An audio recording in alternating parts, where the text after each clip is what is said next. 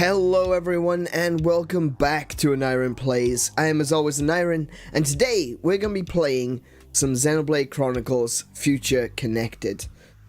This is only the second stream for Xenoblade Chronicles Future Connected, and I still don't really know where this is going. It's kind of strange, you know, with the original Xenoblade.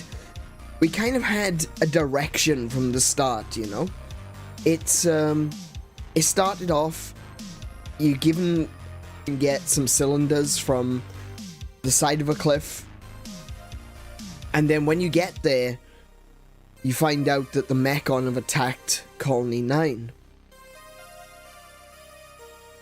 The goal from that point onwards is very clear to you, even if the goal shifted several times throughout your journey. From that point, you knew where you had to go and what you had to do. The feel of Future Connected is very different in that regard. I don't really have much of an idea of my goal at the moment.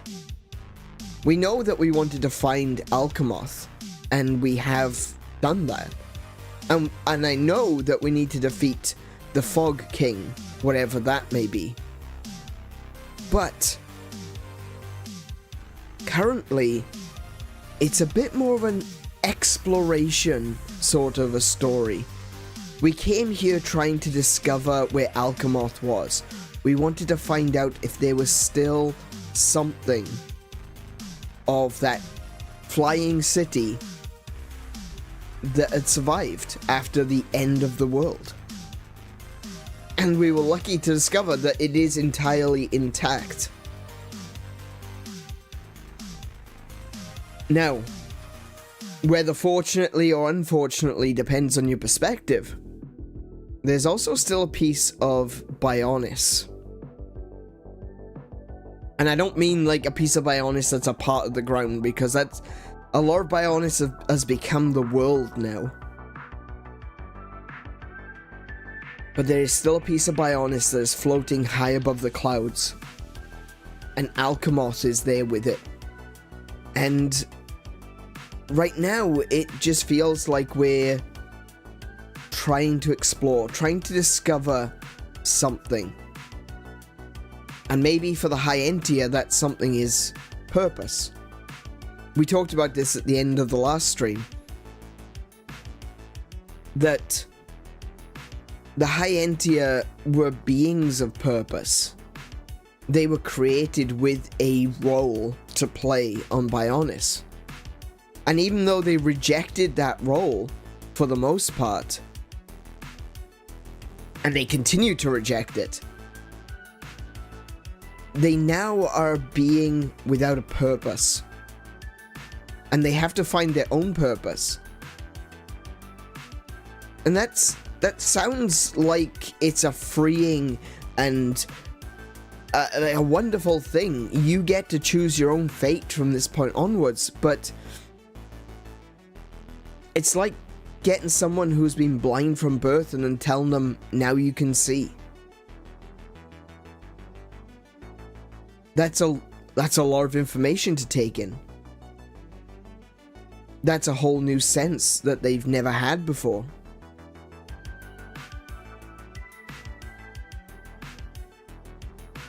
And it can be daunting. It can be terrifying. Can you imagine being someone who is blind? And all your life you've had dogs. And then suddenly you get your eyesight and you take one look at a dog and you're terrified of it.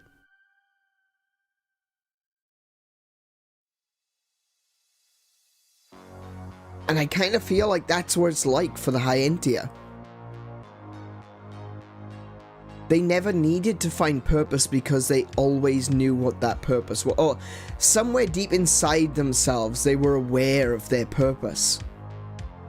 They were a part of the Bionis. They were a part of that flow of energy. They were part of the immune system of the Bionis, quite literally. that they knew that they had a higher purpose. And now that higher purpose has been taken away and they're left to discover their own temporal purpose by themselves. I can completely understand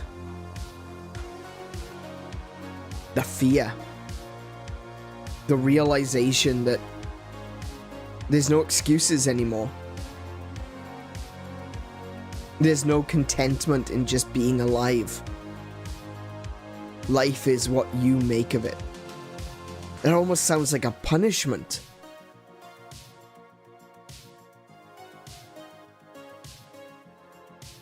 But it's what the Hyentia have to go through. And it's what we are starting to discover as we progress through this story. It's a very philosophical story. I think that Xenoblade Chronicles as a whole was a very philosophical story. It's the story of casting off gods. It's the story of saying that just because a god has created you doesn't give that god the right to damn you.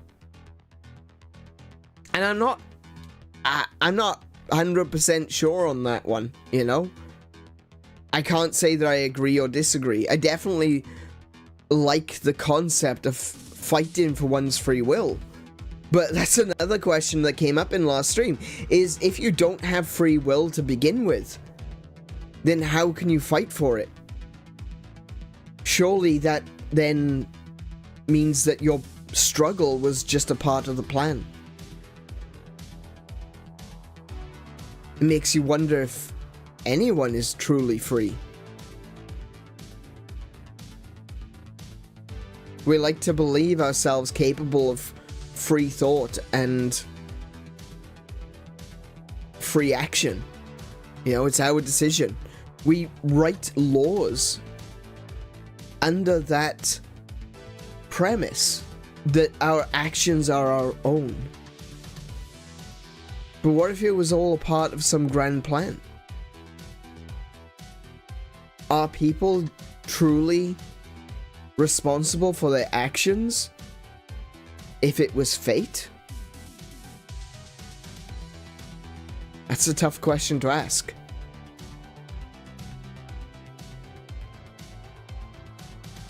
It's a hard question to ask, and it's an even harder question to answer. And you might not like the answer that you get. I heard a good one when I was talking to someone about free will, and they said that they believed that people can have free will, but that so many people choose to not pursue it. And when you look around, this, what they call NPC behavior, you see it every day. And maybe that's not wrong. Maybe there are people out there, maybe people are born with a certain level of free will and a certain level of NPC-ish behavior. And some of them just simply don't pursue the free will. That, of course, is not to degrade anyone or to say that they are wrong for the decision or the choices that life may be made for them. I think that the world turns a little bit smoother because there are people who can put up with that NPC-ish behavior. And then there are some of us who can't. Myself included. If I get stuck in a rut of monotony, I start to lose it. So I'm certainly not a part of the NPC crowd. But, you know, maybe the world works because both kinds of people exist. The free thinkers and the NPCs. I don't think that's necessarily needs to be a derogatory phrase or term. But it does seem to be true. And look at us. We're getting deep into the philosophical workings and the psychological workings of the human mind. We haven't even started the game yet. This is the sort of thing that Xenoblade makes you ask yourself, makes you question, and makes you wonder, do I really want an answer? It's a tough one. And maybe there are some questions that we shouldn't ask, especially if we're afraid of the answer.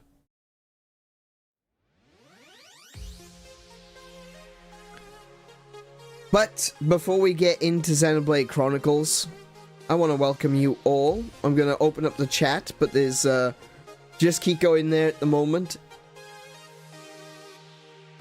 Welcome to everyone who's here to watch us right now, and of course everyone in the VOD crew. We appreciate you. Big thank you to everyone for joining us, as always. It doesn't matter. See, I know people probably... I've had people make comments before that, you know, I really wish I was there. I'm really sorry. I wouldn't have known that you only had like one person in chat. I'm like, no, don't worry about it.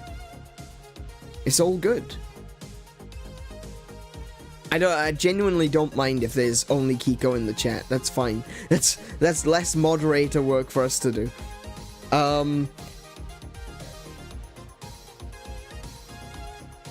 Instead, the way I see it is that these videos, they're not just a stream, you know? If this was Twitch, it would be a problem. You know, if I'm sitting here on Twitch and I'm looking at, oh damn, there's like only one person here, what the hell? That would be a problem. But this is YouTube. And on YouTube, we have VODs. VODs that last forever. So, if we don't consider this to be a stream, because there's like barely anyone here, then this is a Let's Play. So welcome to my Let's Play of Xenoblade Chronicles Future Connected. And it looks like Max has just turned up as well. About time I got you. About time you were on time. Max has a nasty habit of turning up at 11 PM and going, oh, you're leaving? Yes, that's the end of the stream. I start at 6:30.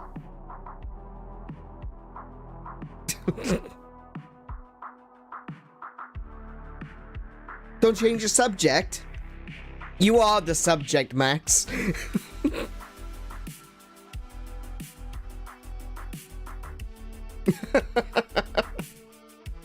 No, and yeah, like Kiko said, that doesn't mean that you're not welcome to chat. Of course you are. Everyone is welcome. That's the thing. That's the important part of this. We are here as a fellowship of gamers. You know? We're here to celebrate gaming. We're here to celebrate this game. We're here to celebrate the players.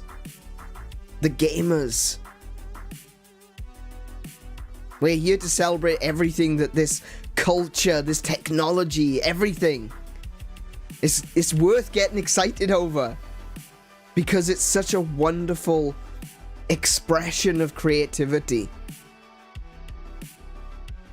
So yeah, of course, everyone is welcome to take part. Whether you be chatting with us or whether you just sit back and relax and enjoy the show. That's fine too. But feel free, feel welcome to leave a comment after the stream, you know, on the video after the fact. Maybe leave us a like if you enjoyed it, or maybe even leave us a dislike if you didn't enjoy it.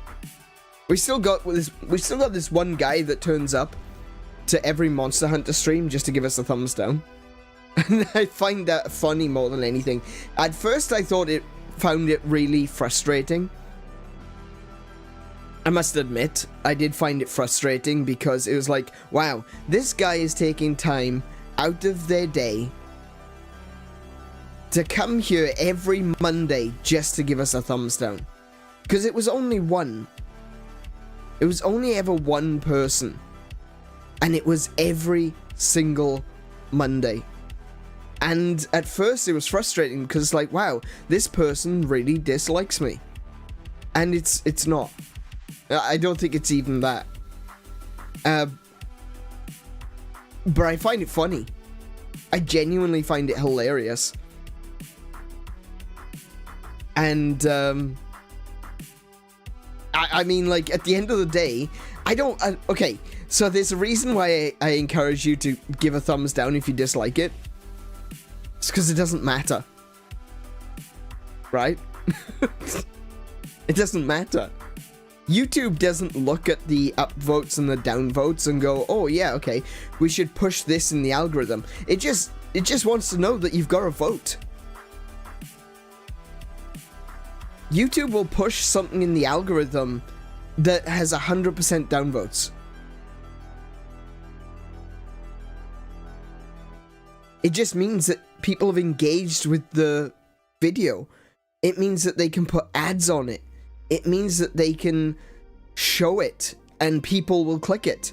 People want to know why it's so downvoted or why it has so many views but next to 0 upvotes.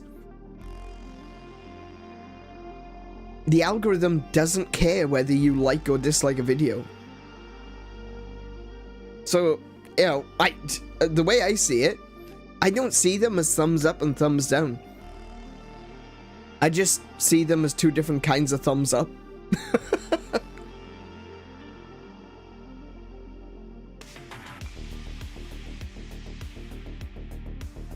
Man's just sitting there watching the whole stream, giving a thumbs down and boo as he does it. Yeah, he's just sitting. He's just sitting there for like 7 hours just watching me play Monster Hunter poorly and then gives me a thumbs down every single week. Like, wow.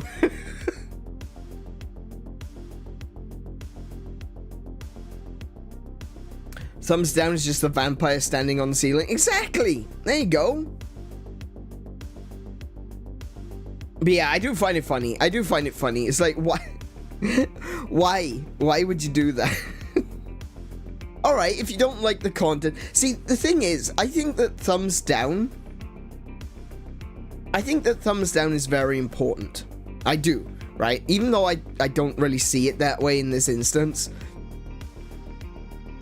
I think that thumbs down are important, right? And there's a big difference between the thumbs up and the thumbs down. And maybe this is just me, maybe this is just in my head, maybe I'm the only one who thinks this way. But the way I see it is, if I like a video, I give it a thumbs up. If I don't like the video, I walk away.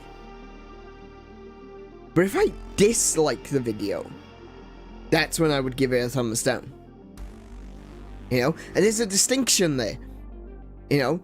Disliking is different from not liking. Not liking is you're ambivalent. You know? I've watched this video, I don't really care, I'm moving on. But this disliking is an active state of not liking something. Just like liking something is an active state of enjoying something, you know? I like this thing. It's active. It's engagement. Disliking is engagement to the negative. To the extent that you're hate watching, essentially. You're watching something that you know, I do not like this. I do not agree with what this person is saying. And rather than walking away, I have to engage with it. So the fact that someone is disliking my Monster Hunter content means I'm really pissing them off. With his actual thumbs down as he blows raspberries. Yeah. I can imagine it.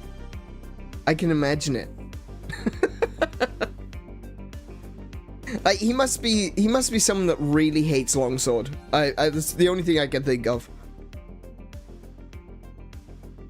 Or he really hates my longsword. Because apparently I'm not very good. And actually, I'm honestly not. I feel like since getting back into Monster Hunter for this playthrough that we've been doing, I've not been very good. I feel like I've been kind of trying to rush it. So I've been making a lot of mistakes. I've been getting myself caught out by monsters when I really shouldn't, when it's something that should be obvious to me and I'm just not paying attention. Because I feel like I'm trying to rush it to get back to where I was previously. On the plus side, we have now finished the story, so we've gone past where I was previously. So I don't feel like I'm rushing. It was like immediately after the end of the last stream, I continued playing Monster Hunter for a bit, and I got myself an armor set built, which I was happy with for a while. I'm doing a lot better. I was very focused on finishing the hunts, and I was doing it solo. So I went from being completely wrecked by anomalies to soloing anomalies in the space of like an hour. Why I can't do that on stream, I don't know. Maybe it's the pressure of being on stream.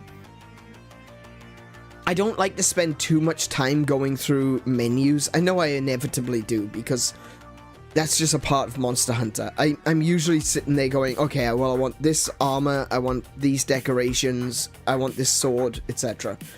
I know that always happens, but I always feel rushed when I do it. And I always feel rushed because I don't want to waste your time. But when the stream was over, excuse me, I felt a little bit more relaxed. I didn't have that pressure, and I was able to go through the menus. I was able to figure things out. The calculations that you need to be able to run in your brain, to be able to put an armor set together on the fly, is difficult. It can be. It can take hours to figure out exactly what you want to do, so you don't waste money and resources. And seeing as I don't usually play Monster Hunter unless it's on stream, my resources are limited. And I found a decent set of armor that I've put together. It's not perfect. I'm working my way towards quite a wonderful set of armor, actually, that is going to be using a lot of Velkhana gear. I've actually posted it on the Gilded, bottom right there, you can see.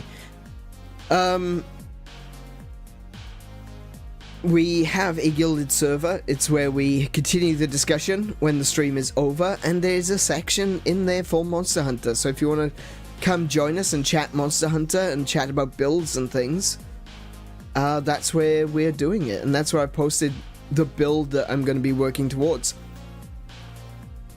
But the thing is, I made that build that is currently sitting there on the Gilded without knowing that curious crafting was a thing. Now that I've unlocked curious crafting, I don't know if that build is any good. You know? The build looks like it might be a little bit of trash, honestly. Because curious crafting just pumps up the skills, the defense, depends what you're doing it with, you know? I did some curious crafting on talismans, and I got some ridiculous talismans. Absolutely ridiculous. Like, one talisman I got was a level 3 slot, two level 2 slots, and 2 maxed out skills. And I'm sitting here looking at this thinking, well, what? What? Did the melding pot just drop me a talisman with 2 maxed out skills? Changes everything. So much easier to get builds to work when you literally have a talisman with 2 maxed out skills. Anyway, that's Monster Hunter. We were just talking about likes and dislikes. Anyway, yes, likes and dislikes. If you've enjoyed this stream so far, this is only the beginning. We're going to get into the game soon. Do consider leaving a like on you. And if you are here from the VOD crew, again, we do appreciate you. Of course we appreciate you. There's only so many people that are going to be here in a stream, and all of the other views are going to come from other people that see the stream after. So I want you all to know that you are appreciated. A big thank you to everyone who joins us after the stream is done. You are really important to this channel as well. And sadly, I don't always get to chat with you guys because, you know, usually it's this. Usually when the VOD crew are watching, the stream is over. That's how that works. So consider leaving a comment at the end of the stream. Once you finished watching it, let me know what you thought.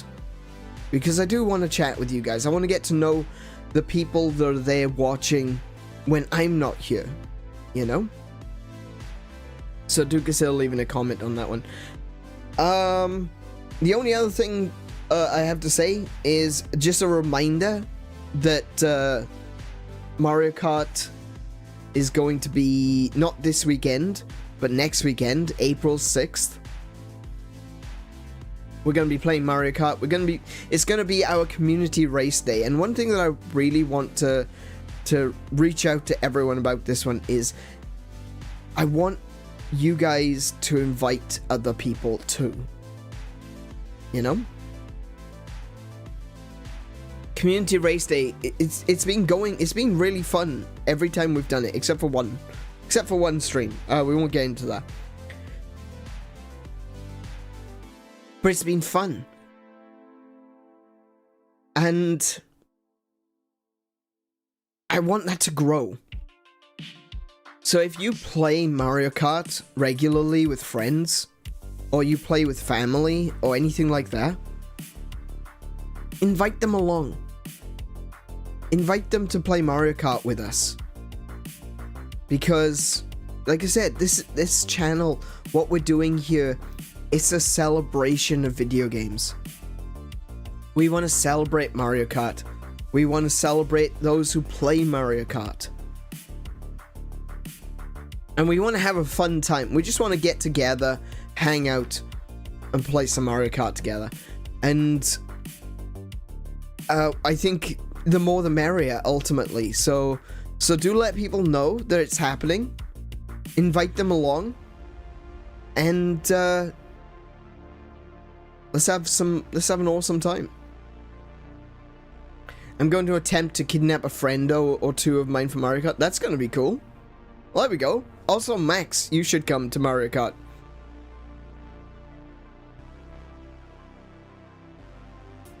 I know it's Saturday, and I know you're usually working on Saturday, but maybe try. Maybe take a minute out of your set and be like, hang on, sorry guys. I can't play music at the moment. I need to do a run of Mario Kart.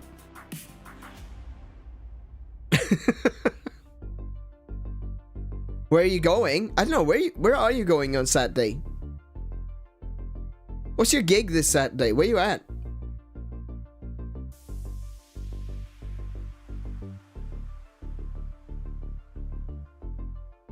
Max is a musician. I don't know. If people haven't checked him out already, they really should. Check out Max Horn. Find his YouTube channel. He's always posting his gigs. Because when he's live at an event, he streams it, you know, to I think to Twitch and YouTube. So yeah, you take advantage of the fact that I can't play it and make me 10th in every race. I know your game. Well, I mean, you have time, you could be playing Mario Kart right now. Actually, speaking of, I really need to spend some time practicing some Mario Kart. There's a channel that I watch. Actually, I recommend this channel to pretty much everyone now. Let me see if I can find them. I am following them, but they don't always show up in my feed, which is really annoying. But there's a Mario Kart YouTube channel that I've been watching. And they post shorts. Mostly it's just shorts. And it's explanations about how the game works, as well as they're called Shortcut. Oh no, actually no, they don't. They do videos as well, but I've mostly seen them through their shorts. All right, that's the channel. Shortcut 321. And they go through explanations of how Mario Kart works, which is awesome, frankly. Frankly, that's the sort of thing that I want. But it explains how certain mechanics work in the game on a level that Mario Kart itself doesn't explain.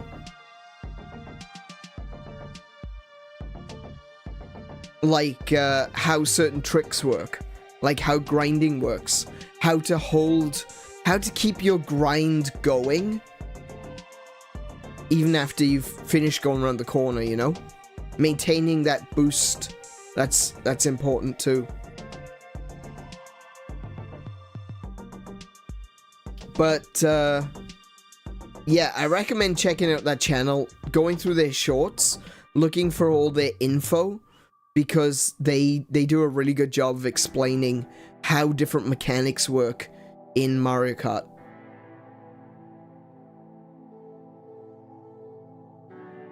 Play Mario Kart with you this weekend? Yeah, I can do that. Yeah, actually.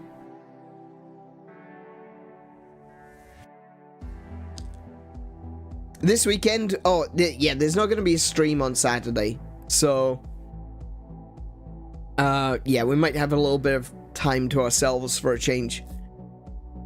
We don't have a stream on Saturday because we're going to be going to see Godzilla X Kong, the new kingdom, the new empire. I'm really looking forward to that one. I can't wait to see Synthwave Godzilla on the big screen. There's not many movies that I actually want to go see in the cinema these days, but Godzilla X Kong and Ghostbusters Frozen Empire both look really good. And of course, you know, Sonic the Hedgehog 3 is coming out. Is it this year or next year?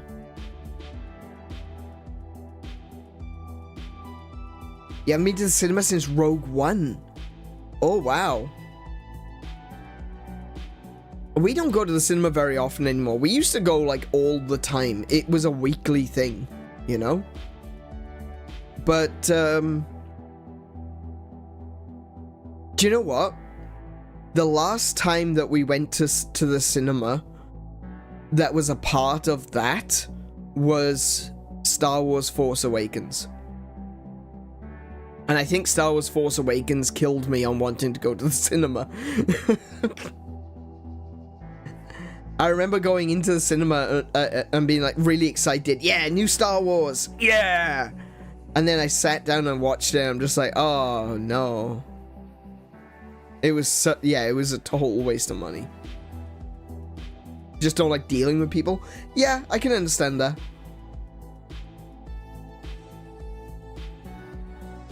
I could totally understand that. Especially considering, like, if you gotta deal with people for your job, the last thing you want to do is deal with people a stranger sitting next to you in the cinema, you know?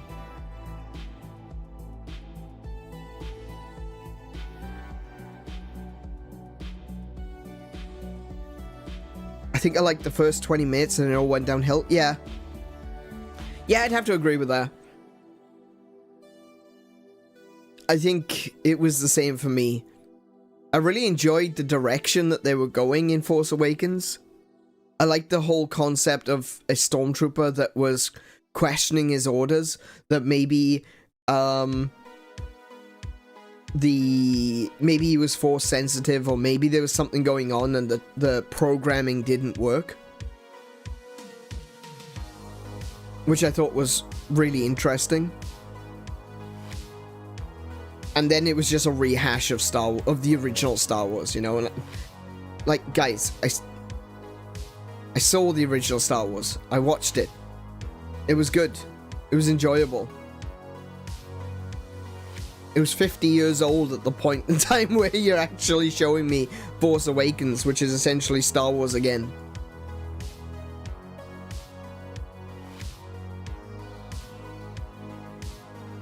I think I'm the only person who liked that one. Well, Force Awakens. I liked Rogue One. I thought Rogue One was amazing. I actually really thought the Rogue One was a really... It was one of those movies where I know a lot of people were saying things like, oh, but it didn't need to be made. We didn't need to see the story of how the Death Star plans got out. All we need to know that the Death Star plans did get out. And you know what, though? I still enjoyed it. And I guess if you're, like, I used to be really deep into Star Wars. Star Wars used to be my favorite franchise ever. Not anymore, unfortunately. There's a lot of creative decisions that they've made, which I strongly disagree with, and it's just not my Star Wars. And that's fine, you know. If it's not for me anymore, that's fine. I'll just go watch the old movies and be done with it, you know. I wasn't a big fan of the prequel trilogy. I liked Attack of the... Wait. I didn't like Phantom Menace. I thought that was stupid. I still think it's stupid. But I didn't mind Attack of the Clones and Revenge of the Sith. They were okay. They're a bit more cartoony than the original Star Wars, but that was alright. That's fine. And speaking of cartoons, Jedi Clone Wars, Star Wars Clone Wars was an incredible series. So, yeah. But yeah, well, I was really enjoying Force Awakens at the beginning because they were doing something new, you know? They were looking at a stormtrooper. It's like, oh, that's really interesting. Bad Batch was really good too. Yes, Bad Batch was fantastic. But yeah, as I was saying, I was watching Force Awakens, and I'm like, oh, stormtrooper. We're gonna see it from the perspective of a stormtrooper. That's really interesting. That's kind of cool. So you got this stormtrooper and this rebel escaping from, what is it, like the 300th Death Star that we've, yeah, it's, you know, they're escaping, and I thought to myself, this is going to be really interesting, because even if the programming didn't take, even if they weren't brainwashed, they are still going to be looking at things from the perspective of a stormtrooper. And I thought to myself, wow, there's a cool parallel here as well, because stormtroopers are being kidnapped from their parents. It's like a parallel, it's a reflection of the Jedi. Because in the Old Republic, the Jedi would come and take the kids to train them to be Jedi. If they were Force sensitive. This is taking kids from their parents and brainwashing them to become stormtroopers. It looked to me as they were doing this parallel, this, as George Lucas would say, it rhymes. And I was really excited for it. And then they buggered it up. There was no unique perspective from being a stormtrooper. And in fact, I feel like Oh, I can't even remember what the character's name was suddenly.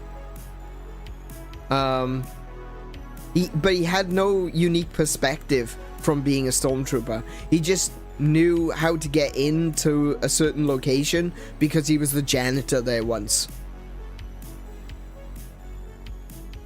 You don't see any of the trauma of him being a stormtrooper, being brought up as a stormtrooper, you know, reliving those thoughts inside his head. Think of all the times he's had to kill people on orders from Phasma or from whoever has been leading him, and he gets no trauma, no backlash, no one treats him poorly for being a stormtrooper. No prejudice, nothing, absolutely nothing. It's a dead line. It's a string that could never be tied off because there wasn't enough string there to begin with. Which is such a sad thing to do. To what was going to be, what could have easily been one of the best characters in Star Wars history. Well, in terms of the movies. There's a lot of really good characters in games and comic books, so yeah. In terms of the movies, I think that what was his name? What was Finn? Thank you. Oh my goodness, I couldn't even remember his name.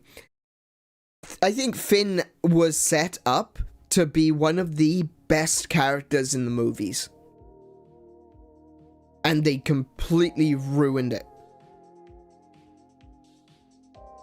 And that's so sad.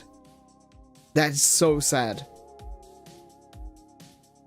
I actually really liked Finn, and I thought that they were going to do something good with him.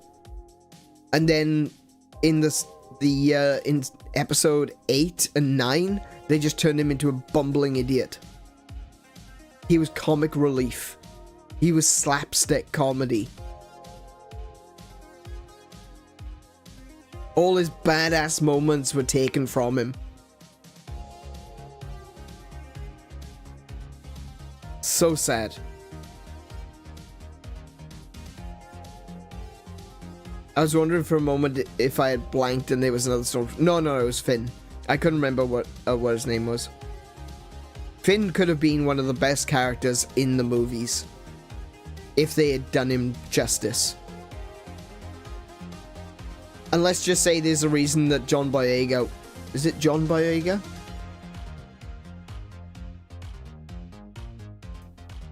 There's a reason that he refuses to work for Disney again. I think that they got him in under the premise that he was going to be a badass character. And then they screwed him.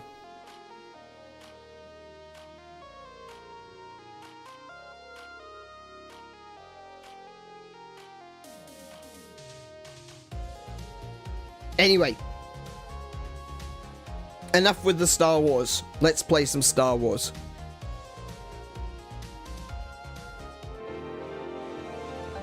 I mean Xenoblade Chronicles. It's totally not Star Wars, I swear.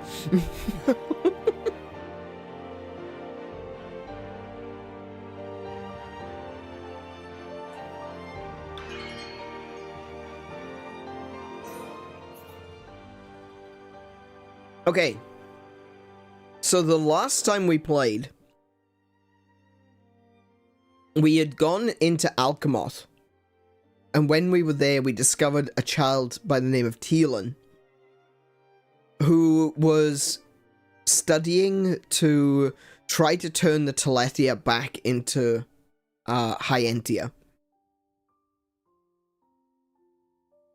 And when we go to his lab, we find out that his big sis, the woman who's been looking after him this entire time, was Tyrea, one of the assassins that was sent to kill Melia during the main story. So Tyrea managed to survive despite the fact that she was a part of Lorthia's crew. She wasn't transformed into a Telethia.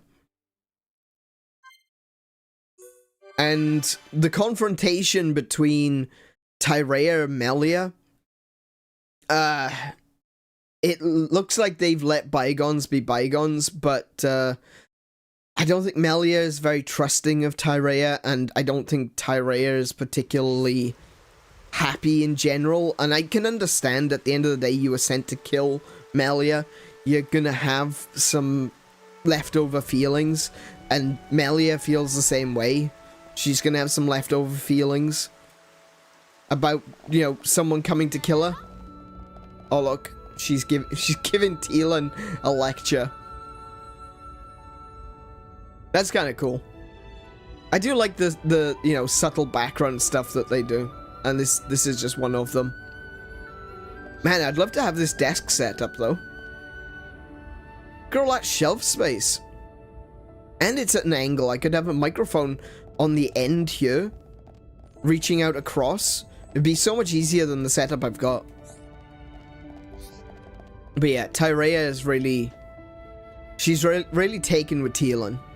And, she wants to protect him. At the end of the day, she was doing... When you think about it, what she was doing because she believed it was the right thing to do. She was doing her duty.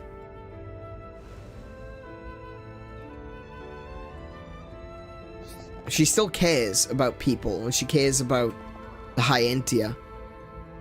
And she cares about Teelan.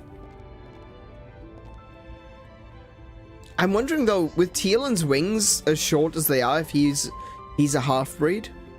Like, Melia? Well, either way, Teelan is trying to figure out how to turn the Telethia back into 𝗦𝘗𝗵𝗵. And I'm very curious what this pod is all about. It looks very familiar to me, and let me just...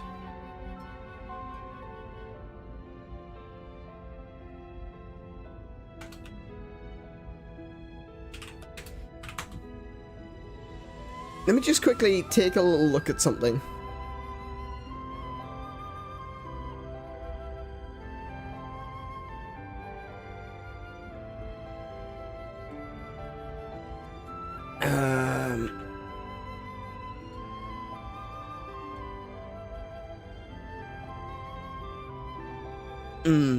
I thought maybe it could be a reference to Xenoblade Chronicles 2 or 3, but I can't see anything on it. Teelan might be a kiddo, but who knows? That's a good point. Yeah, he could just be a kid, so his wings are short. I'm not sure. I'm not sure about the life cycle of the 𝗦𝘗𝗵𝗵s. I am very curious about what this pod is, though.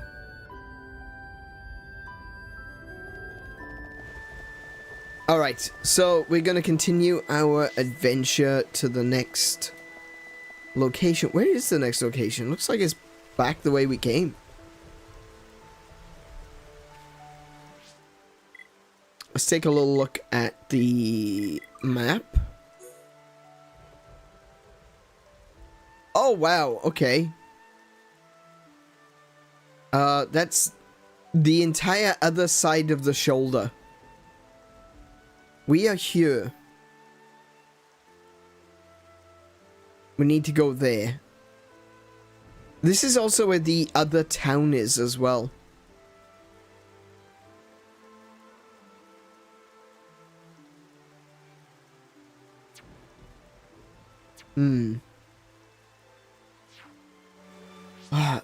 Melia's got such a mishmash of clothing on. Let me sort out the equipment. Hold on.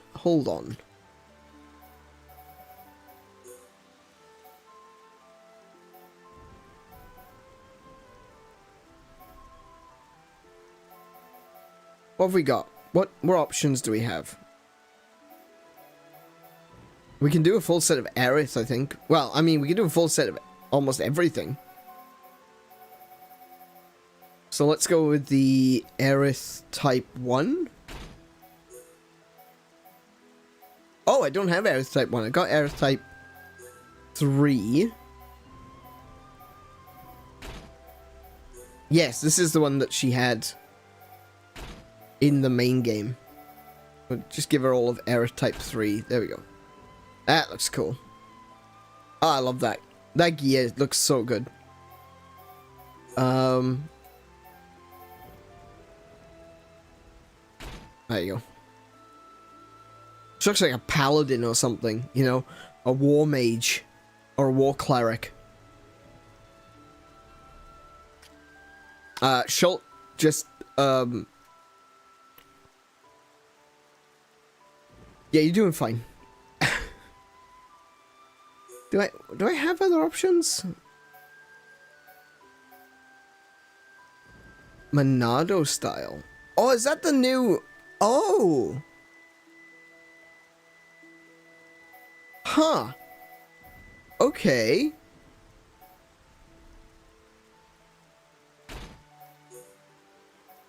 I do like his new gear.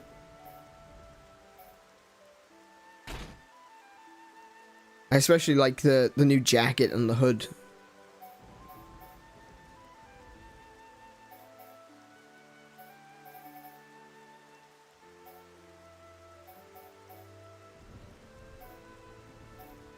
Does he still have his... Do I still have his, red gloves?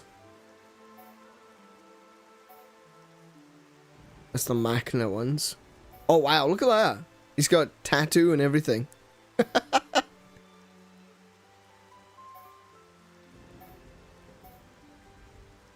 Oh, those are Aerith gloves. Okay. Orion type gloves. Oh, there's the Mercedes gloves. Okay, maybe it was... I could have sworn I had a pair of red gloves for him. I'll give him these ones, colony type bangles. Those look cool. Okay. We got his classic pants from the main game. Hang on. And then we got his Monado set from that he's currently wearing.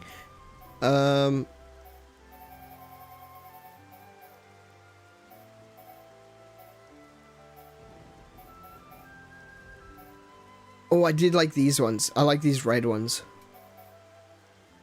What options do I have? That looks pretty good. Actually, that works quite well. Just wish he had pants that went all the way down to his shoes.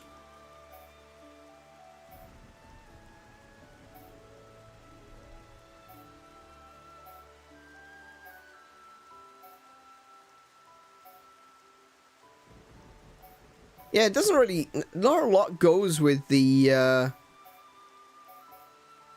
pants that he's... with the jacket that he's got now, because it's a lot more plain than a lot of the other clothing and armors in this game. So they just look like a regular pair of sneakers, but then when you look at all of the everything else... Oh, those are slippers. You know, they're extremely detailed armors and things. Lego boots are pretty sick though. They just don't go well with anything else. Yeah, I'm not gonna be able to wear any of these. Okay. I do like his regular colony boots though, so we'll stick with those. Alright, there we go.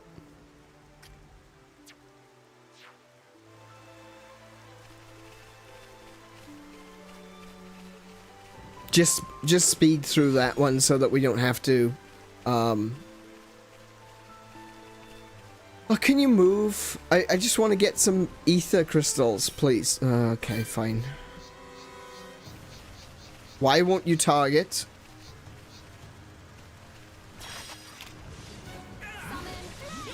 Was it level 67? Oh, this is not gonna take long.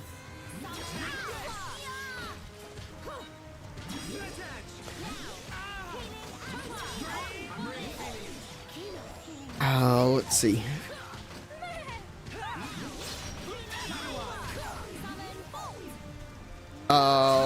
Oh yeah, that's right. Shadow Eye just doesn't seem to want to work.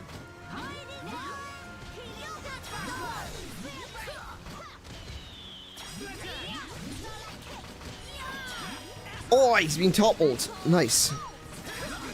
Oh no, too late.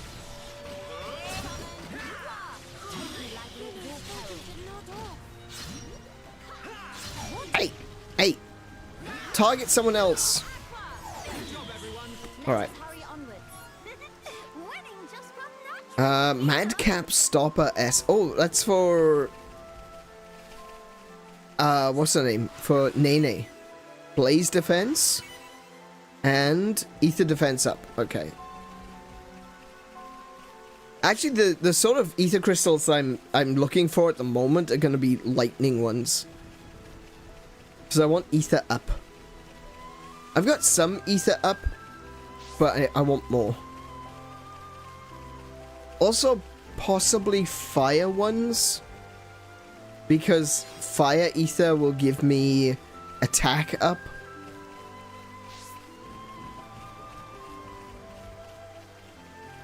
Oh, there we go. Speaking of fire ether, there's one in the distance right there. How do I get to that? I just gotta go up and around here.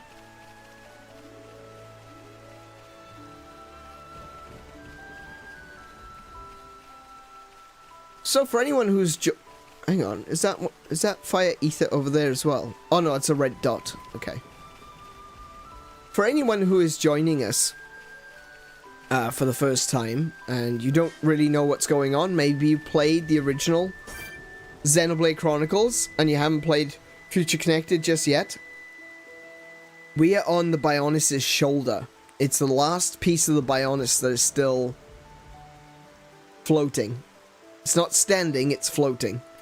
And Alcamoth is over there in the distance. Very hard to see when there's a tree in my way, but Alcamoth is over there in the fog in the distance. Sloth Goggle, Flute's Chroma. The Chroma is level 76. There's also a green Ferris there. This could be difficult. This could be a really tough fight.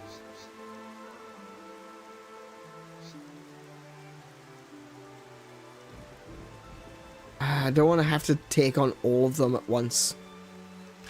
Maybe if I can, like, kite one of them? Nope, kited two of them. I'll do. That's fine.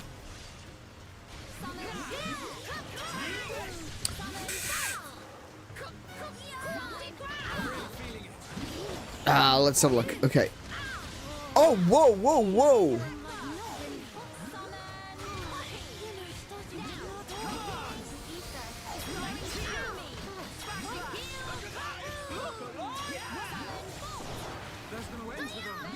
Oh, where did you come from? Oh my goodness, a second one just turned up. Where the hell did that come from?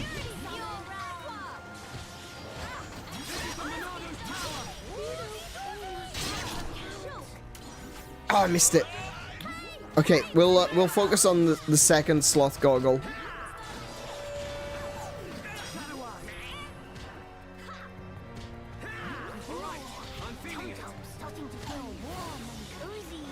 Oh no, Melia's down.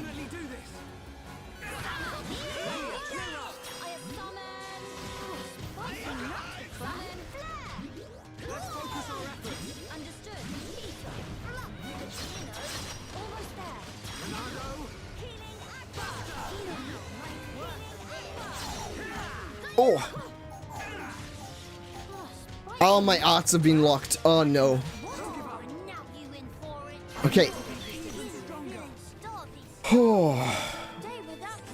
That was a little too close there. I didn't like that. Didn't like that. Okay, I'm gonna have to pull in Nene so that I can have the team that I'm used to. Let's sort out her arts. Okay. Hammer beat, yes. Bone upper, yes. Is that a lariat? Yeah. Feather swing, yeah. Sword drive. I just need to remember. On one hand, I need to remember what it is that I want. On the other hand, I need to remember what it is that they've renamed things. So... Anchor chain is still an anchor chain.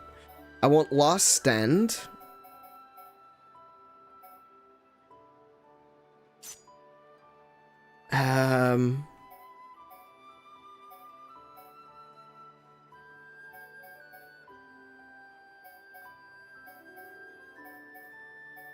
I'm just trying to think what the other one is. Oh, dive Sabat. That's one. It's for you use it after bone upper.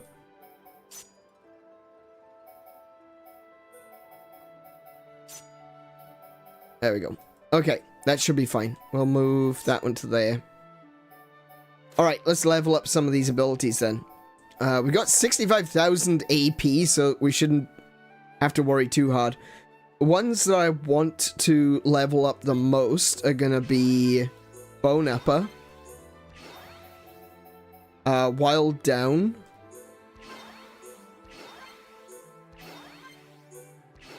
Shield Bash, Last Stand,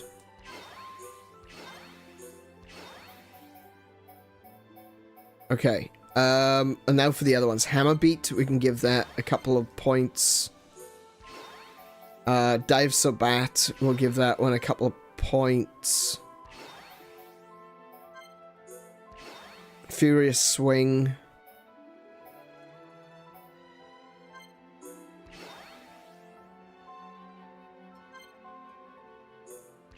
Yeah.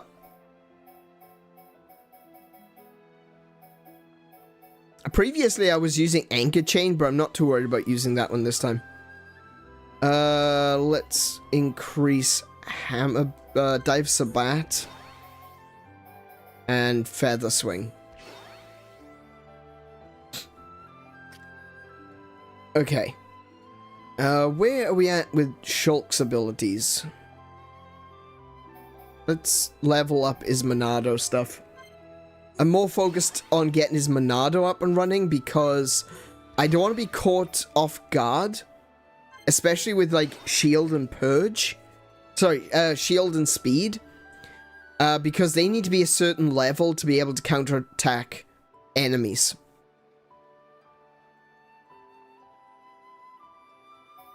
So, yeah. Back to regular arts. Let's upgrade.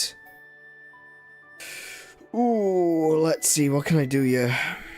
I think Air Slash probably needs to go up by 1. I could do Stream Edge or Slit Edge to improve them to as high as they can go right now, but Air Slash is kind of lagging behind. What about Shadow? Shadow Eye is maxed out. Good grief. Yeah, we'll improve that one. And let's see what's going on with Kino. Heal Bullet, level that one. Heal Round, we'll level that one too. Shield, yes. What else has he got? Covert Stance. There we go.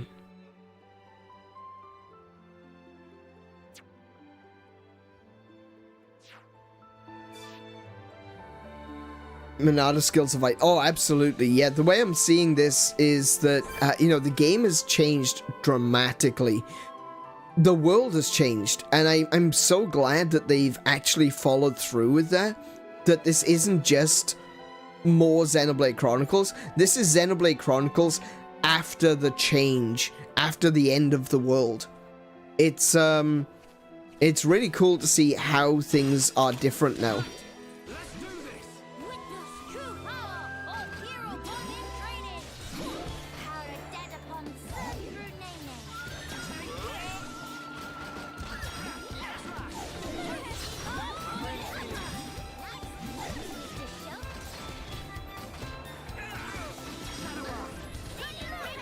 Ah, okay, now I feel like things are actually working. Yeah. Okay, now I feel like things are actually working. Because Kino... sorry, yeah, not Kino, sorry. Nene is actually creating a lot of aggro. Missed. Okay, ignore, ignore, ignore.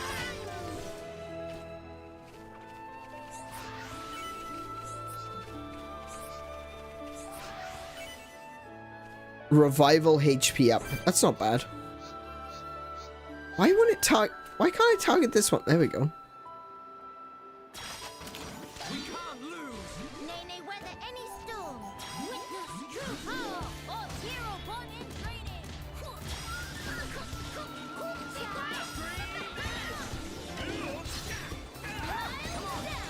There we go. We got it. Yeah.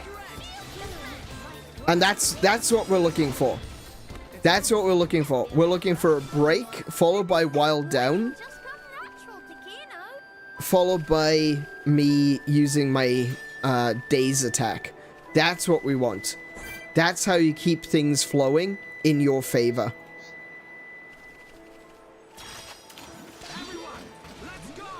Witness true power. _born in training. Nene, weather any storm.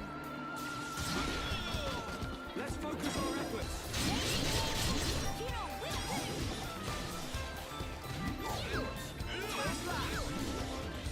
Nice. Yep.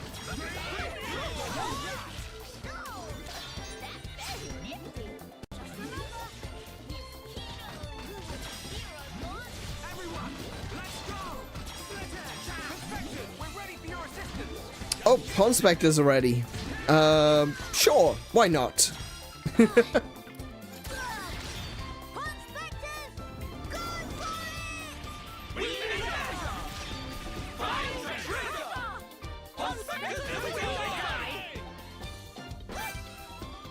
Nice. Witness Shulk and the Nugget Pack. Yeah. It looks like, what have I got? 1, 2, 3, 4, 5, 6. I got a 7-pack of chicken nuggies following me. And it's a unique experience. I didn't know you could get a 7-pack of chicken nuggies.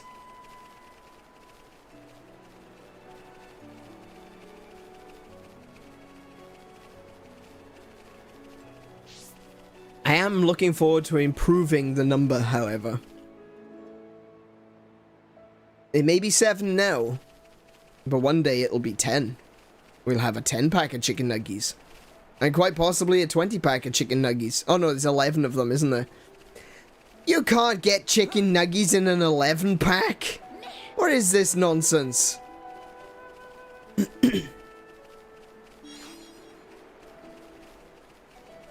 Okay, I need to get across this water without, you know, being attacked. Ooh. Only available at certain times of day. It needs to be in the afternoon on a clear day. Okay. Let's push forward the time. Hopefully it won't rain.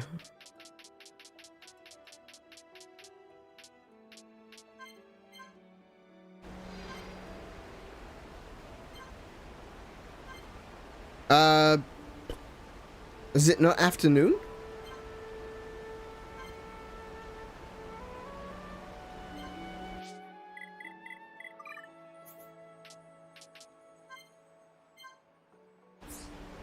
Ah, there we go.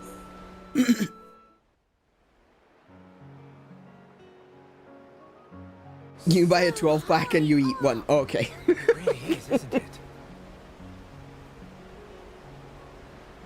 When stand on tippy edge, I'd go dizzy. Whoa! Kino, don't get too close to the edge. If you lose your footing, you could fall.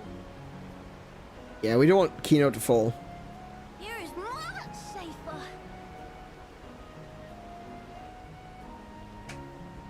Strange view when come to think about. Clouds look like floaty fluff below feet. You're right. I don't think I've ever been this high up before either. Yes, you have. A moment. If clouds same direction down, this continent floating even higher up than clouds. Exactly.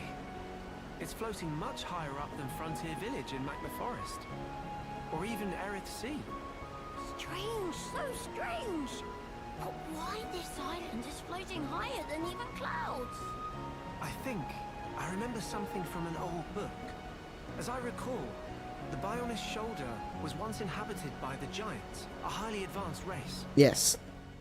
There used to be many islands floating above Erith Sea, you know. Kinono, teeny tiny islands floating in sky. Very fantastic view. The Giants. They could process and utilize hoverstone, a mineral with floating properties. Amazing! In Erith Sea, they gather so much hoverstone, it left up whole continent. Actually, you might have it backwards. Maybe they took hoverstone from here and transported it back to Erith Sea. That's an interesting theory. Kino 220% agree. Of course, it's best to take all this with a grain of salt. Huh? Until now, no Homs, or even High Entia, have set foot on this continent. That's why the book's author might only be speculating about some aspects. No, it makes sense. Can be no It does mistake make sense, theory at actually, all. now that I think about it. You know everything, just like Dad once say.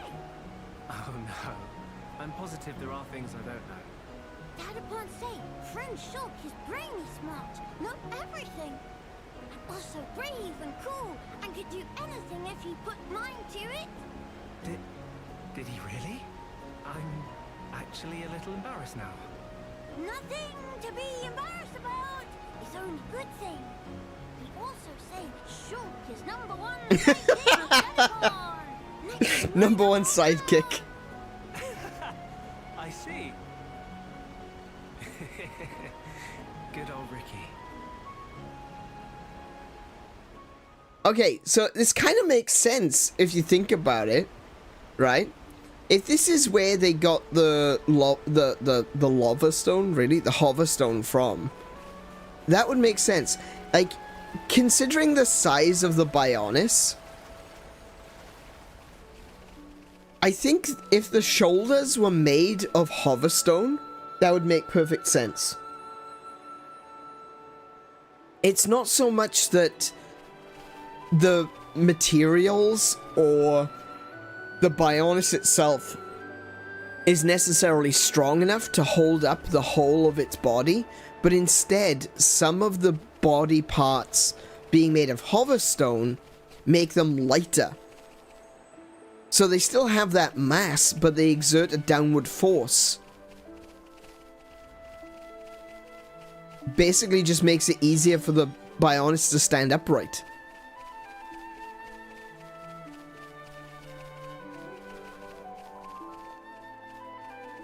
So if they were mining hoverstone from the shoulders to use to keep the islands floating, that would make sense.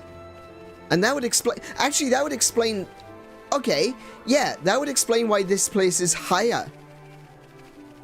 Because rather than the Bionis... rather than this... you know, being held up by the Bionis, it was being held down by the Bionis. So if it's got this exerted pressure, this downward force coming from the shoulders because of all the hoverstone, and the rest of the body is gone, it's going to be able to raise higher.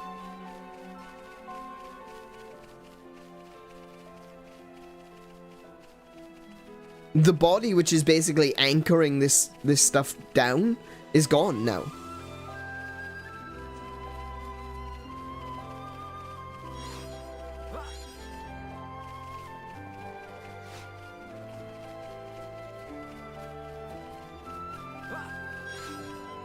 I still don't think it's that much higher, though.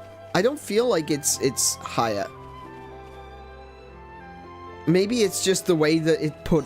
You know, maybe the map, because when you look at the, like, where Bionis, well, you can't actually see the Bionis marker, really. You can't really see where it is, but from what I understand, it doesn't seem like it's much higher than it already was. That one's facing away. I'll get around it. Don't need to worry.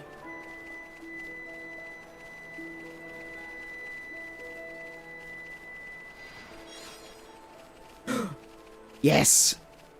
More lightning! More lightning ether! Please! Daze plus? That's not bad. Daze resist. Okay, not what I'm looking for. But that's fine. There's also a fire deposit over here. Look at these little ether bees. They're kind of adorable. Carrying around the little rocks with ether.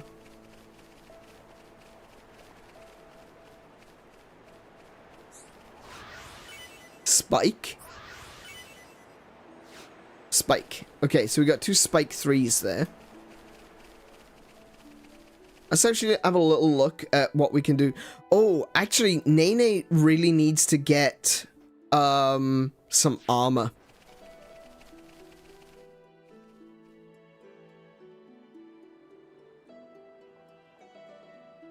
I kitted out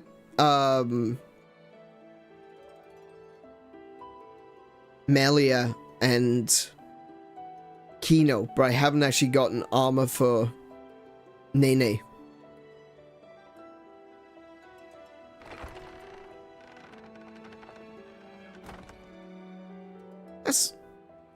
He's a part of the Homs military.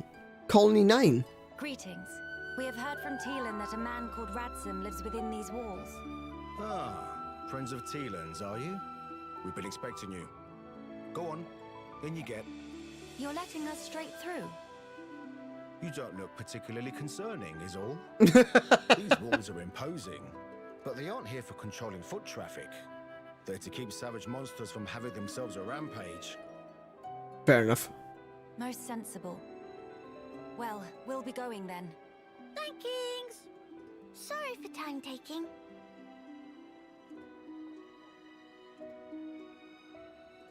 Actually, guys, how is the volume right now?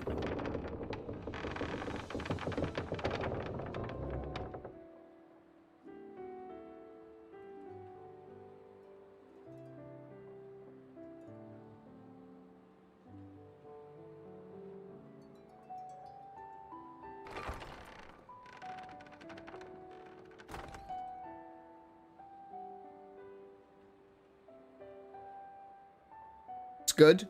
Okay.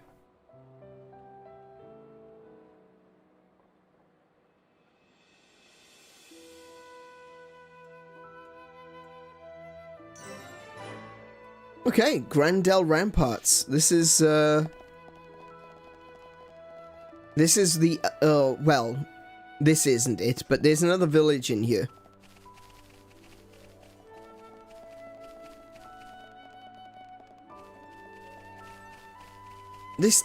There's monsters in here. Maybe they don't count bunnets as being monsters, but they definitely are.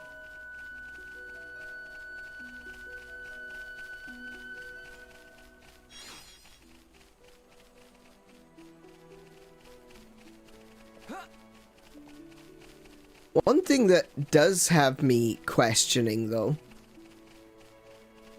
these buildings are clearly ancient. Let's just examine this building for a second, right? Look at it.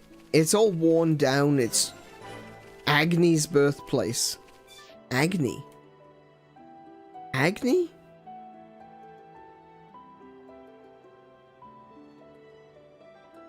Agni? Wait, wasn't Agni the name of the giant that Zanza possessed?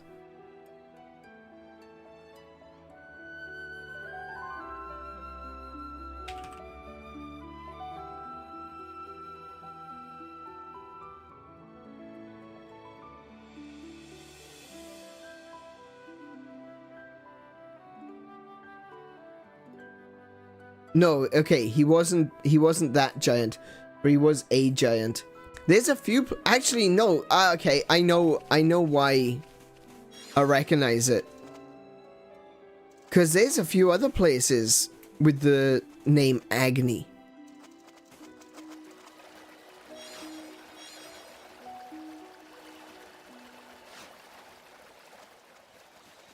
Like, Agni's tomb? I think there's a place called Agni's tomb? Arglass. Okay, so I was close, but not close enough.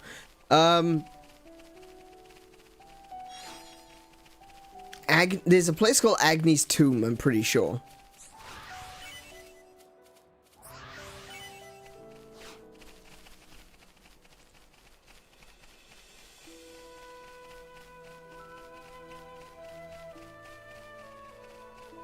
But yeah, anyway, as I was saying, if this is supposed to be where the giants lived, these buildings look awfully small.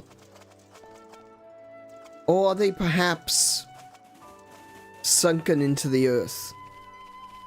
Is this the top of a door frame? It's hard to say, but if this is supposed to be where the giants lived, it looks really cramped.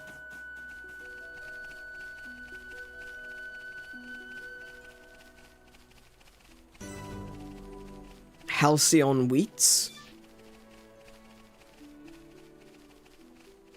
That's a good word. I like the word halcyon.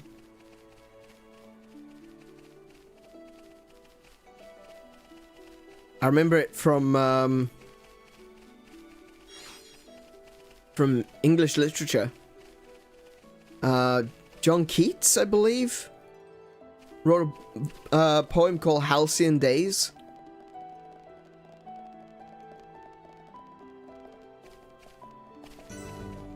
It was hilarious. We actually did that one in high school, and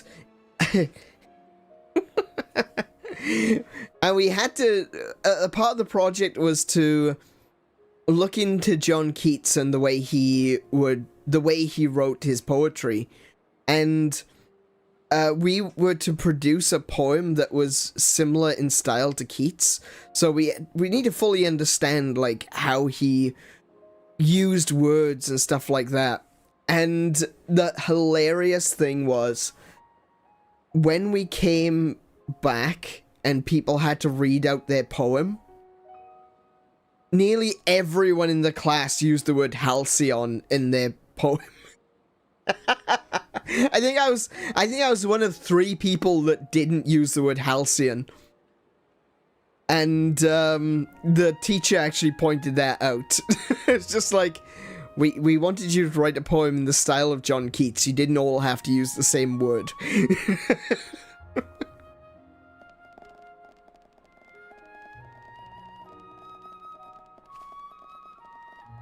Who are you? 1-1. Oh, we found 1-1. 1-1 just want nap. Certified, qualified, rest is classified. Pond Spectre Chief 1-1 is name.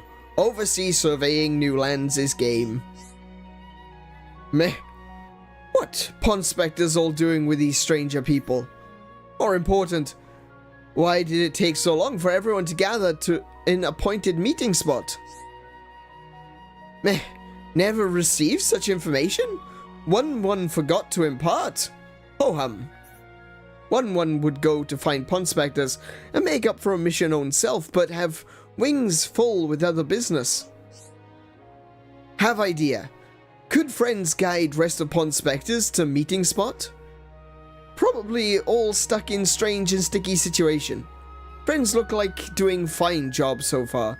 Surely is no extra bother. Oh, I guess strength up 4?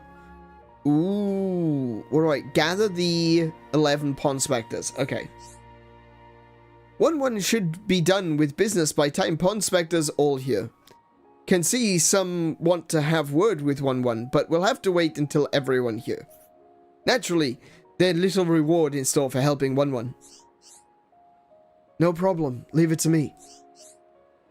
With Mr. Shulk here, we'll be finishing quick snap.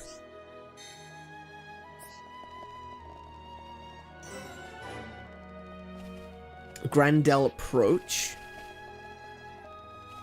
Like, this looks like a doorway that is the right height for a human, for a Homs. This house looks like it's the right size for a Homs, living in like a communal society, a group that, you know, where these are just the places where we live, and then we go eat together in, well, something like that. Actually, that looks about right. That's where we go to get like food and such. But all you need your personal home for is for sleeping. And this looks small. It doesn't look like it would fit the giants at all.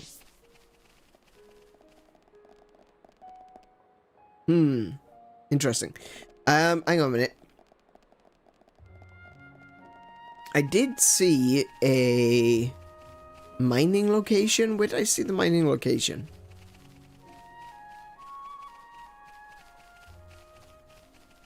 Was it just my imagination? Oh, caterpillar.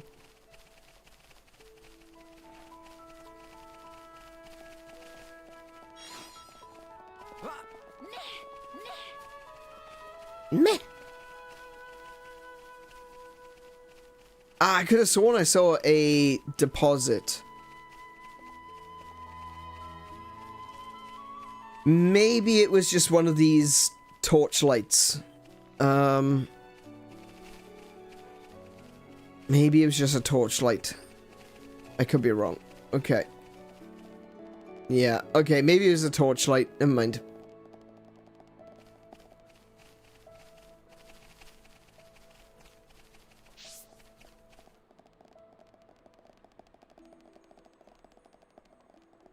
Oh, hello.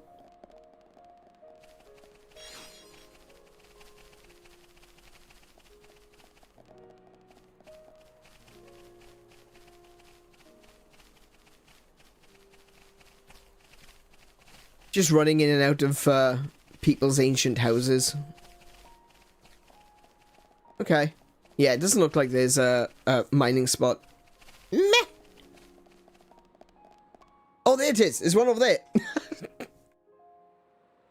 There's a lightning spot.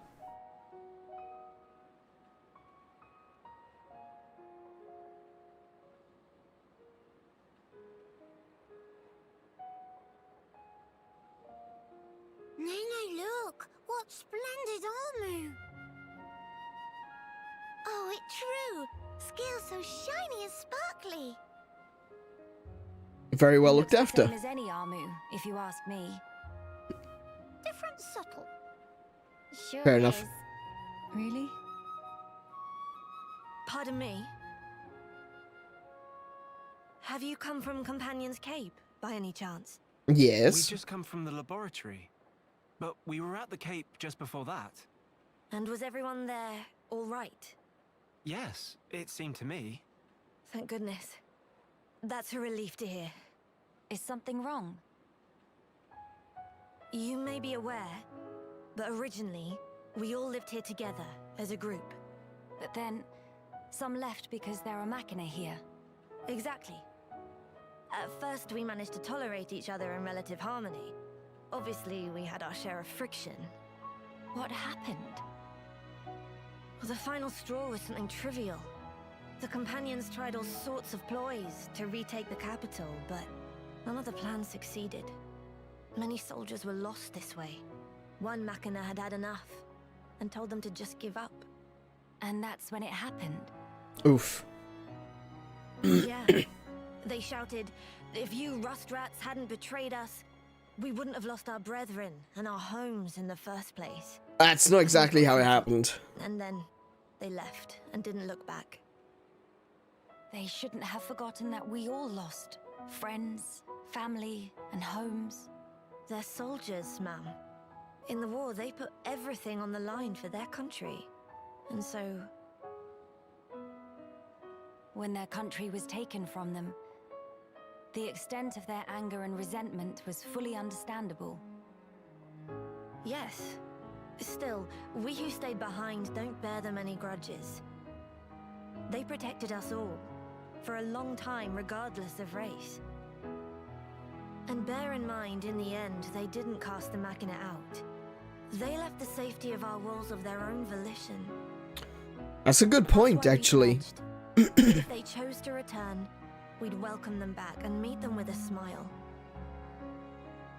I will That's a do really good whatever is point. in my power to make it so. Day, why eyes sweating? Inflammation of tear ducts. By the way, we have heard that someone by the name of Radsum lives here. Radsum? Yes, he lives over there.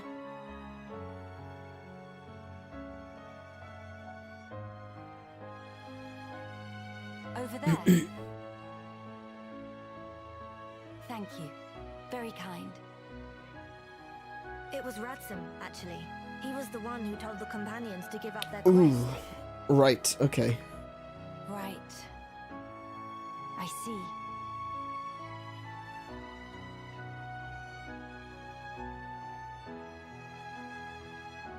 All right. Let's go and see him straight away. Yes, let's. Interesting.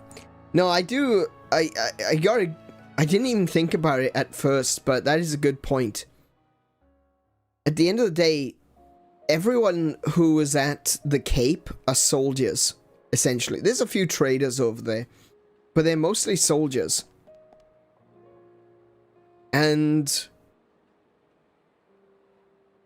if they wanted to, they could have forced the Machina out. But they chose to leave instead.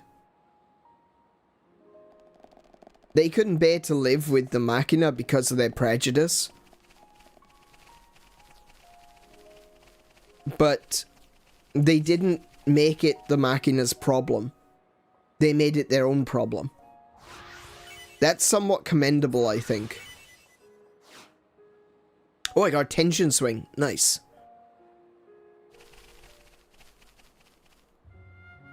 The truth is, and this is something that I think a lot of people are not willing to understand or acknowledge, is that sometimes there's going to be a certain amount of prejudice.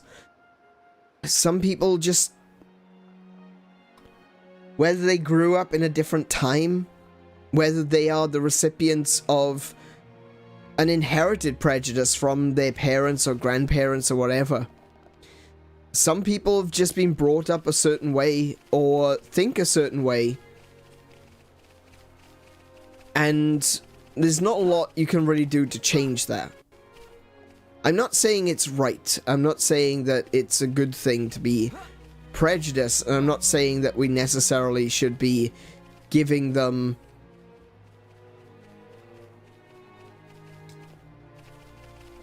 not saying we should be feel sorry for them necessarily. But so long as those people are not actively harming others, if they are separating themselves and saying, hey, look, I don't agree with this, I'm gonna go over here, then there's no reason to not, live and let live.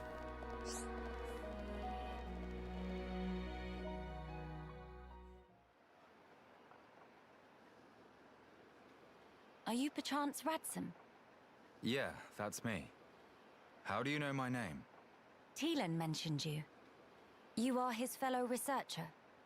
Oh, I see. Teelan sent you. Him and Tyree are still getting on okay? Quite. Though she did give him a good scolding earlier. Went to Alcamoth again, did he? I did warn him not to be reckless. But when it comes to his research, that boy has tunnel vision. To be honest, so does Tyree. Does she come here much as well? No, hardly ever. She's even more focused on the work than Teelan. I couldn't begin to guess why she's so driven. It must be about I've got an her mother idea. after all. Radsum, we have questions.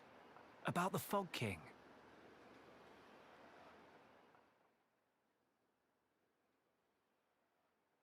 Gotta take in consideration that Tyree was a part of the plot that resulted I in see. the Hyentia being That's turned why into you're so Telethia. curious.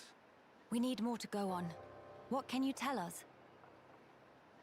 It isn't just about Because her of mother. the Telethia's ether field, the Fog King and his fog beasts seem, well, unable to escape Alcamoth. Ether field.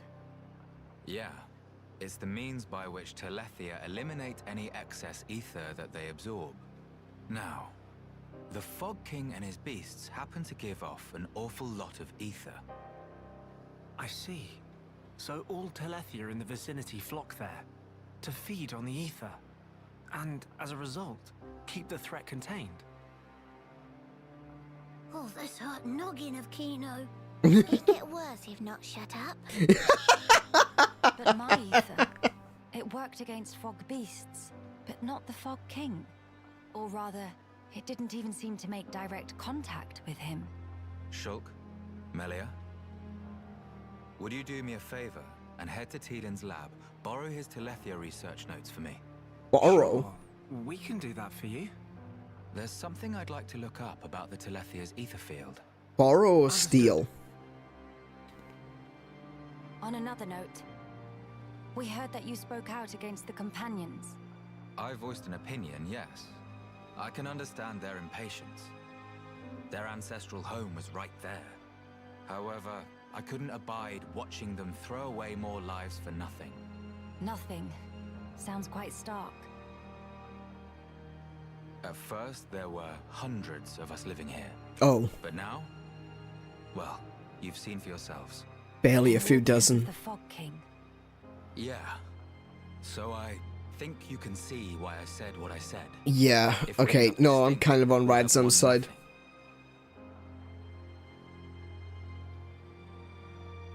Well spoken. Yeah, definitely. I'm sure the companions would find those words hard to swallow. I'm sorry. Your people are no more free to go home than we are. No need for you to apologize, Melia. No, a little bit. In We truth, kind of did it's not costing charge me, in and see. start cutting things up. They seem to be catching on too. After all, they've stayed put since then. When you put it like that, Yeah, true.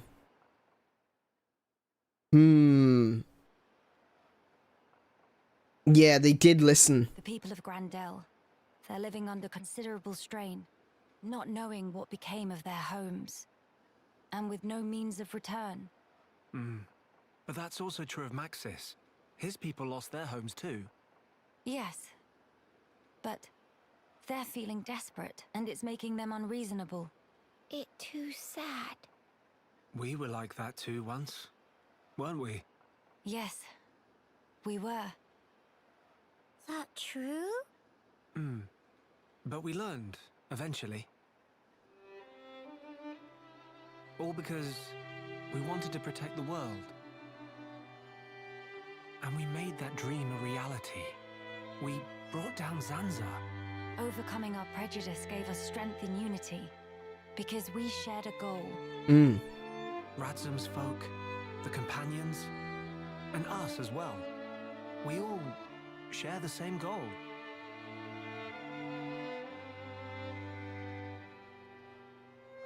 Yeah. Defeating the Fog King and returning home. Sounds like job for 𝗂𝗄𝗄𝗃𝗃. Just let Nene at him.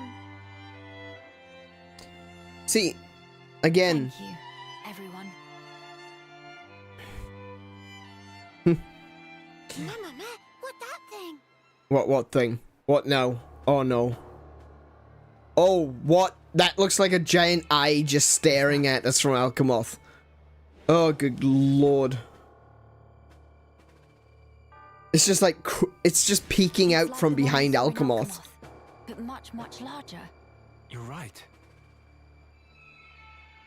Shulk, let's see if we can get closer. Yeah. No! I don't want to get closer.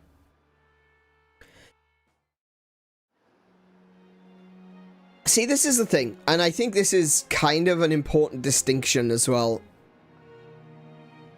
No one is saying that they, you know, got over their prejudices. Oh, I can't do this yet. Okay. No one is saying that the prejudices and, you know, went away. what's happened is that people have focused instead on the things they have in common rather than the things that are different. And it's not the same. To some, it's a distinction without a difference. And maybe so. But the truth is that you don't necessarily have to give...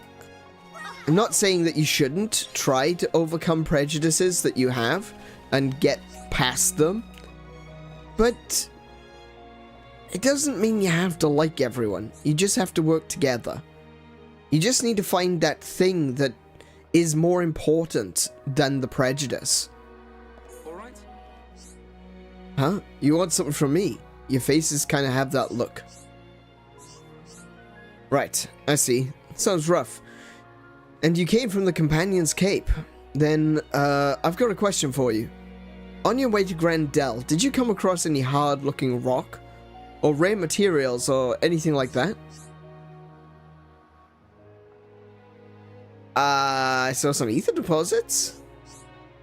Yeah, I know about those. We have a few of them in Grand Dell as well.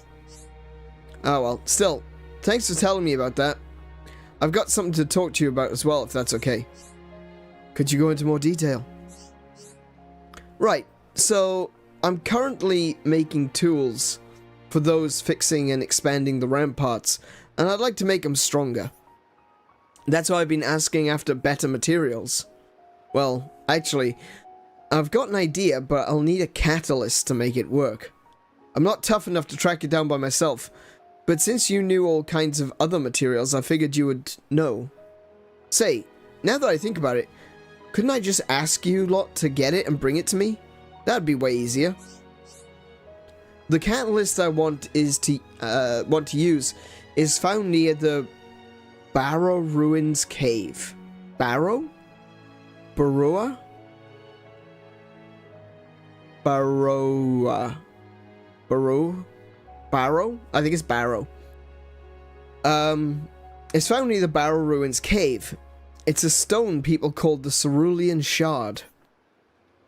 As for your reward, maybe I can upgrade any tools you're carrying while I'm working on ours. I can work with anything, like, for example, that ether pick that you've got. How about it? I bet I could strengthen it to improve the output, so you could mine better stuff. Not too shabby, eh? Ooh, that sounds good, actually. Yeah, okay. I was hoping you'd say that. I'm really glad you just happened to be walking by. Well, don't let me stop you. I'll be waiting. No problem. Leave it to me. Let me up.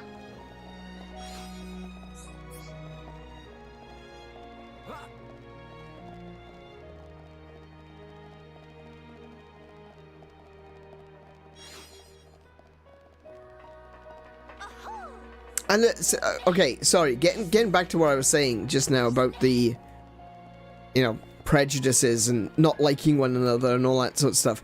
This is a reason, or one of the reasons why I feel like focusing on our unity as gamers is important. Because it's something that unites us. It doesn't matter what we look like, or what we do, or who we are. It's something that is beyond that, you know? No one is being stopped from playing a game because of some inherent quality. That's why I like to focus on video games, because it genuinely can bring everyone together. But unfortunately, it seems that in this world of ours, people like to target gaming and use it as an example of prejudice and isms and all kinds of things. And that's just not the case. There's nothing intrinsically evil about video games. But people like to treat it that way. And that's why I want to be here. This is what I want to be a part of, you know? Is changing that perspective. Making it so that everyone can enjoy video games together.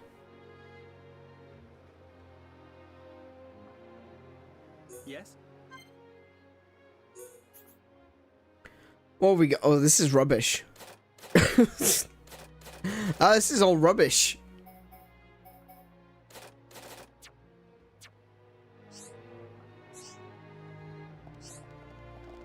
Enjoying games seems like it should be easy. You're not wrong. Ooh, hang on. Oh, here we go. We got some good stuff. Okay. Let's have a look. So, Shulk. Who's using the Stellar Gear? Is no one using Stellar Gear? It says I've got one, but it doesn't say who's equipped it. Hang on. Let's take a look at everyone's equipment. Oh, he's got the Rudra hood.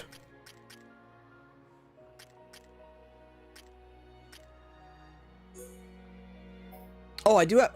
Oh, that's why it says that I've got one, but I haven't equipped it, because I haven't equipped it. Fair enough. Stellar Gear is better than the Rudra hood, so I might equip that. What's Shulk got on it? Agility up. And give him...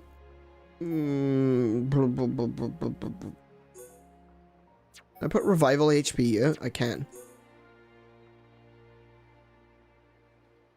I want to give Shulk...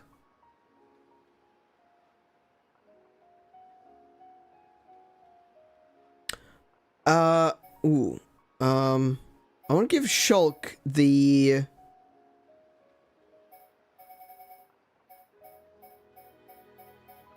what's it called? Tension Swing. Tension Swing. Shrinks tension range by 15% so it can change more easily. Wait, why isn't that a weapon?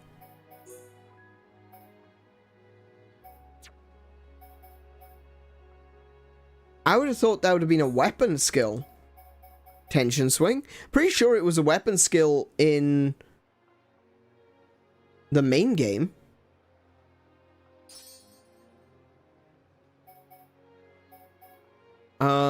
Okay. Physical defense down, HP up. Revival, HP up. Tension Swing. Tension Swing, what Tension Swing does is it basically makes it so that it's easier for battle tension to stay high. That means that you're more likely to land critical hits and stuff like that. Do we have any... No, okay.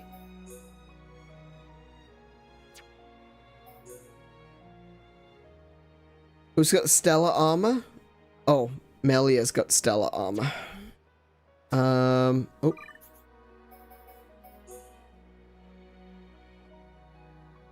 It's an agility up. Okay. I'll change that ether defense for an agility up 3. Right. Yikes. Yeah, Nene doesn't have anything. And this little sprout here doesn't have much of anything either. Do I have an ether up 3? No, I don't. Okay.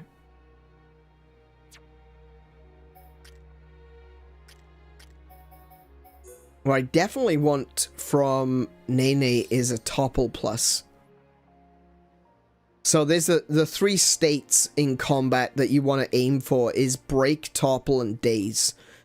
Topple plus increases the length of topple by 4, or this one specifically by 40%. You can't see that, it's behind my giant head, but yeah. Topple plus 4 increases topple duration by 40%. Which is great because, one, it keeps enemies on the floor for longer, but it also gives me more time to use a daze attack. So, definitely want Nene to have that. What I definitely want Nene to have is a whole new set of gear. We believe you. Why wouldn't you?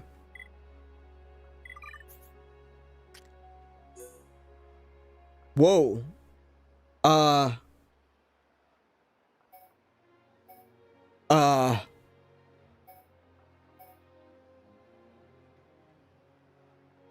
Snug Hug Blocker C.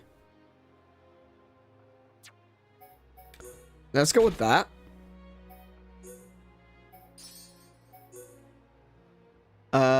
Right. Aggro up. That's another one that I definitely want Nene to have.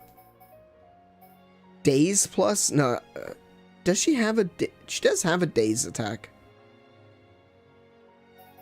I want to give Nene the physical defense down instead of Shulk.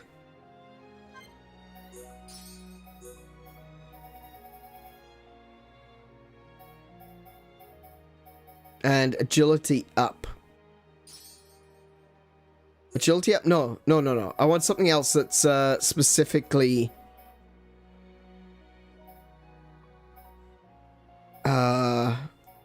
specifically attacking.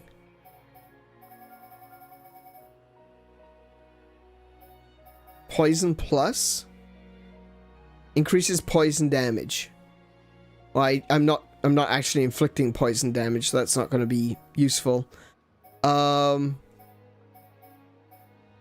Ooh. Okay. Maybe I'll just go with the aggro up. There we go. I'll use agility up on one of the armor sets. And I'll give Shulk Daze plus. See, like I said, Topple plus will increase the Topple status duration by 40%. And then I can hit them with a Daze attack, which will increase the Daze duration by 26%. So that's really useful. Okay. We're getting closer to seeing the armor. I feel like this is the same as Monster Hunter, you know? Where I feel really behind on a lot of things. Starting this game off with no cash and having no armor or weapons, really, makes it a really difficult game to start. Like, you feel the difference, you know, you feel the struggle, but it's a different kind of struggle because it's not a struggle to level up or anything like that. It's, you just don't have enough materials. You don't have enough you don't have the weapons and the armor that you need.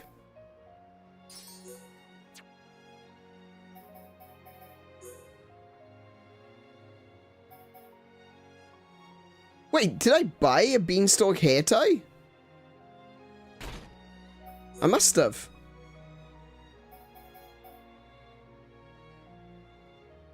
I give him Spike. Yes, Spike would be pretty good for a healer. So rather than relying on the healer to do actual damage, instead they do 117 damage on Spike. That's useful. I like that.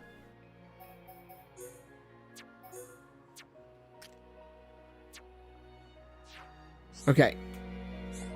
Hello. So for Shulk, I need leggings.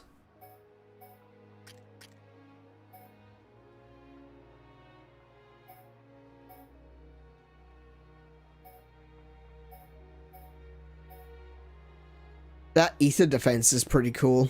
Oh wow, I just realized the price. Oh my goodness. Maybe I need to focus on Nene.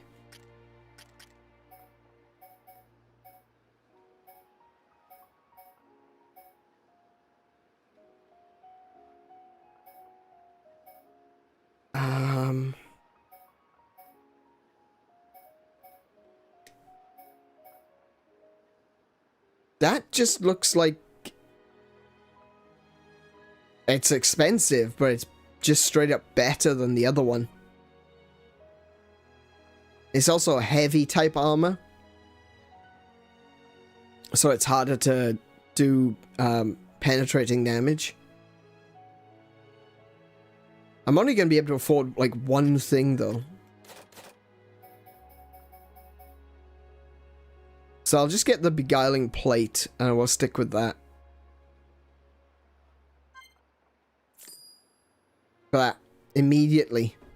Gearing up is very costly, especially seeing as when you consider that you're starting this game very much in the late game, you know? You're starting the game at level 60. And there we go. Yeah, that'll do. I also want to give, let's see, if Nene is going to be aggroing, I want her to have Spike as well.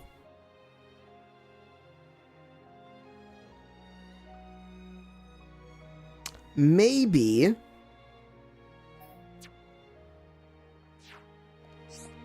I can sell some stuff. Hello. Let's see what I've got. When it comes to weapons and such, I can sell everything that's grey.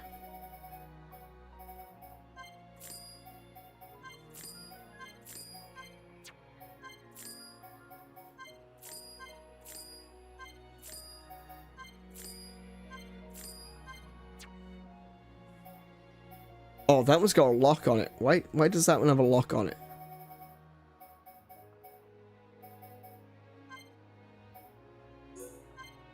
Oh, it's just an additional warning. Okay, gotcha. Okay. Right.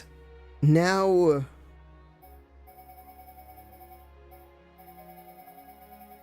official staff. Oh, I haven't equipped Melia. Hang on. So I don't have a replacement Monado. Nene is using the best equipment. Kino is using the best equipment. Melia needs...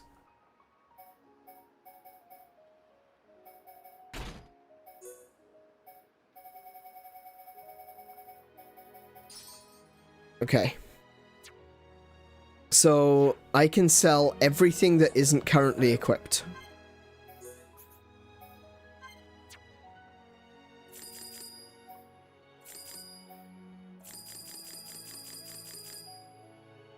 Bloody hell, that's still only 14,000.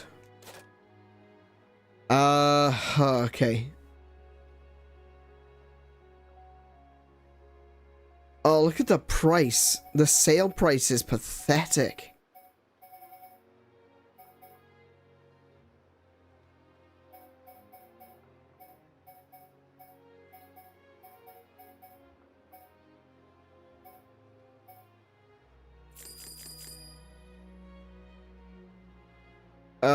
Okay. I'm not going to be using the Rudra hood because I now have the Stellar gear, so I can sell that. A critical up for the anemone brim. That might be worth it. I'll give that to Melia. Oh, I've got the Valet Corsage though. Oh, I didn't mean to do that.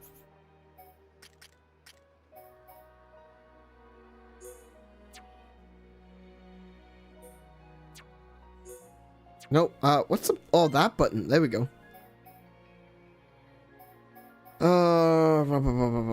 Remove armor gems. Oh, I didn't want to remove all of them.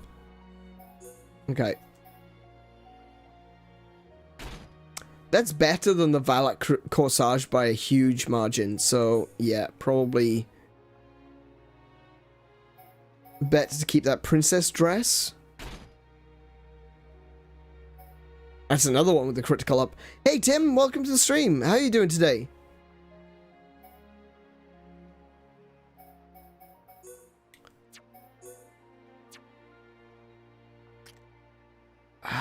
Let's see now. I think I can sell everything else. Hello. I think everyone's got the best gear that they can actually wear. I can't sell the Valak corsage, apparently. A gold star-adorned corsage that evokes Valak Mountain at night. Oh, okay. Rudra jacket. Yeah, I've got better equipment than that, so let's sell all that. Sell that. Ooh, it's so tempting to sell a bunch of these. Like, I've got 17 rainbow carrots. How many am I actually going to need?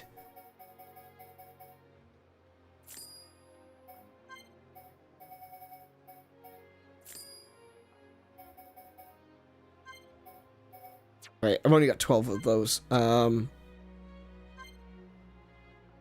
just sell the 2.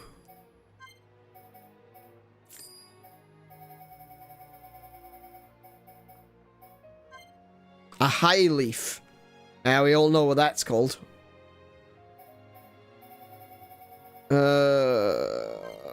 Maybe I'll just sell them all down to 10 from now on.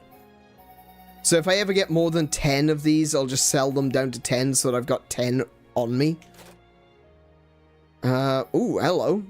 Goggle horns. Oh, we can sell those. Quad-wing treasure. I know where to find those. Immortal moss. Not sure where to get those, but I'm sure we can figure it out. Lucky Fang. Silver Rogel Wing.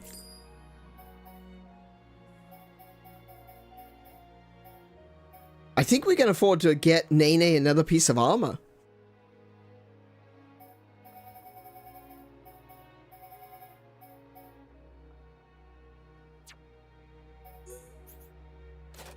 Maybe arm gear? Beguiling amulet? That'll be the one.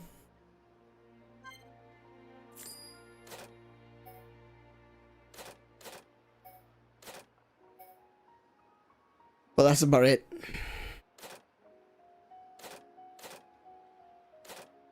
Yeah, that's it. Wow. Doing good. Midterm is over and I can finally play Horizon Forbidden West. Oh, nice.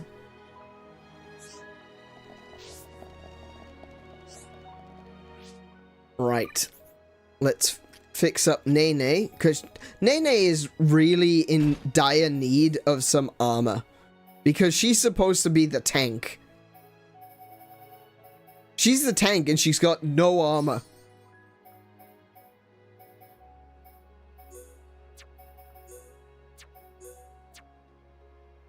Yikes. You're on vacation now. Cool.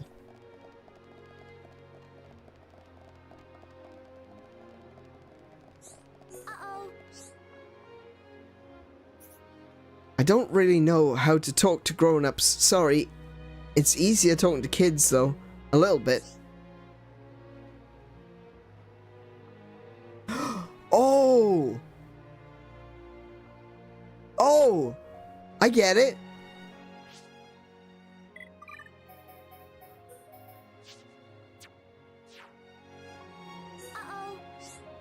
Hello.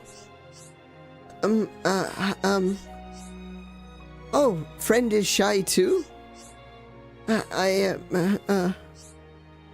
Must be shy like Kino. You have same smell as Kino. So is matter of facts. Yeah, I get nervous easily. But it's no fun playing on my own. Meh. Then what if Kino found a friend to play with? Really? I'd love that. Leave everything to Kino. We'll search town for bestest possible friend. Make sure everyone happy. Any possible friendings already in mind? Well, there's one person. I saw Selene looking out of the capital once. She looked awfully lonely. Also, there's a boy called Nestor. I only ever talked to him once, but he lives near the lake, I think. Oh, and there's this super cute Nopon, Rudodo. I always wanted to talk to her, She seems to like ruins and stuff. So I gotta find Selene, who has a good view of the capital.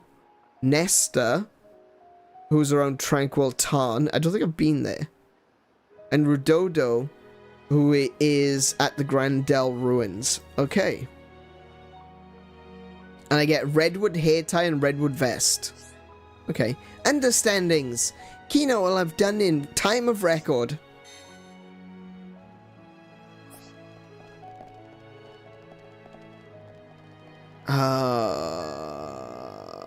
Actually, yeah, seeing as you said holiday, I assume it's gonna be like a public holiday or something.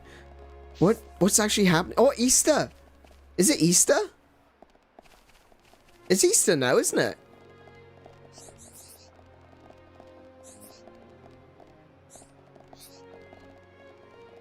Who's this? Helmeline. Helmeline? Helmeline's the name I would give to a villain. Words hell and malign in their name? Really? Someone with a view of the capital. Oh, there we go.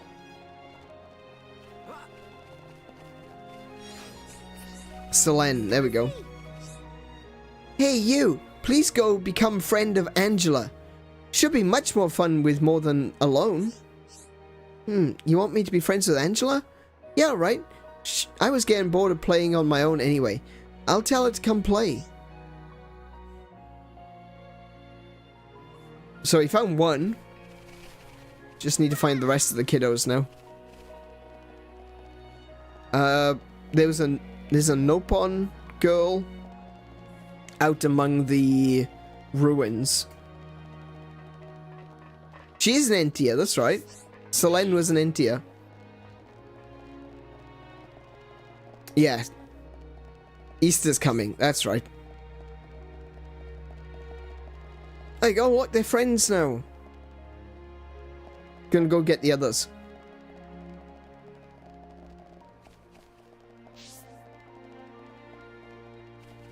Oh! Oh wow, she is pretty. Look at her, she's cute. Bright purple. And she wears a hat that's a mushroom. Me? Rawr! Rudodo is fearsome dino beast. Please to play, or Rudodo will eat face. Oh. Okay, I'm a little scared. Question before eating a face. Friend know Angela? Because so happen Angela is looking for a new friend. How about go talk to? Rudodo know Angela is Hom Hom girl. Not wrong? Rudodo enroll Hom Hom in Dino War. Rawr! Oh, she's adorable.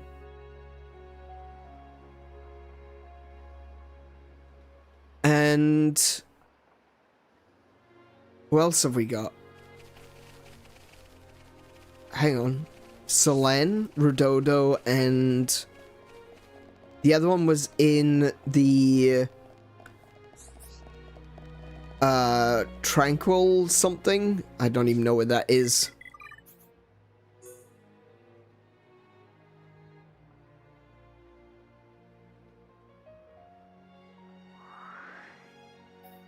That can't be her. That can't be her. No. It's gotta be around here somewhere. Maybe that one?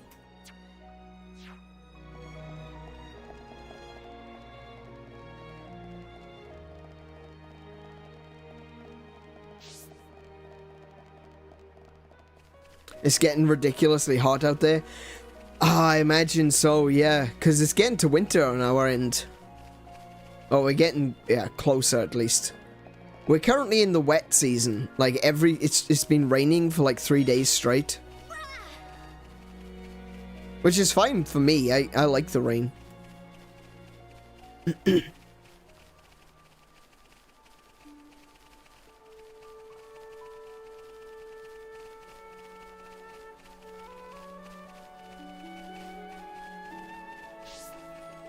So this is the Grandel.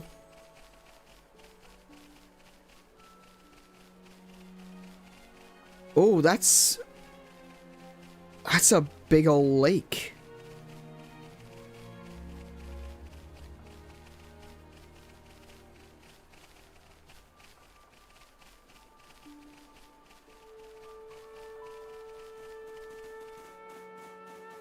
I'm just gonna swim around. It's like 30 degrees right now. Ugh. Yeah, nah. That's alright, you can keep it. I'm Tranquil Tarn. There we go.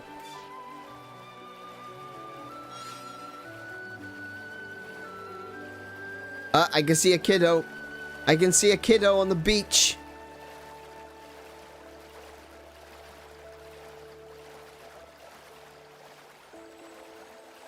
It's another Entia.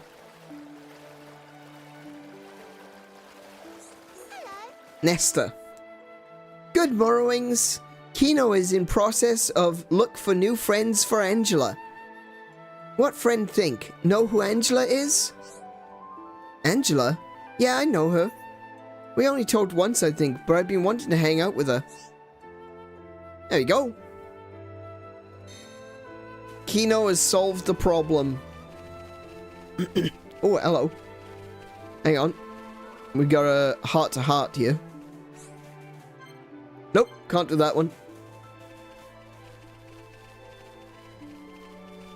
I'm really curious now about these heart-to-hearts that say that I don't have the members. Because who else is going to be joining the party?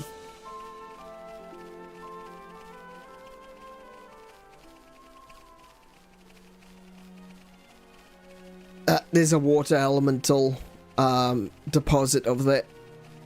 I want that. I want that.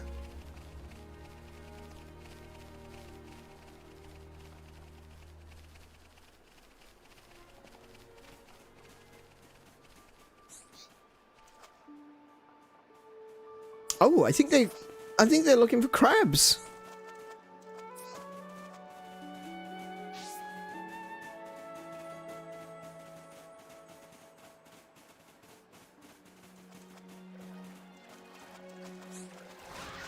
Aquatic cloak, not great. Recovery up, that one's... Oh, yes. Now then. Recovery up is a good one. When someone heals you, you gain more HP. That's really good.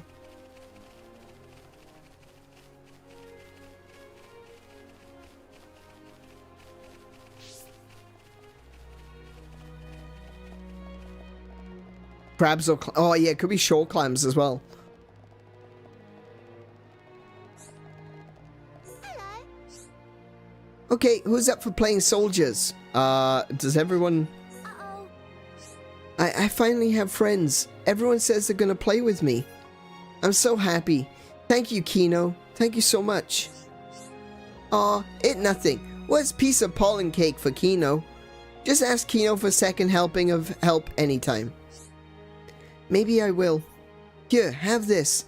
And let's play together sometime, okay? Kino did a good thing here, ladies and gents.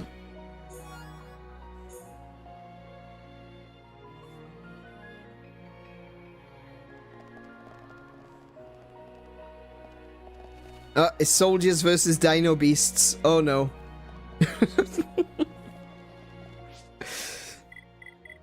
Alright, let's have a look at this equipment that I've just been given.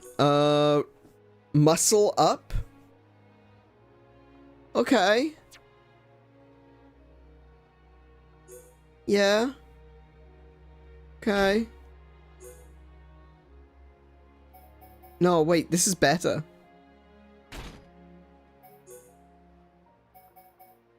Muscle up.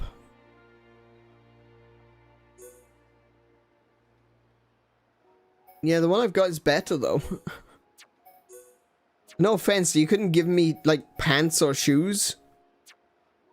Alright. Never mind then. Alright, so wait. Hang on. Where am I going?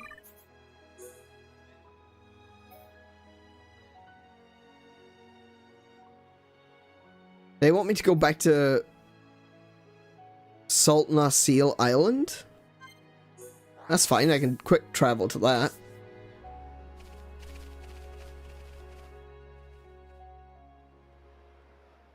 Yeah, I don't want to be getting closer to it though.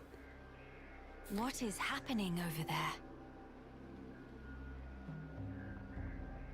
I don't want to be... Oh. Did the Ponyos just see me? Oh, oh no.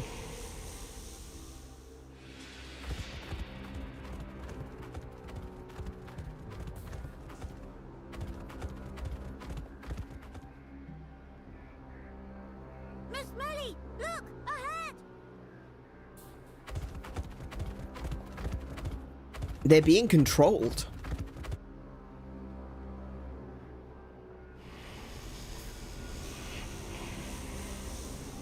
The fog.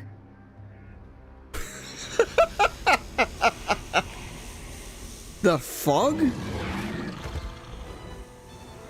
The fog is going on over here. Fog beasts. Here they come. No time for deliberations. Let's go, Shulk. Yep. Time to ass kick. My little ponyo, my little ponyo. Oh, I am so using the wrong character right now.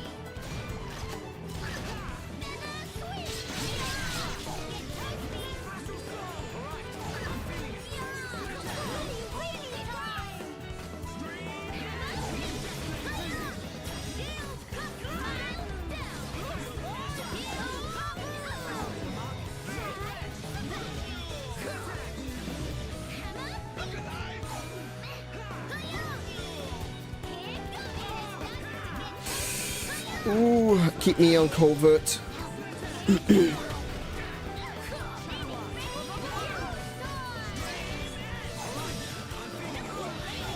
Oh crap.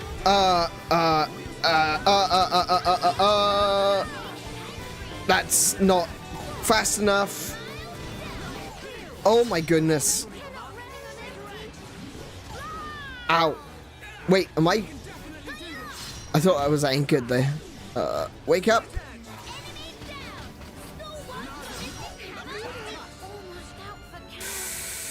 Oh my goodness. Oh, I'm overheating. Oh, that's what the problem is. Okay.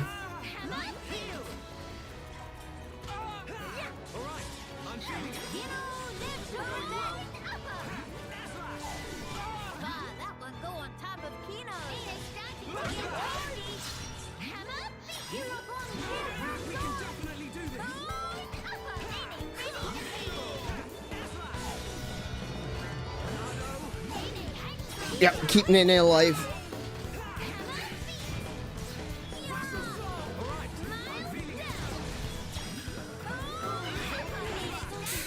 Oh my goodness. I wasn't ready to be playing healer there. Whoops. Shulk. The fog beasts were meant to be confined within Alcamoth. Yeah, but the Fog King seems to be outside of Alcamoth right What do you now. mean? Gotta go hit the shower. No worries, Tim. You enjoy that shower, but don't enjoy it too much. I'll see you in a bit.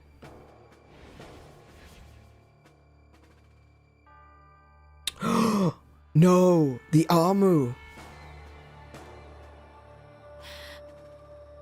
Oh no, Grandel. What is matter? Well, if it can possess monsters, it can possess the Armu. Meh, no one to picture that. Must hurry to rescue.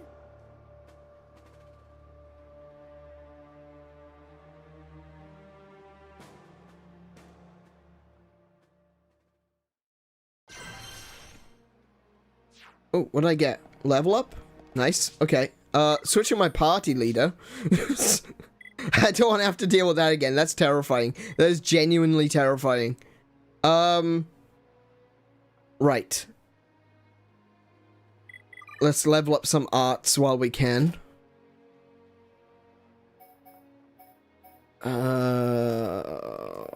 Shulk is nearly maxed out with a lot of this stuff. Probably focus on some Monado arts.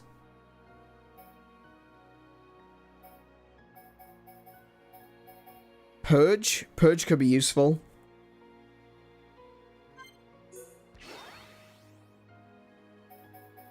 And I can pump up Eater as well. Kino's had his turn playing Hierophant. He really has. I don't mind playing healer, but it's definitely not my go-to class if I can help it.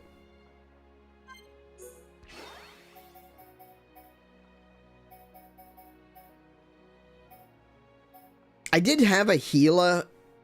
I had a monk in Guild Wars for a while, and I wasn't very good at it. Micromanaging everyone in the party was kind of difficult.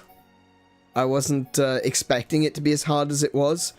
So I have a lot of respect for people that can play that main healer, you know?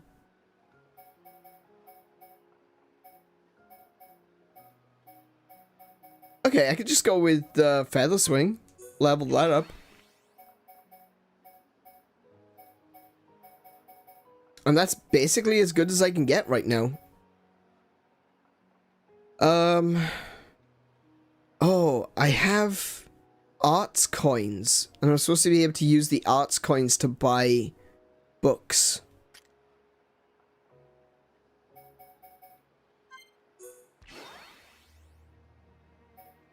Not sure where I do that.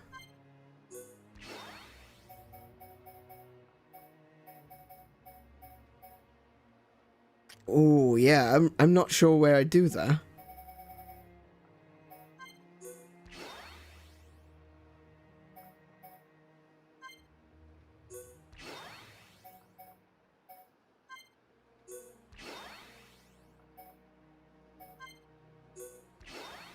Okay.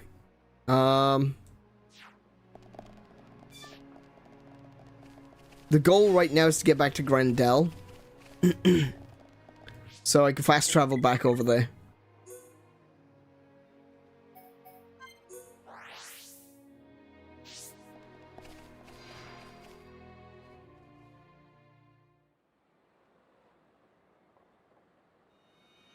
Oh no, they did. They've gone wild. Oh no.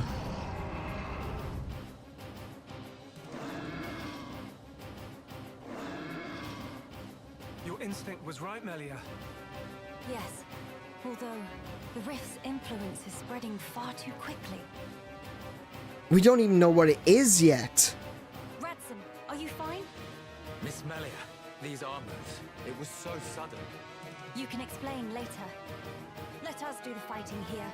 You should seek refuge. Right you are.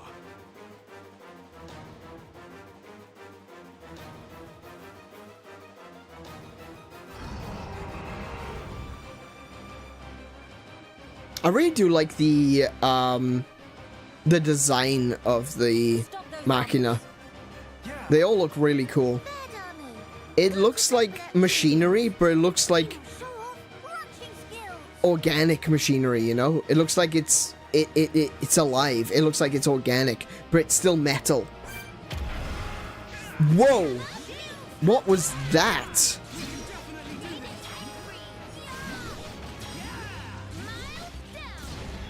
Nice one.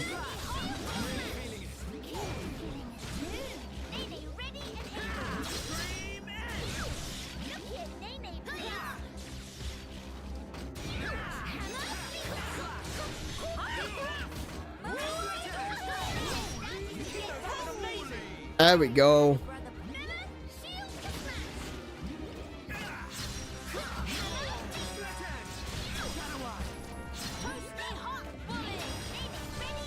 Nice. Knock it down. Perfect. Oh, you are so better than Ryan.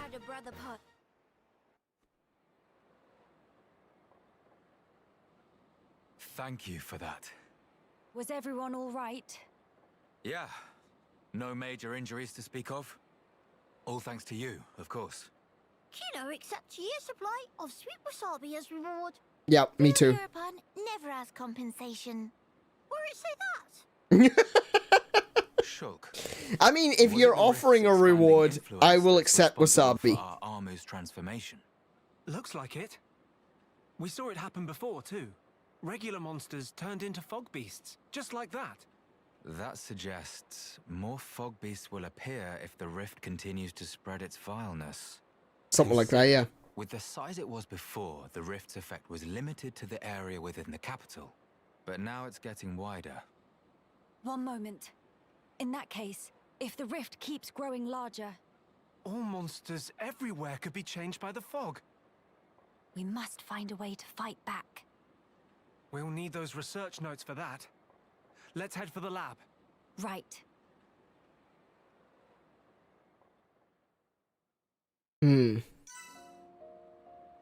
Okay. I also would like to figure out where I can buy arts books. Yes? Not here.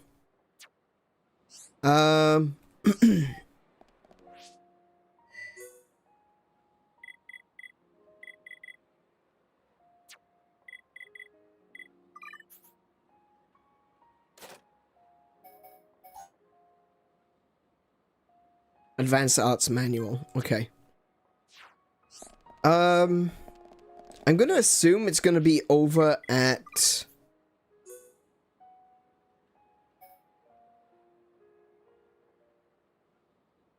over here. Oh, there we go. Arts books. Perfect. Oh, Okay.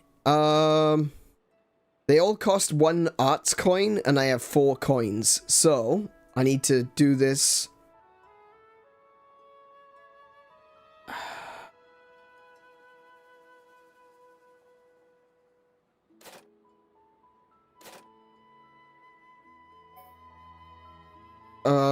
Let's go with 𝗬𝗄𝗁𝗵 for Kino.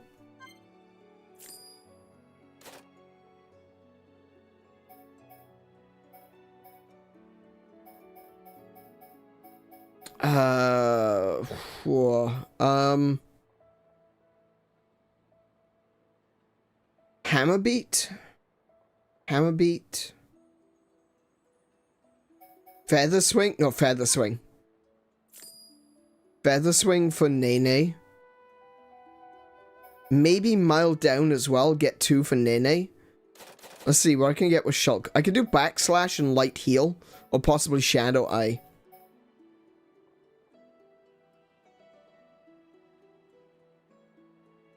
I definitely need Light Heal. It's either going to be Shadow Eye or Backslash.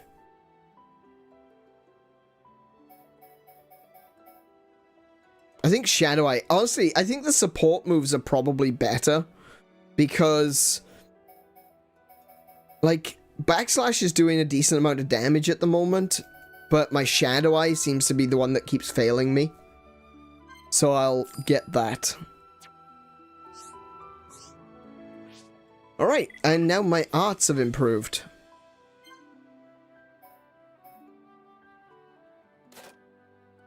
And I can't... I don't have enough points to actually do anything about it. Okay, brilliant. Alright, well, when I do have enough points, at very least then I'll be able to go ahead and improve them further. I actually have something to do with my points. HP up 3? Yes. Yes.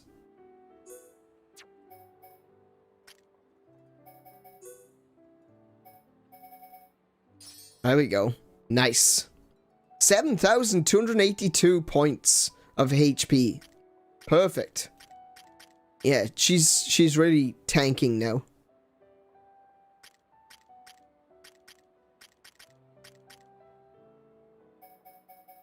Do I have any muscle?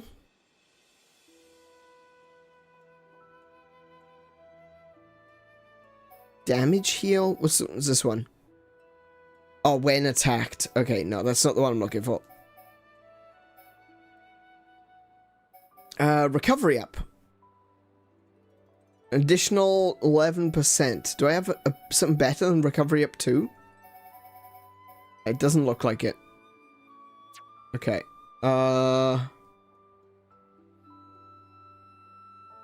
That's fine. I'll stick with that for now. Actually, let's have a look at Shulk a second.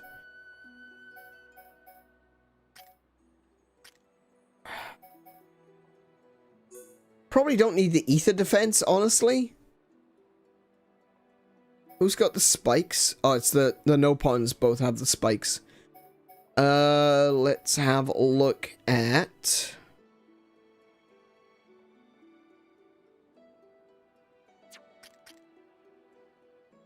Swap ether defense up with lock-on resist. So that Kino can't be locked onto an enemy and prevent them from healing. And swap ether defense up with... agility up. Oh no, I've already got agility up 3. Topple resist. Reduce topple time by 23%.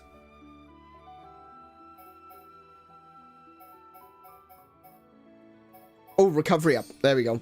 There we go. I get a little bit of extra HP when healed. Cool. That works.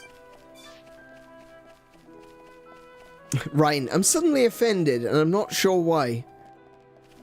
I get a feeling that Ryan experiences that regularly. Oh my goodness.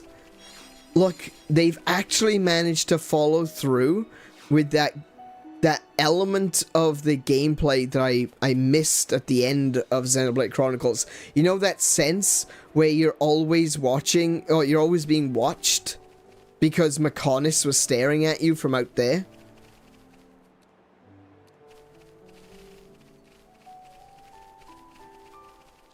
Now there's always an eye watching you in the sky.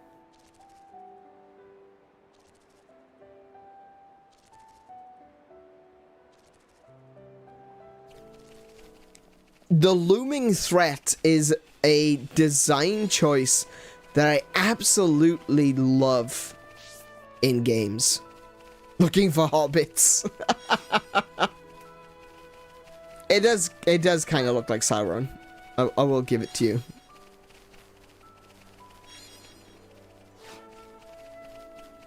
They've taken the hobbits to Alcamoth. But yeah. I love the looming threat. It's such a cool aspect of game design. And sometimes it just can't be done. Or it can't be done effectively. Like, for example, I like to play games that, you know, SNES era adventure games or RPGs, and because they've got the top-down perspective, you really can't do a looming threat, you know? A looming threat, you need to be able to see the sky. You need to be able to look up, and that's just not an option in a lot of games that have that top-down perspective. But games that do it well, the looming threat, Xenoblade Chronicles, 100%. I think that probably does it the best. Because no matter what you do, no matter where you go, you are limited to the body of the Bionis. And Mechonis is always right there, just staring at you. No matter where you go, even when you go around the back, when you get to Alcamoth. Bit dramatic there, Shulk.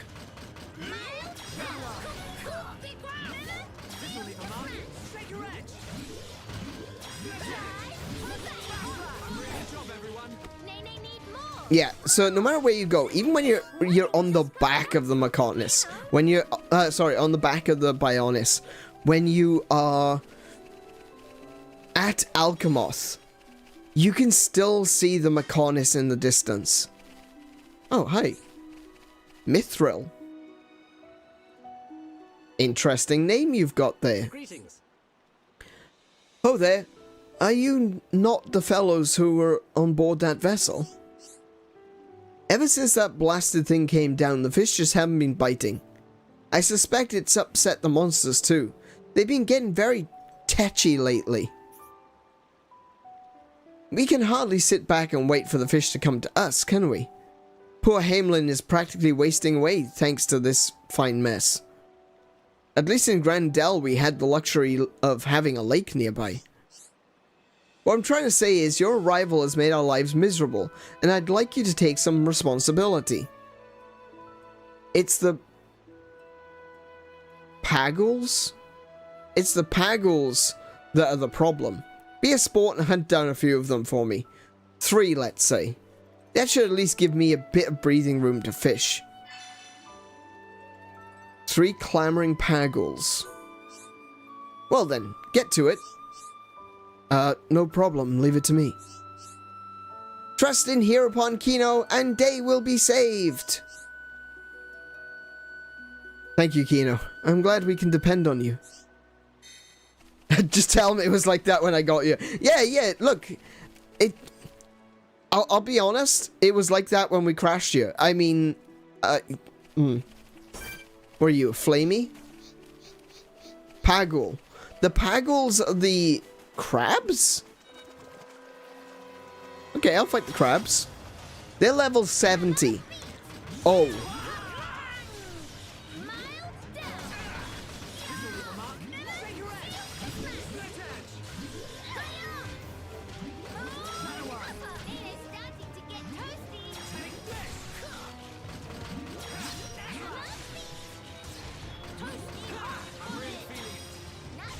I'm being washed away in the river.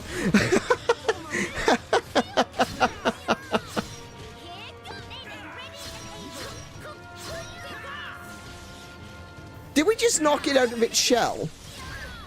I think we did.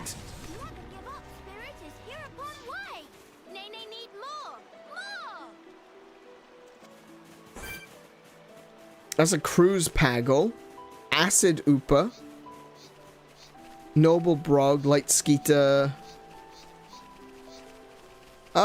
Honestly, I'm not seeing any other Paggles. Not the ones that I'm looking for. Oh, hang on. That's one. Clamoring Paggle. Where are you? Cruise? Okay. Clamoring. That's the one we're after. Oh! Okay, fine. He saw me.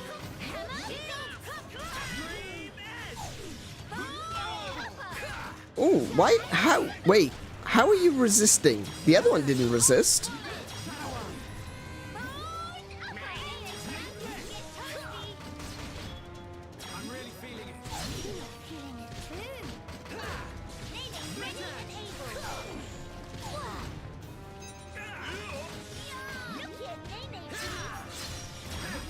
Oh, do you hear that? Look at 𝗏𝗏, please. Yes.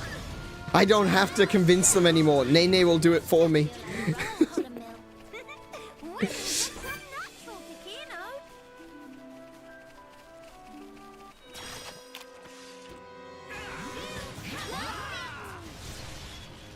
Yes. Yes. Oh my goodness, she's great. Oh. I love 𝗏𝗏. She's amazing.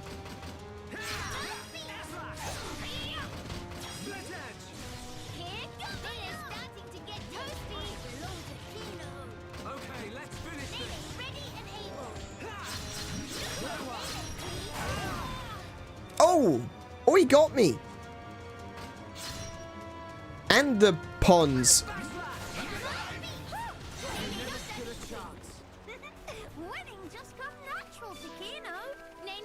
Nuggets unite, absolutely. Yeah, the little chicken nuggies are doing a really good job, actually. I think they may have tweaked 𝗏𝗏's AI, because she does seem to be a little bit better than Rein. As soon as I break an enemy, she immediately does wild down. Greetings. Oh there. So you've defeated the Pargles, have you? Good work. At long last, I can cast my mind back to fishing. I'd better come back with a good haul so that Hamelin won't have to sleep on an empty stomach. Yeah, no one said that Ryan was smart. There's no but. That no one said that Ryan was smart. Like, there's no follow-on to the rest of that sentence. It's that no one thought that Ryan was smart. Thankfully, he's made of meat. And so we can use him as a shield.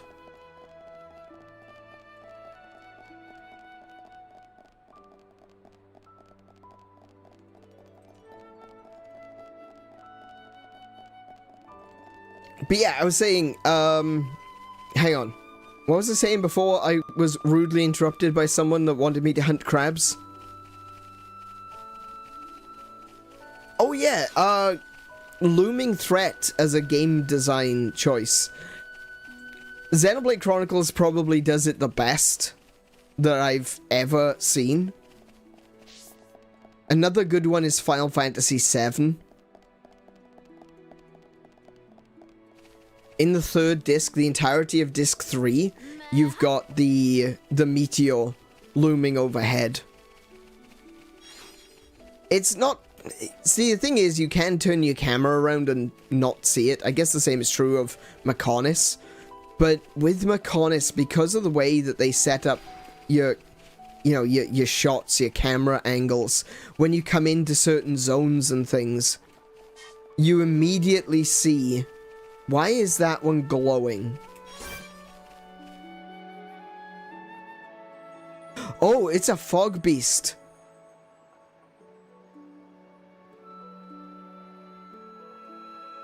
Well, time to put it out of its misery.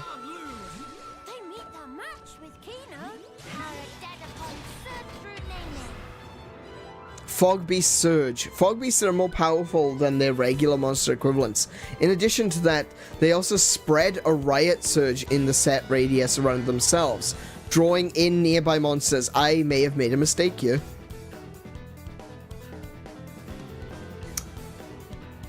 Enemies who come under the effect of the surge will become aggressive towards Shulk and the party. Additionally, these enemies will be affected by the riot aura, increasing their level.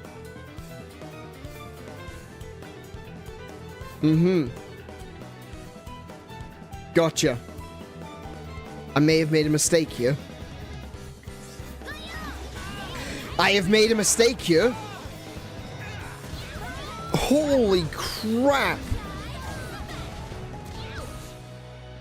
Okay, I need to take out the main one. Ah, damn it. Focus on the main one.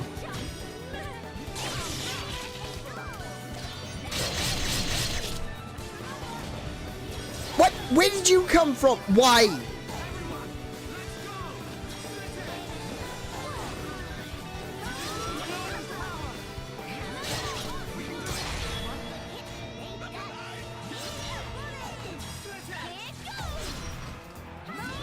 I don't know if I can fight all of these at once.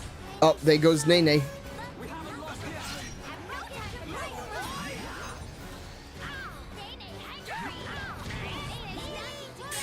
No, they're doing a Zerg rush. Oh my goodness, yeah, this is ridiculous. They're just doing a Zerg rush. The entire group is going from one character to the next, killing them. Ah, that's bullshit tactics, that is.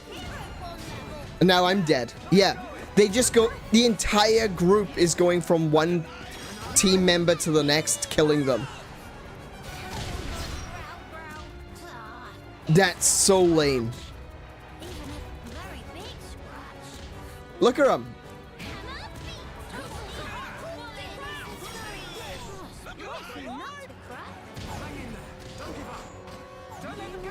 Oh, crap.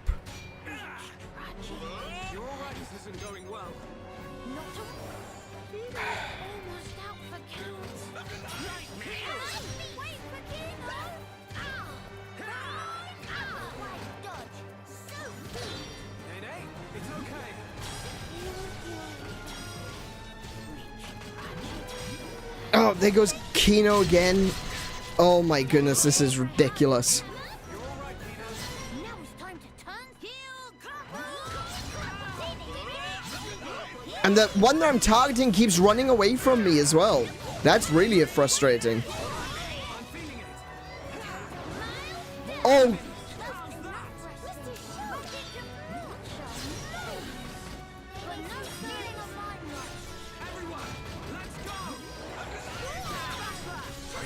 Alright, got one. Oh, shit.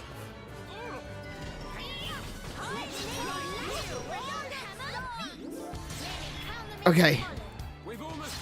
Right, they don't have the riot surge anymore because we killed the shadow beast. Or the fog beast. Good grief.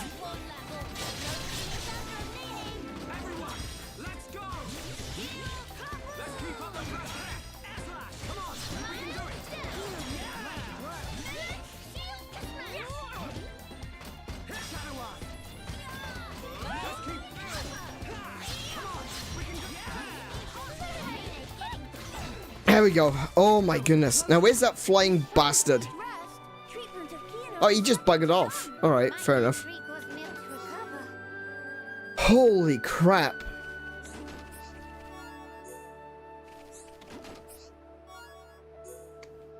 That was tough.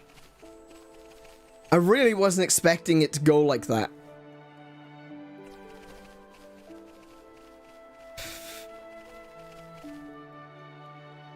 Okay, note to self, be a little bit more cautious.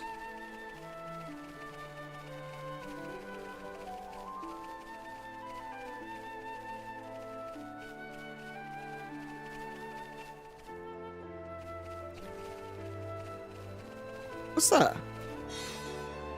Oh, the cerulean shard. Oh, I found it. Oh, perfect. Okay. Works for me.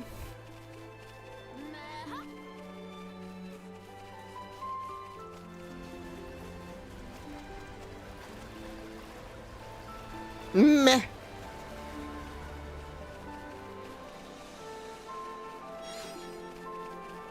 I think you were asking before, Kiko, or yesterday, no, not yesterday, in the last stream, about the meh thing that wasn't really a thing in Xenoblade Chronicles, and you're right, it wasn't. I think meh was added as in Xenoblade Chronicles 2.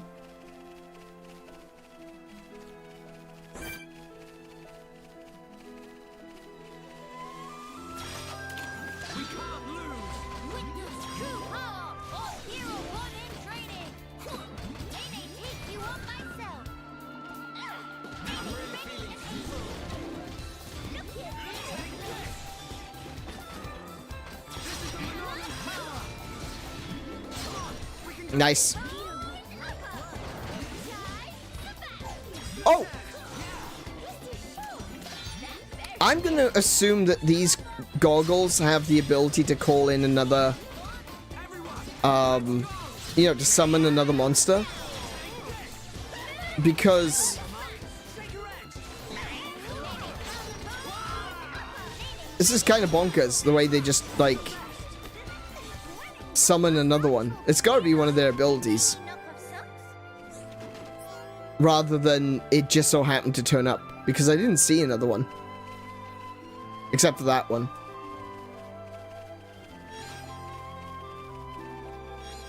It makes the goggles actually a really difficult...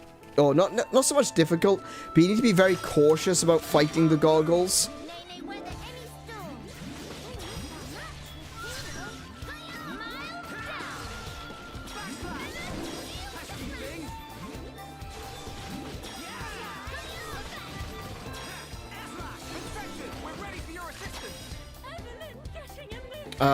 Let's go with... yeah.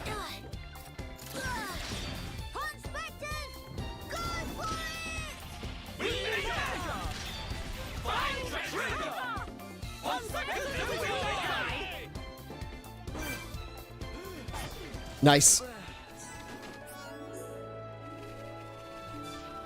Yeah, I think what happens is, with the goggles, once they reach a certain... oh.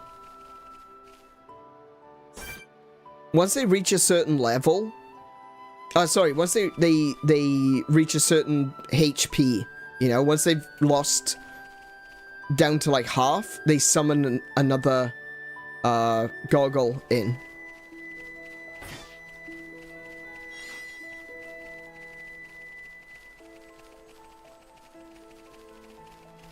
That's a big fog sloth, yeah. One big fogging sloth.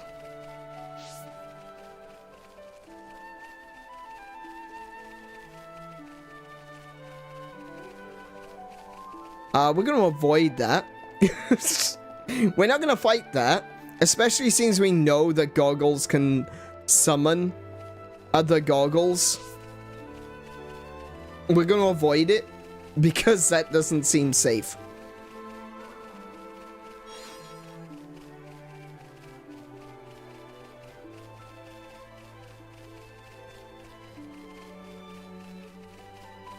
What's that? That one's ice.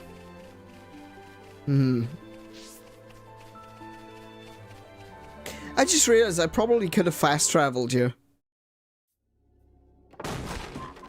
Whoa!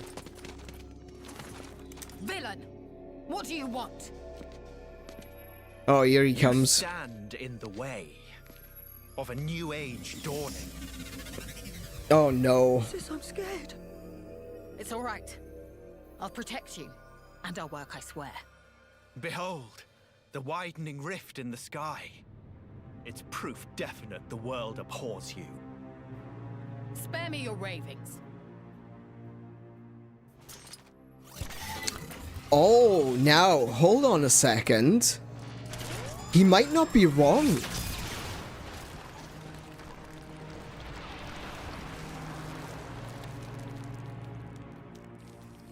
Oh, Lady Melia, the hope of our race. Gelgar, what is this treachery? As you can see, I am sweeping away some pebbles. Their research is blasphemy against the commingled blood. Don't you comprehend the import of what you're interrupting? The very future of our race hinges on their work. You think this is the future? This reactionary struggle to revive what is long buried? The future of the High-Entia is us. We are what the race ought to become. We are the true face of the High-Entia. He's not wrong. If not for our ancestors, we would never even have drawn breath. Ancestors? I recognize them not. Oh, he's finally showing his true colors there. Melia are our progenitor. You were our beginning, and you will be our future. Senseless drivel. If you would interfere with this research for the sake of spouting your nonsense, you do not deserve my mercy. Melia. Why won't you understand? Why won't you accept that we are the ones destined to lead? You will not so easily refute our history. Your history was... He's actually right. I reject you. I hate this, but he's right. Father of our kin. Ah. Dominion over all, and the world will be set to rest. Focus on pure blood got what they deserve.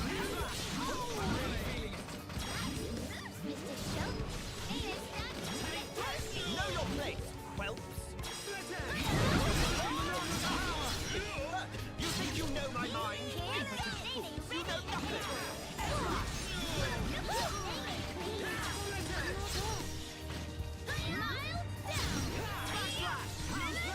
Okay, one down.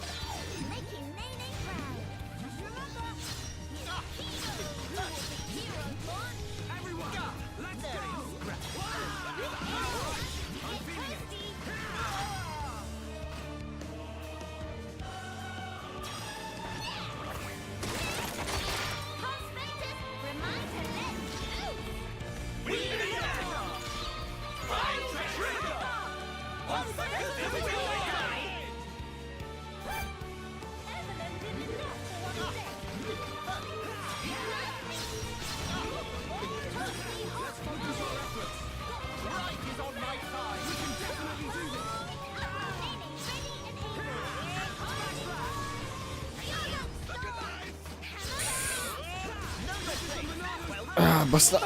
Okay, sorry. Yeah, I'm just concentrating on this fight. It's not a particularly difficult fight. It's just you need to have your ducks in order. My ducks are currently scattered and running around like headless chicky nuggies.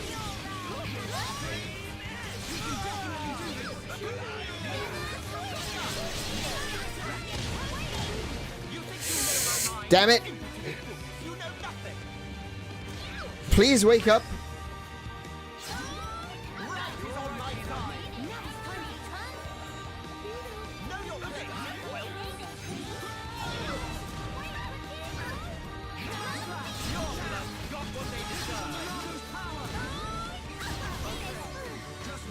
Oh no! I'm gonna have to heal myself on that one. There we go. Now it's just him.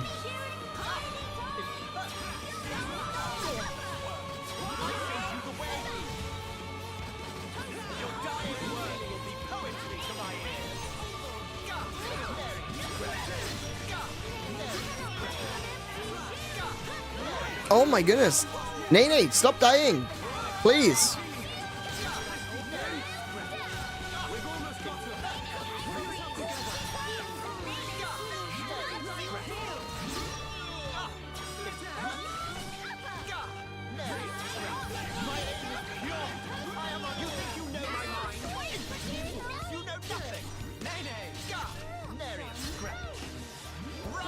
He's not gonna survive this.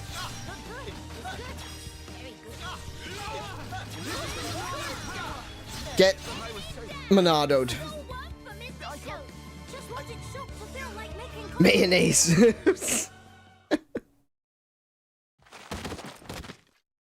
That's not a view I needed. Thank you for that. I'm not wrong. I'm not.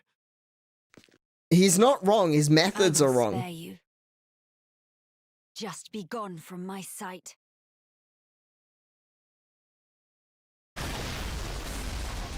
Oh, there goes the research.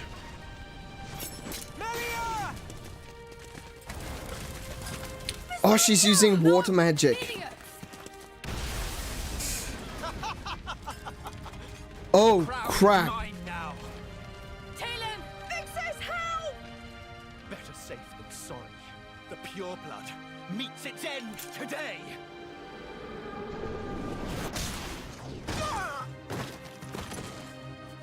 What was that? Are you okay? What was that?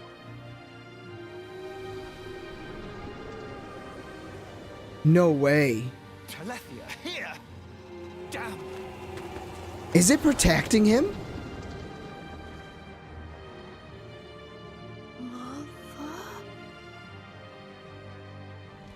No way.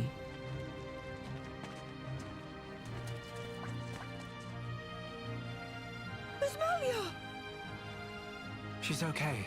She's all right.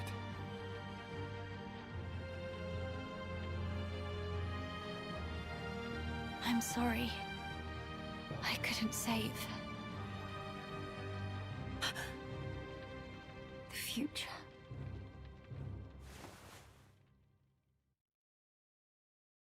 Damn.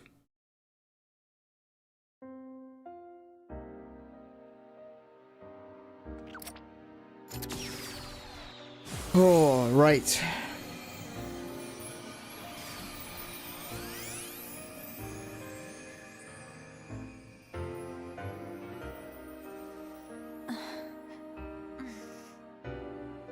Melia! Miss Melia! Kino, you did it! Applause. Where? We're in Ransom's house. The lab went up in flames, so we carried you here. The lab.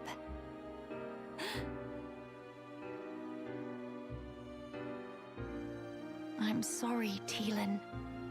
I failed you. Miss Melia. You damn fool! What possessed you to do that? What happened to safeguarding the future of the High-Entia? And bringing our brethren back home, were those just words to you? You should think long and hard about what the death of a leader would mean for us! Come on, big sis. That's enough. Don't defend her. This idiot child. I had to. What? To protect it at all cost. The research. How can you be so fixated on that? Our salvation lies therein. I believe it now. Melia! And yet, ultimately it was for naught. I caused trouble for everyone. And I couldn't even save the documents. Poor Miss Melly. That's not true. If you and your friends hadn't come when you did, there might not have been anything left of the research to continue with. And also, here. Oh, What's this? that's the It's the book Telethia you research. carried out of the fire. Ring any bells? This tome. We found it in the tomb. Yeah. The book that started my research. If we have this, me and Tyrea can carry on with our work. Sis, are you with me? Yes, right. We can study the problem until we make some headway. Miss Melia? Thank you. Likewise. Teelan. Tyrea. You've only just woken up. Come on, we'll let you rest. Yes. Thank you. What that for? You know, use Tranquil Snooze for sweet dreams. That seems Oh, no. extremely excessive.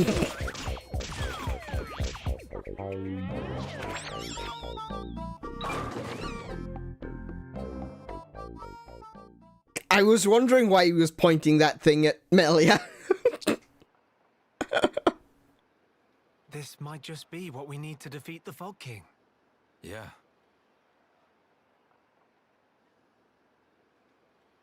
Feeling better? Yes. Much better now. What a relief. Miss Melly, good as new. Kino saved day again. Less braggy, please. Friends, I'm sorry I worried you. And I abused your hospitality. Please forgive me. No. You saved this place and we owe you. Big time. This was the least I could do. I will not stop now. I swear to do what I can for the good of Grandel. I appreciate it. Just don't go running yourself ragged for us. I promise.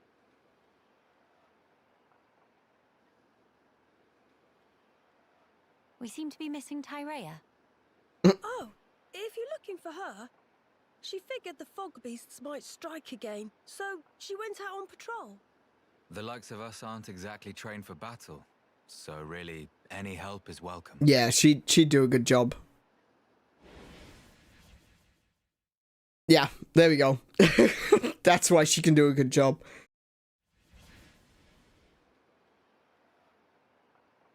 You're right. I feel sorry for any beasts that wander into Tyrea's path. By the way, did I hear you mention something about defeating the Fog King? All thanks to our friend's research. Is that so? Quite. A sterling achievement, Teelan. Just an accident. Still, even so, your devotion to your mother may well have saved our future. All right. What do we have to do? How The do we kid's some defeat kind of Fog King? genius. We found ether attacks effective against fog beasts, but not against the Fog King. That's because the ether's concentration was too low. Concentration. Concentration? Pipe down when adults talking, dum-dum. Kino's so bored. The whole thing got me wondering, why did fog beasts But appear Kino's so when the rift got bored. wider? I think the intensity of the rift's rays exceeded the density of the Telethia's ether field. None of that makes any sense to me.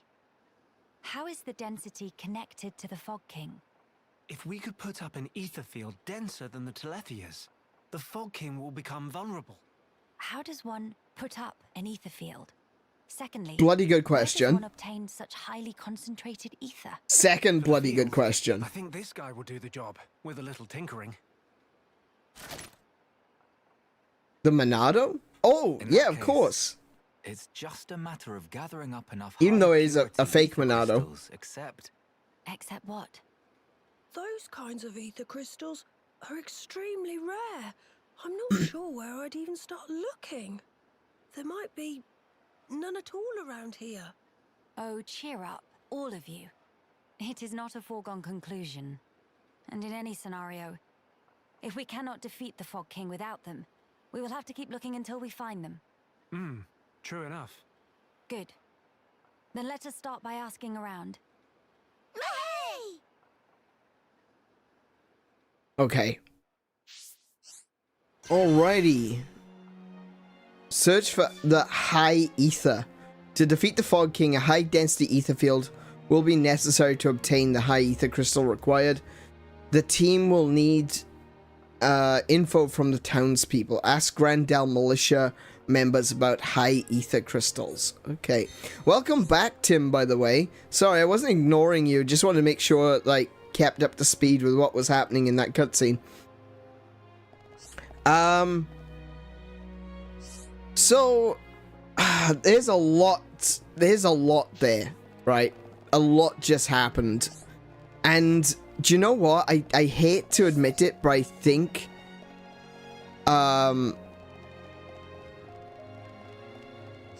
that Galen? Is his name Galen? Whatever his name is.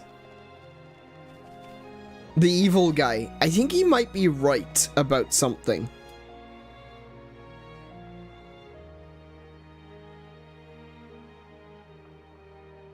I think he was right.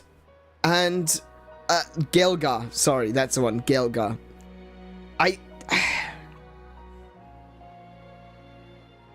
don't think... I don't think his methods are correct. Let's be perfectly clear here. I don't think his methods are correct. Going around murdering people who are pure-blooded High-Entia. That's that's not what we're going for, you know. That's not what we agree with. What we will say is that he's correct in. I think he's correct in his theories. At the end of the day, the High-Entia are a how do I describe it? They are a creature that is created out of ether, you know? And ether is the life force of Bionis and the life force of Zanza. Like, he is ether. Ether is him. And ether is granted to all living beings as a life force, and all ether returns to him in the end. With Shulk undoing Zanza, with Shulk changing the world, that rift might be there because the High-Entia are a part of Zanza. Like, the High-Entia exist to become the Telethia, and the Telethia are essentially the immune system of the Bionis. So if Shulk has undone the work of Zanza, made the Bionis irrelevant, then maybe this rift is actually an effect of that. Maybe it is trying to kill the High-Entia, as Gelgar believes it is. He might be right about that.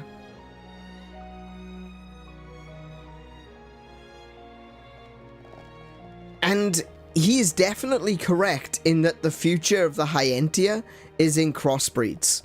That's 100% true. That's what the ancestors even said. Melia can go on about how dare you disregard our ancestors and all that.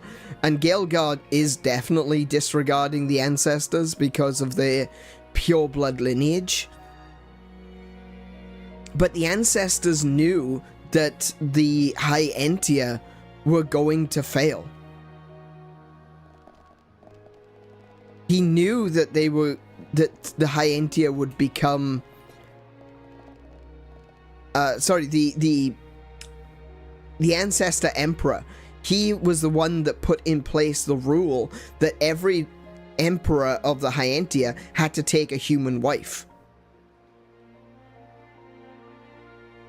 And he did so because he needed to make sure that they crossbred with Homs.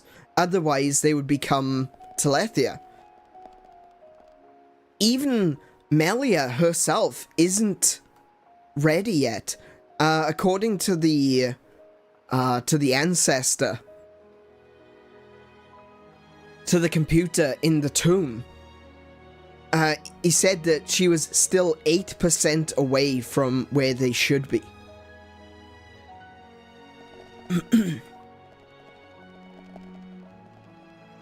So, Gelgar is correct.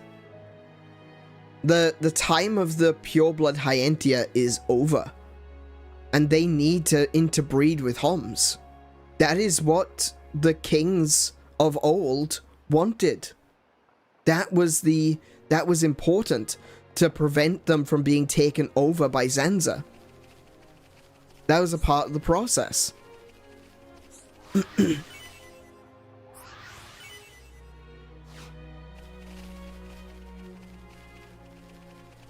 So, I don't think he's wrong, but his methods, I can't back his methods. Not at all. The guy's insane. Murdering people because they're pureblood. I'm dreading going back to the Cape. If I go back to the Cape and I find out that everyone's been murdered, I'm going to be very upset.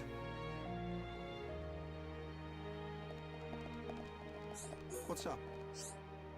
Hi, Ether Crystal, eh? Well, it's the first I've heard of it. But now that I think about it, I might have actually seen it, have a rough idea about where to find one. I hope it's what you're looking for. Blast. You know what? I can't recall. It was a long time ago, and my memory's a little hazy. Sorry, your best bet might be asking a fellow squadsman of mine. He's on the ramparts, and bound to know more. Okay, so I need to go talk to the soldier that's up at the ramparts.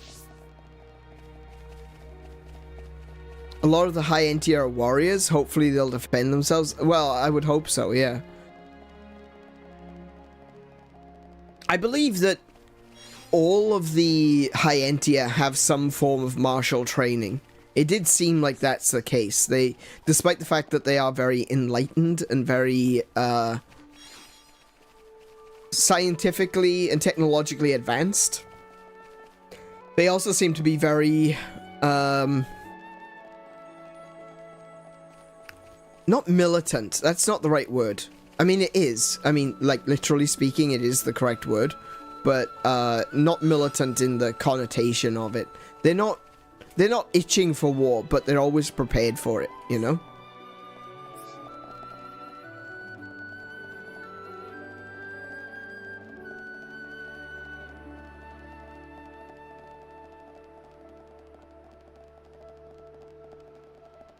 Which isn't a bad thing, honestly.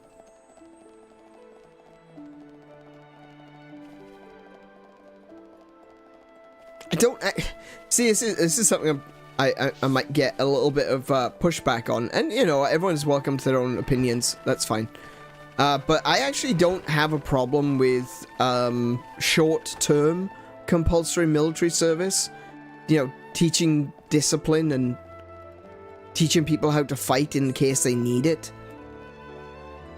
The world is not a very peaceful place. And so being able to defend oneself and defend others too. Ooh, a chest. I feel like that's important.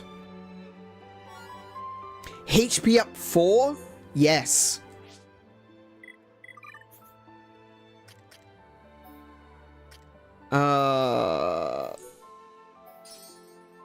There we go.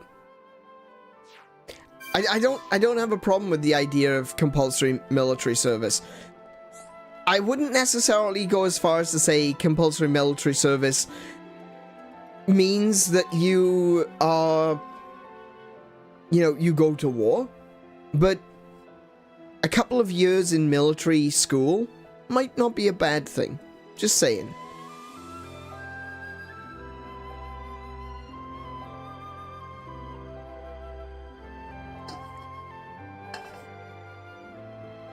Let's keep it brief. A high ether crystal. Ah, I think I know what you're getting at here. I'm not entirely sure on the location, but I do know there's supposed to be a very rare ether deposit near here. An old lady called Sarja told me about it. You might be better off talking to her for more details. I got interested myself, and even tried searching around the Nerdis necropolis, but couldn't find a thing.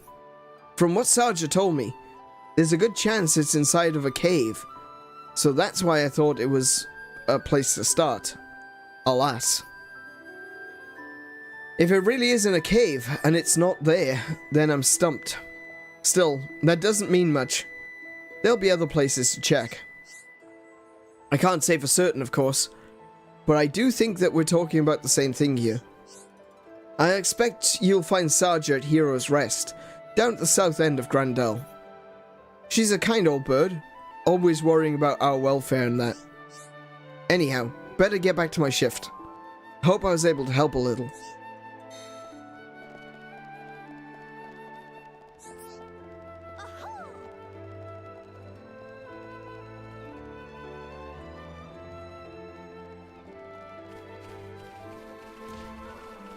Okay, so we need to go south, like all the way south.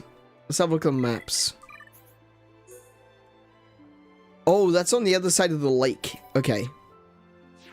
That's easy.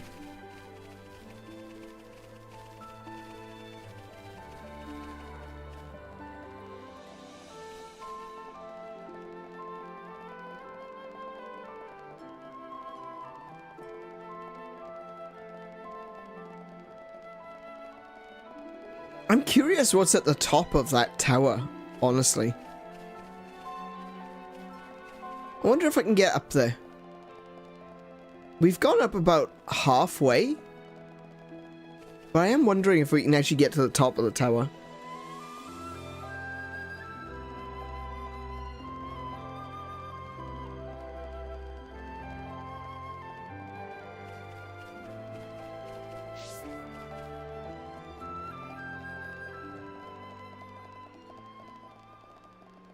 It really is, isn't it?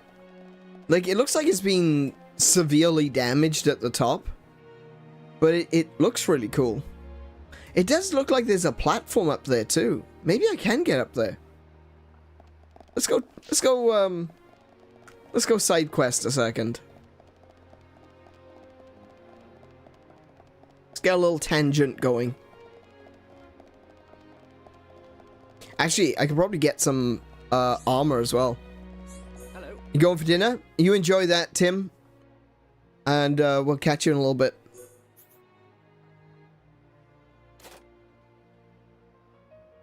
Right, who doesn't have beguiling ribbon? Yes.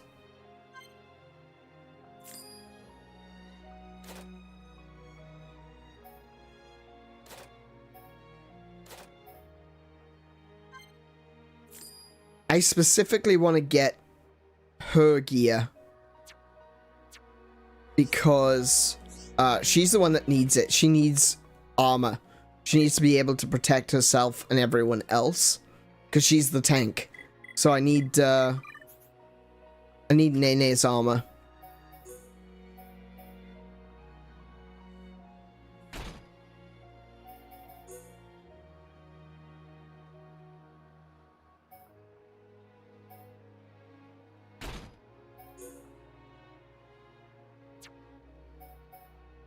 Okay, let's have a look. Oh, I did have a muscle. I think I've got a muscle. I don't have a muscle. That's not good. Okay, I could give her another HP up. And I could give her... She's got Spike, yeah.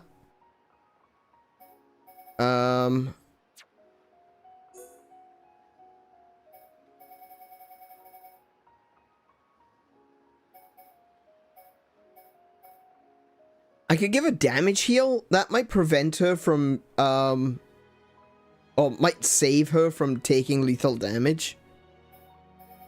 Maybe agility would be better, though. Topple resist. There we go. I don't want to get knocked down. Tim goes for dinner, we go to the tower? Absolutely. Let's head up to the tower and see what's up there. We do need to drop off the sapphire slab, or whatever it was called, as well. And that gives us a better pick for getting more crystals. Alright. You lot look dusty from the road. Any chance you have my catalyst? Yep, that's it. Thanks, bunches. I knew I was onto something when I asked you lot for help. Right, let's get to the good part. Lend me your ether pick, won't you? Sorry to keep you waiting. What do you think, huh? Sleek form factor, right? You can feel the power at a distance. There are a lot of deposits in Grandel too, so feel free to test the improvements out for yourselves. There we go, we got the better ether pick, means we can get better crystals, or we got a higher chance of getting new crystals. Sorted. Okay, let's see how far up this tower we can actually go.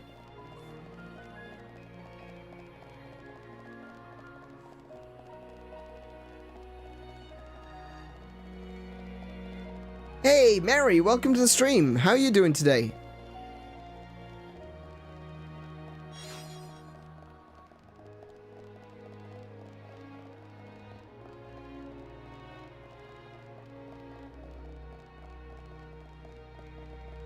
Oh, can I do this? No. Oh yeah, look, there's more in here. Oh yeah. Okay, hang on. Wait, can I not climb that? Oh, well, those are my little chicken nuggets. How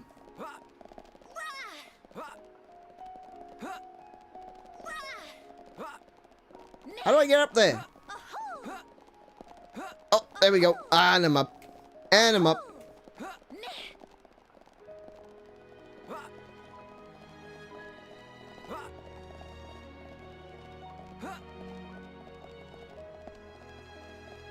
This game was not designed with jumping puzzles in mind, so the fact that they've got one here, it's a little awkward.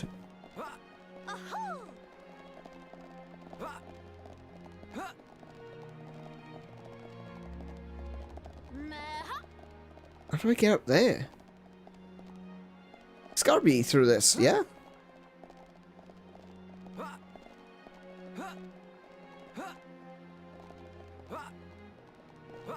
Oh, wait, hold on. Whoa. Okay, so I could get up here and across the, like that.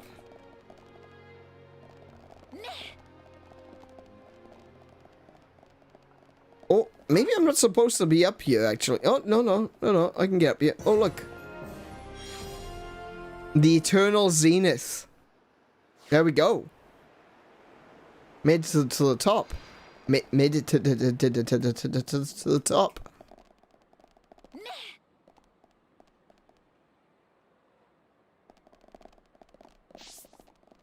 Okay, secret area, Eternal Zenith. Is there nothing up here?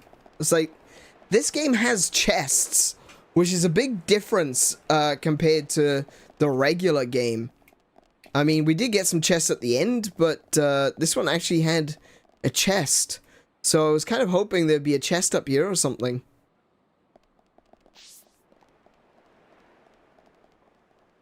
Oh, I think one of the there he is. I was gonna say, one of the pond specters just jumped off.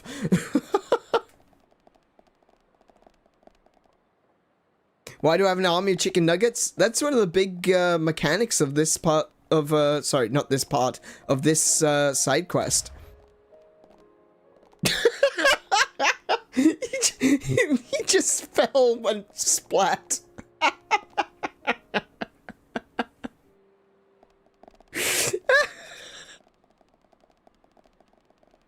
Hang on, there was a glowy up here, I think.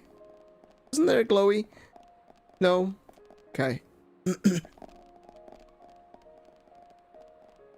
yeah, one of the mechanics of this game, because it is different from the standard... I fell. Because it is different from Xenoblade Chronicles. We don't have chain attacks anymore. Instead, we've got Pond Spectres. And the more Pond Spectres you collect... Sub-Zero Steel. Okay. The more Pond Spectres you collect, the bigger your attacks are. So, it's all about Shulk and his army of chicken nuggets. So, we're playing Pokemon. Do you see how good this looks? How could you confuse this for Pokemon? I tell you what, though. I reckon that Monolith should make the next Pokemon game. Can you imagine if these guys made a Pokemon game?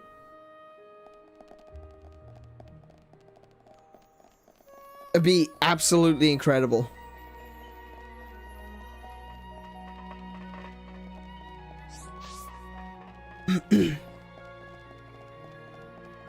I saw a teenage boy with an running around with an army of little things. That's true. Hey, come on, keep up.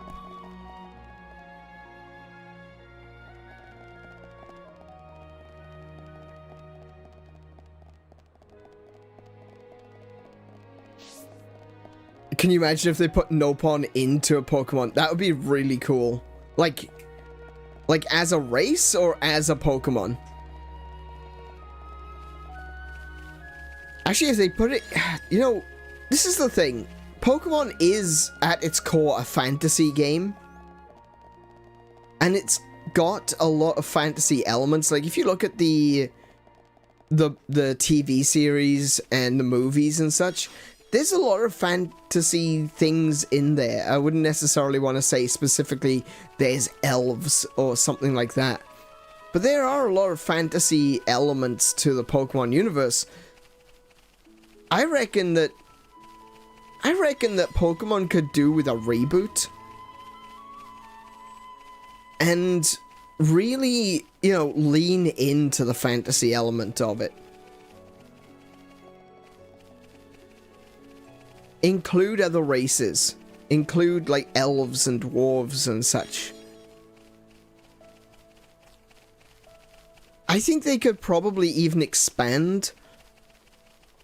Like, they've already got things like psychics and ghosts and stuff like that. There's no reason why they couldn't do... I'm going the wrong way. Oh my goodness, I'm going the wrong way. I need to go south.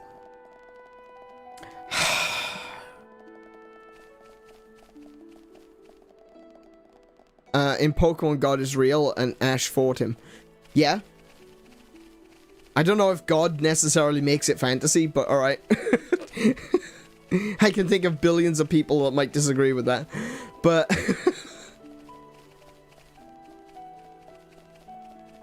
but I see where you're coming from. And he's died like 3 times, yeah.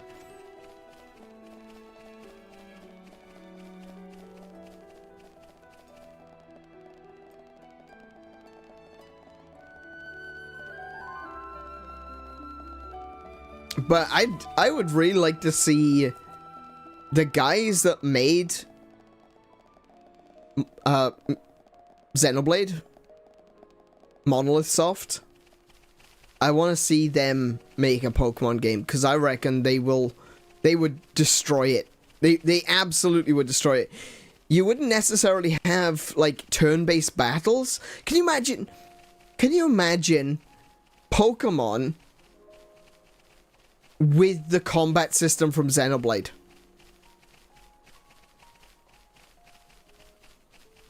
That instead of issuing commands in a turn-based style, you're running around as the Pokemon using moves off of a bar across the bottom of the screen. That's basically what I want from a Pokemon game.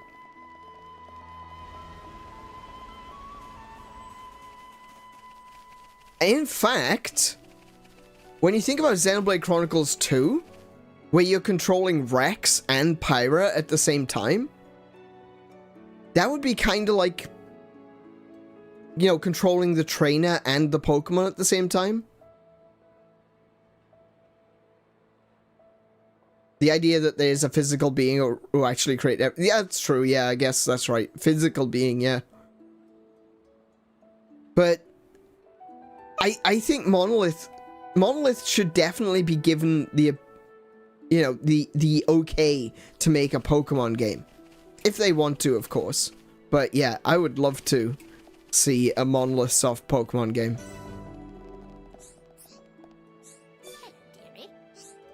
Yes. Ah, the guard at the ramparts told you, did he? He and my late friend were on good terms. Naturally, I had to regale the man with tales of my friend's escapades. I believe the one that may be of particular interest to you is the time my friend, a 𝗦𝘄𝗶𝘁𝗰𝗵 man, discovered a crystal. He was a real go-getter, that man, always traipsing around exploring from the day he set foot on the shoulder. He would tell me all sorts of stories from his adventures to entertain little old me. I remember it like it was yesterday. The sky was a brilliant blue. Birds were singing. I'd come to pay my respects at the graveyard like any other day. And then along he came with the biggest smile on his face and took out an object wrapped in cloth. Said he'd found a strange crystal along an ether deposit. And what a light it gave off. The cloth it was wrapped in wasn't enough to stop it from shining through. It was a sight to behold. The core was translucent, yet it gave off a pale glow. Warm and yet somehow ice cold. It was like being bathed in turquoise sunlight. I'd never seen anything more beautiful, and I don't believe I ever will. Sadly, it dwindled to nothing in a matter of minutes. If there'd been anything left of it, I would have kept it as a memento, I'm sure. I remember him telling me how incredibly large the deposit was, drooping down from the ceiling above. From his description, I imagine it might have looked something like a stalactite, which is why I'm convinced that it must have been in some sort of cavern. And despite the deposit size, the crystal he retrieved fit comfortably into the palm. It must have been formed over a long period of time. Ideally, he could have told you exactly where it was located, but I'm afraid that's not possible because he's sleeping here quite peacefully now and cannot really be disturbed. I'm sorry I wasn't able to show you the exact location, my dears. Still, I hope that my little anecdote was of some use to you. I pray that you, too, will be able to find what you seek. Thank you, Saja. This is going to be of great help to us. We'd better report back to Radzone.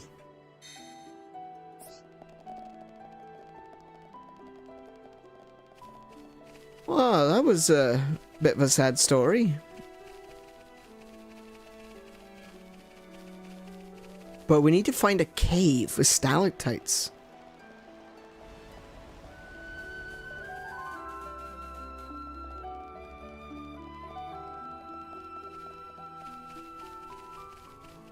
And it's not like you create everything left at... Oh, yeah, no, I know.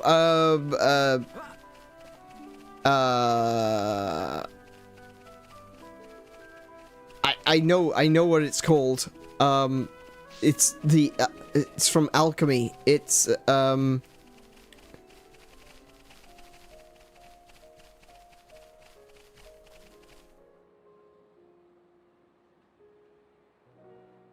Oh my goodness, what's Pokemon God called?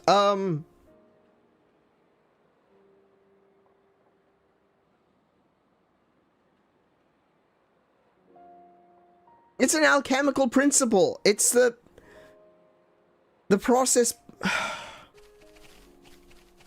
Arceus, thank you.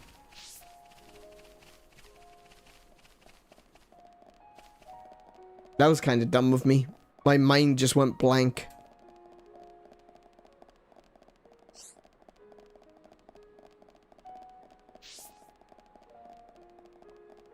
Yeah, the Arceus. It's very interesting. It shows that the developers of Pokemon at very least have done their research. They know what they're talking about, and they use a lot of alchemical and Gnostic principles, very similarly to how Xenoblade does, you know? And I feel like that's why Monolith doing a Pokemon game would actually be really good. If only we had High Ether Crystal with its high ether purity. Something on your mind? So that's how things are. It seems we owe Miss Sarja and her friends a debt of gratitude for the valuable information they provided us. It's just my conjecture, but the crystal may have been highly responsive to heat and sublimated when it was exposed to sunlight. It's fascinating, isn't it? I have to say its properties are quite unusual. And I agree with Sarja. I think that it would be found in a cave, like she said. So the soldier said he already searched the 𝗦𝘄𝗶𝘁𝗰𝗵 necropolis, huh? Alright. Let's think of other options then. If you follow 𝗬𝗵 Lane, which breaks off from Thula's Way towards the northwest, you'll reach the Forbidden Hushland. It's a dangerous place though, so it hasn't been mapped out very thoroughly. Nevertheless, there is meant to be a cave-like location thereabouts. The man who found the crystal must have been a formidable swordsman. It may be from him that news of the cave existence reached us. Very worthy. I pray that you find a high ether crystal there indeed. You are the only ones we can rely on to harvest it, I'm afraid. Good luck. And if you do find a high ether crystal, be careful to keep it away from strong light as you carry it back. Okay. Gotta keep it protected from strong light. I guess that just means I need to put it in my pocket?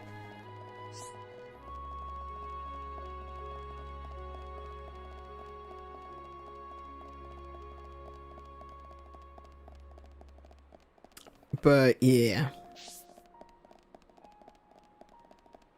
So where did he say to go? Oh, it's pretty far north. Let's have a look at the map.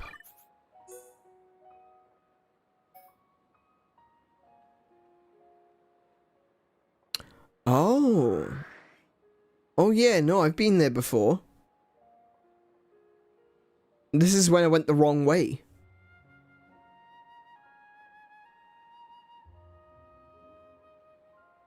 Okay. That's fine, we can fast travel right there.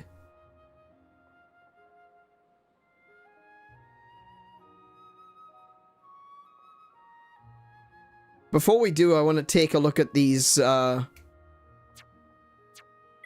quiet moments and see what we've got out here.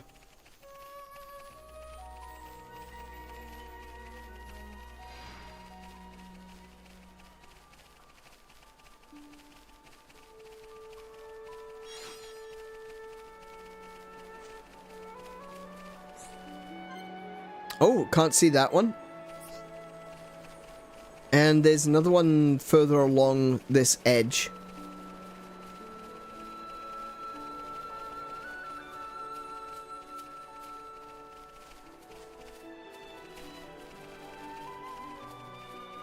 It's still absolutely amazing art direction. The world in this.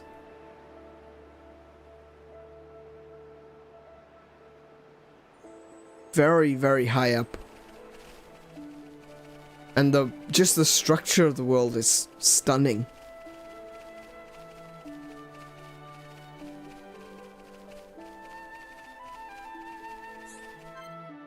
Oh, Datapon's gift. Let's have a look. See what the Nuggy has to say. Shulk, looky look! Plenty of trees growing. Looks like This area isn't very heavily cultivated. That might be why nature runs so rampant. Big step for Noppon. Kino make this into Frontier Village Mark II. Frontier Village, huh?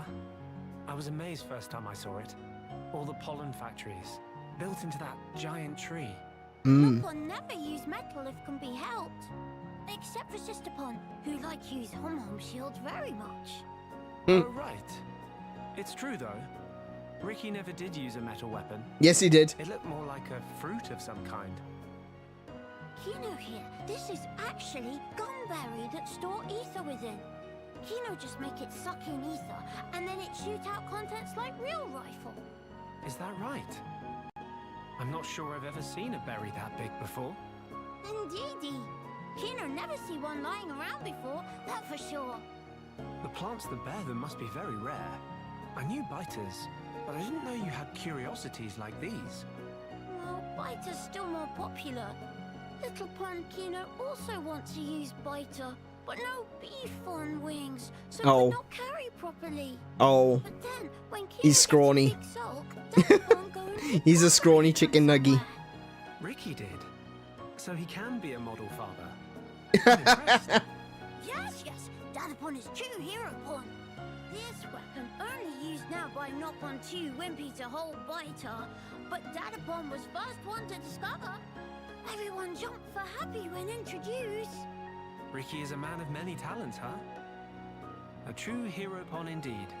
Oh, Dadapon say he get idea for making into weapon from hom-hom gun. Inspired by a Hom's gun. Charla. Ah, Charla's ether rifle then. Though if he was going to make weapons, I would have been happy to help him out. How about if Shulk give Kino pointers? Kino still not always hit target. Pointers, eh? From what I saw, though, it seemed like you knew your stuff. Kino also thinks so, but still sometimes miss. Right. Then maybe you'd best learn how to properly handle the weapon. Properly how? Am I right to assume you've never really had proper training? Mama, how is Shulk knowing of that? Kino, state of shock. I reckon the weapon's more beat up than it should be. You don't want that. More prone to malfunctions. What Kino should do? It's important to be as careful as possible. Handle it too roughly, and you could end up warping the grip. If the aim is a little off, it could potentially be because of that. How Shulk knows such things? Kino never figure out in a million years. I've always liked tinkering with weapons. Even made my friend Ryan's weapon, in fact. That'll be why. If you need a weapon maintained, I'm your guy. Shulk really second most awesome after Dadapon. Tell Kino more. All right. But for now, let's reinforce this to help with your aim. In return, could you perhaps share some more stories? Kino like that deal. oh, oh, little Kino. Oh, he's so cute. I like Kino. Kino, Mary, Kino and Nene, the green and the pink ones, those are Ricky's kids.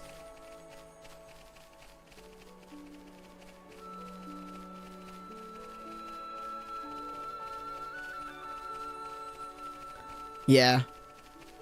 Shulk is really patient with them. I mean, look how many pawns we've accumulated. You kind of have to be patient, don't you?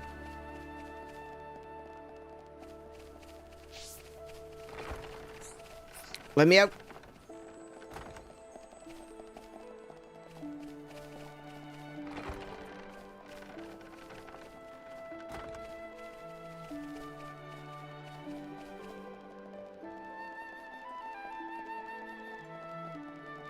It's so peaceful as well. Like, there's monsters running around, but this music is just... Oh, I could fall asleep to this. So apparently I can get better crystals now. Let's see what we get. Days plus 4. Days up 4.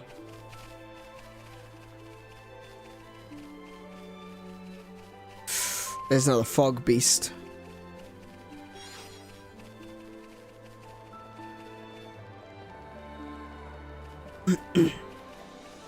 Oh yeah, I can fast travel.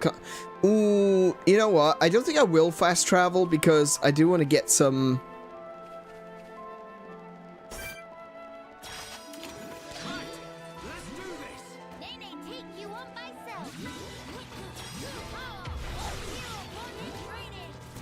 Okay, it called on... Oh wow! It called on some enemies from quite the distance away, didn't it?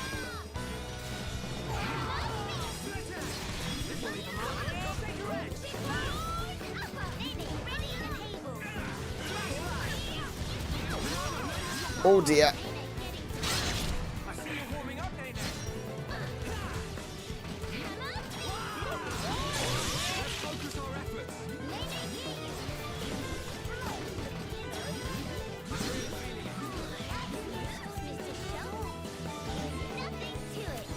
Oh no, I missed. Oh no.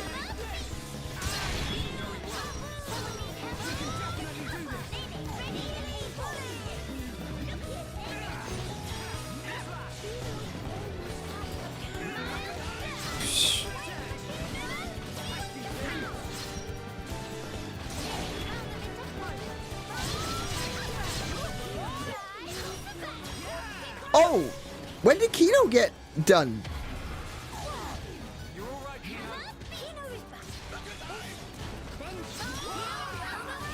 And why is this Antol being so difficult?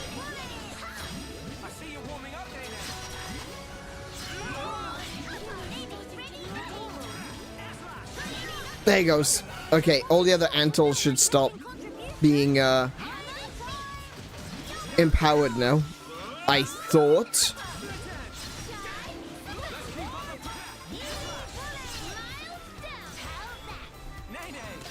There we go. Oh, here we go. Missed. Damn it.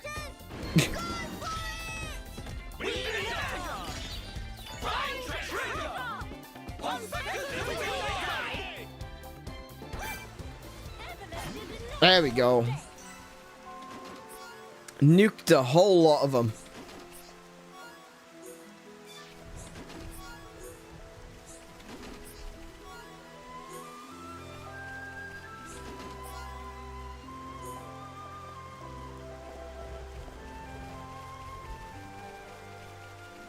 Don't worry, we saved the nugget. Nugget is fine.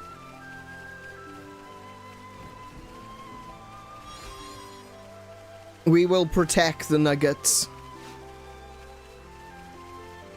Actually, I wouldn't mind finding some more pond specters. I wonder where I can find them. Is there any on the map?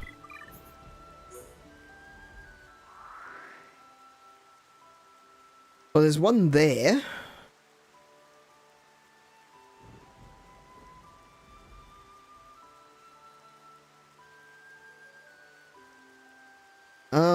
I could try to go get that one. I do need to go this way, though.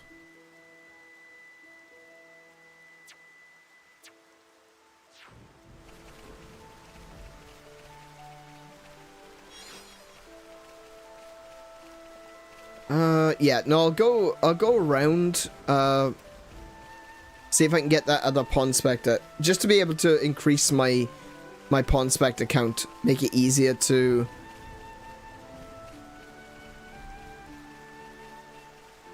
get higher damage, you know?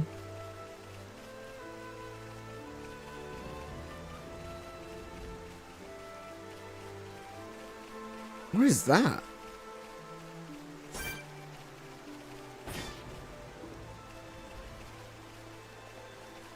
There's just a hood there, just standing on the edge of the cliff being contemplative.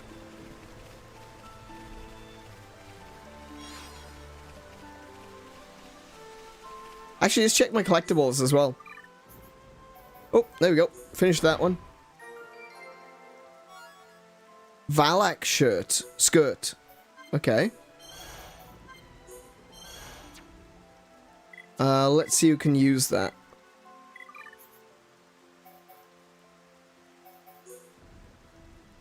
Melia. Oh, it's better than... Oh, no, that's not better than what she's got.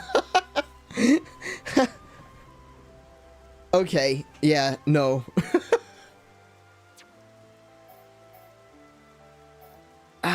What is the point? I'm gonna put that on her because I want to see if it's got a particular skin.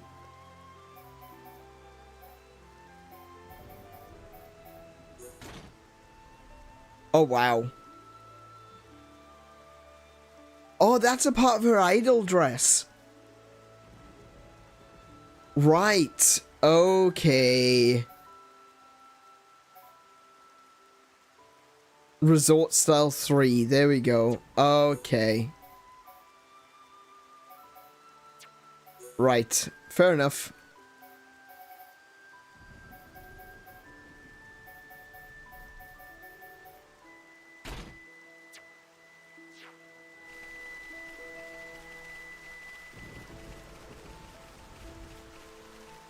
It's promising itself it'll learn to fly, the hood. Oh look! Cinnabar Plateau! This could be a Pokemon game after all.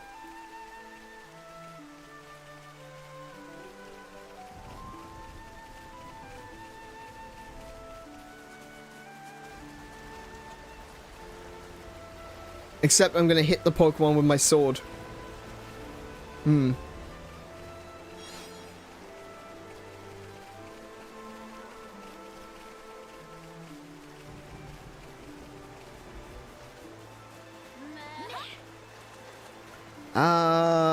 Let's see now.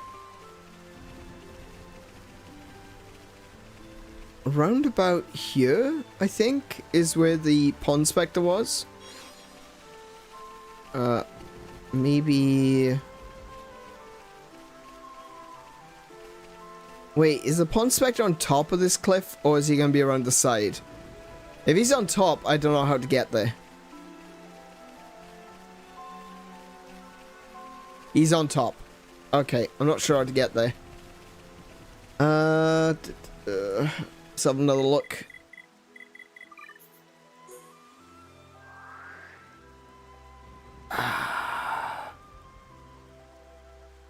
Maybe up and around?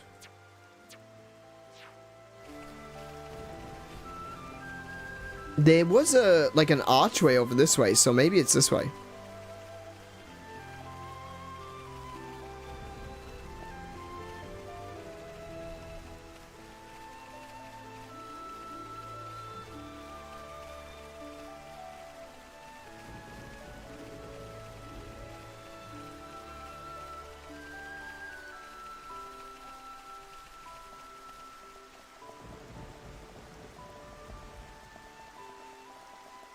I think I'm going the right way. Oh, maybe not. I don't know if I can get up there. Oh, there's another Pond Spectre up there. Oh.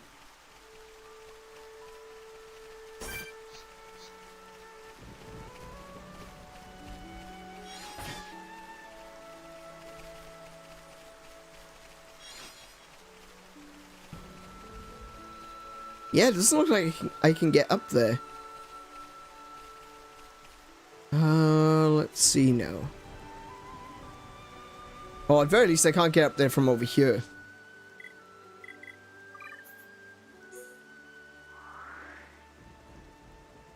The only other thing I can think of is I was going the right way. So I'll fast travel to here and see if there's like a way up over here.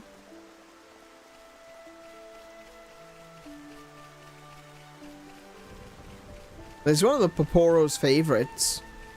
So maybe that's kind of guiding me in that direction. Oh, heck. Everyone, let's go! They meet their match, you know. How a dead upon third through Nene. Alright, I'm feeling it. Oh, bloody hell. I sneezed. I managed to save it. I didn't sneeze directly into the microphone.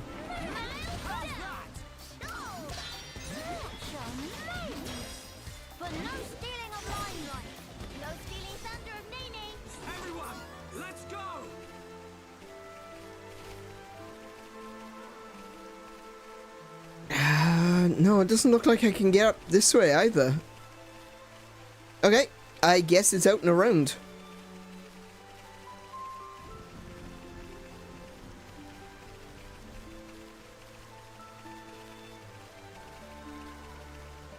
Oh, no, I don't want to deal with that. I don't want to deal with that. Oh wait, no, that one doesn't have fog. That's okay.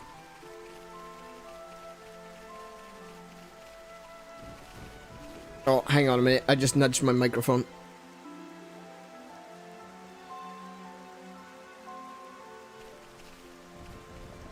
There we go. That's better.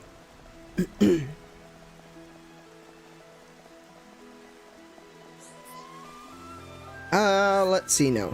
Oh, look. Ah, here we go. This is the way up. Oh, I should have just kept going the way I was going. I would have gotten here so much quicker.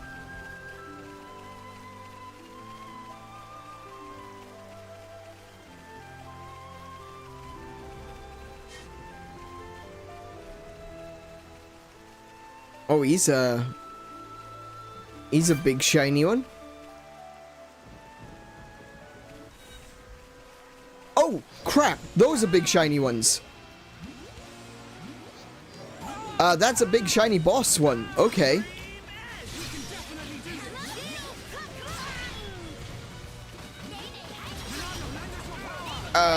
Cyclone.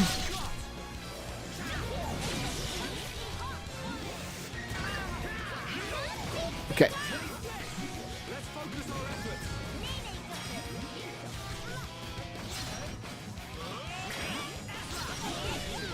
Oh! Oh, criminy! That's a big boy over there. Hang on. Need to get it out of there. I don't want to fight that.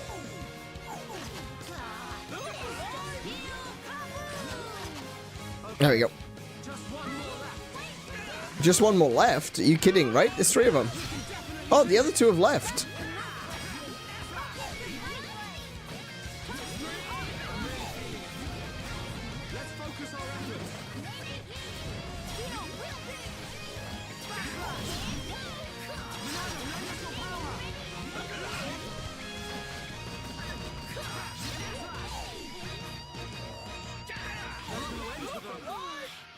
Oh, no, it just brought the others back. Okay. It's successfully managed to drag us closer to where that big guy is.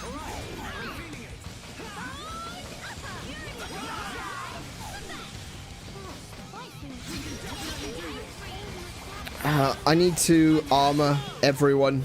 Ah, damn it. Wake up.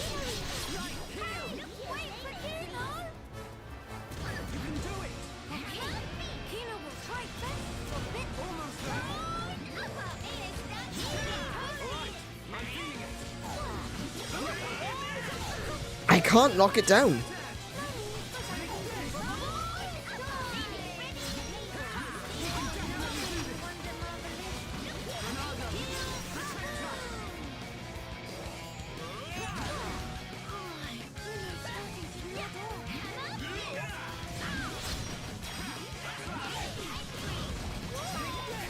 Oh, that was the wrong one. Oh, no, that was the wrong one. There we go. Okay, let's go. Let's go, Pond Spectres.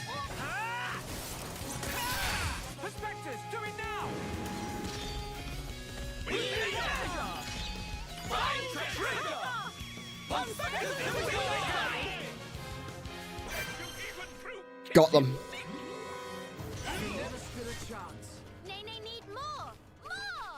Oh.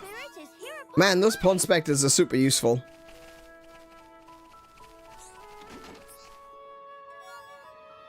Ooh, hello. New weapons.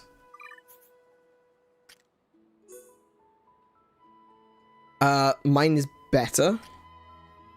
Also better. Okay, never mind. Never mind.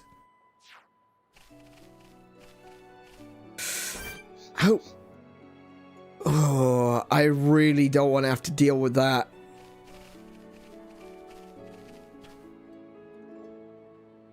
It's level 71, so it's a level higher than us, which is bad enough. But it's also going to draw in all the surrounding enemies, so the only way to really deal with that is to kill all the enemies first.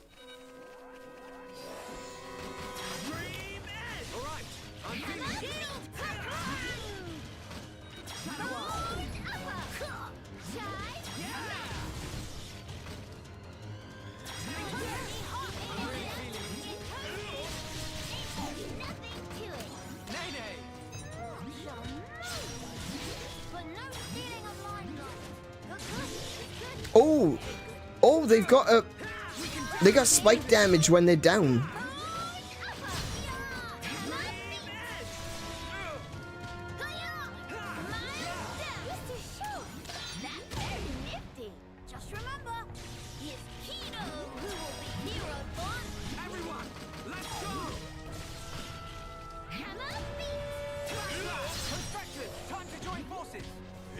No, I'm going to keep the Pond Spectres until I fight that big thing.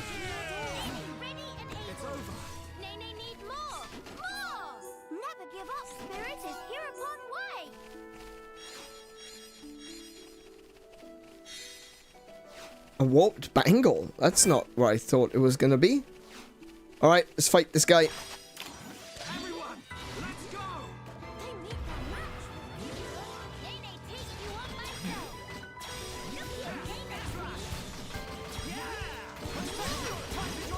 Here you go, Pond Spectres. Missed, bugger.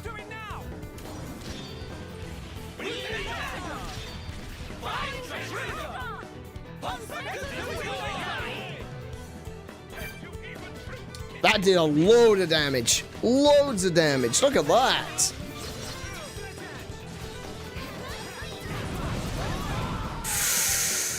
That did loads of damage. Loads of damage. Look at that. Oh, crap.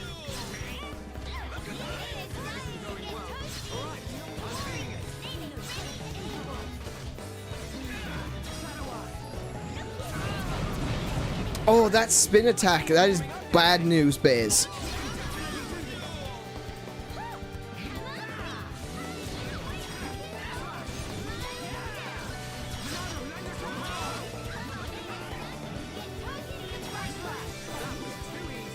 There we go. Are non-defeatable. Have to brag to Dadapon once Nene get back. Those Olugas are huge. Huge.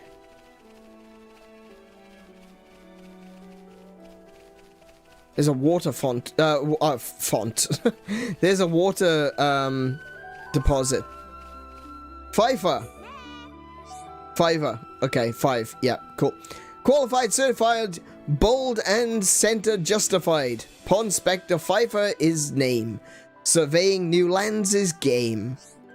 Surveying? Pfft. Fiver take care of that ages ago. Now Fiver is busy with detailed breakdown of local ecosystem. Meh. Should be prioritizing actual work. But Fiver will be done soon. Only 52 species more to document. Oh, great. Okay. How about it? If friends can solve brain teaser of Fiver, Fiver will finish up research and resume duties. Riddles are like game and hobby rolled into one complex analogy. Thank you for that. Life too short not to play metagame. Listen well. Fiver need thing as follow. I drift, I dig. I not so big. I sink, I rise, but where are my eyes?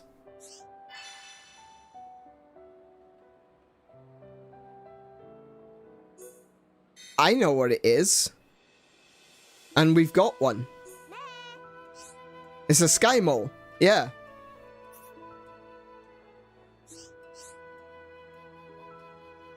Here's the final riddle of Fiver. What monsters have color of harmless plant, but is slightly ferocious?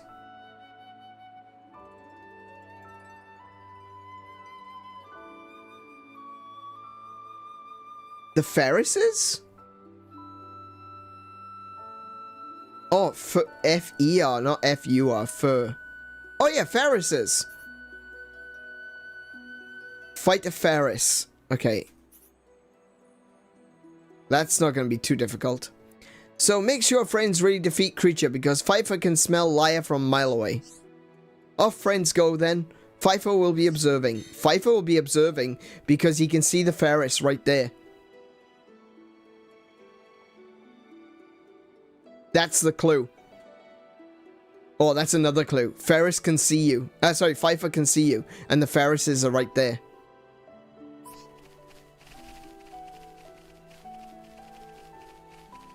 Right, so we'll grab this water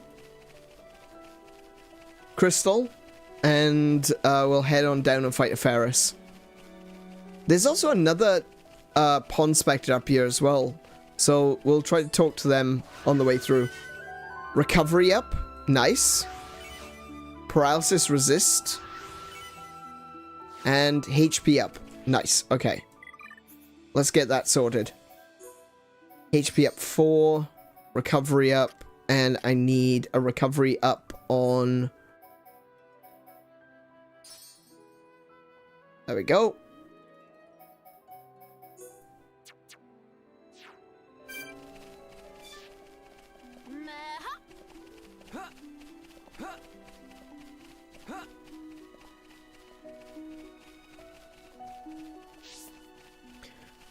Okay.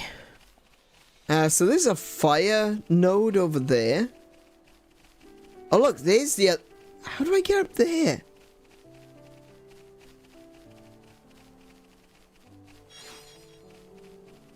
I'm just gonna run around these. Not something I particularly want to deal with right now. How do I get up there?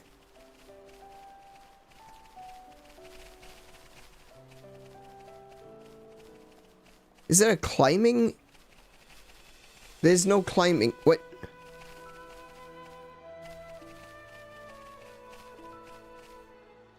Do I have to climb down? From up there? How do I get to you? Yeah, there's no indication of a climbing spot here.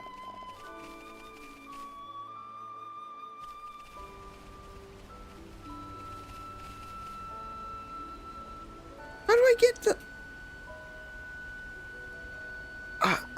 I'm confused. Hang on a minute. Oh, yeah, look. Look at the map.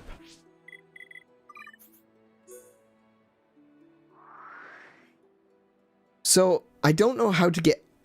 Oh, look, all the way over there. You get up on here, go all the way across, drop down, and then go down to this little area. Oh my goodness, that's a decent trek right there. Okay. There's no Luger in my way. Do you know what? I can take you. I can take him. I can take him. It's fine. Everyone, let's go!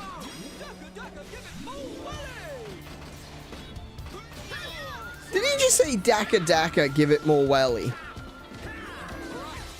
I think he said Daka Daka, give it more welly.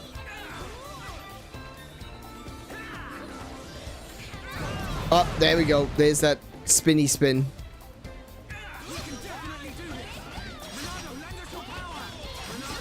And we'll armor up everyone, make it...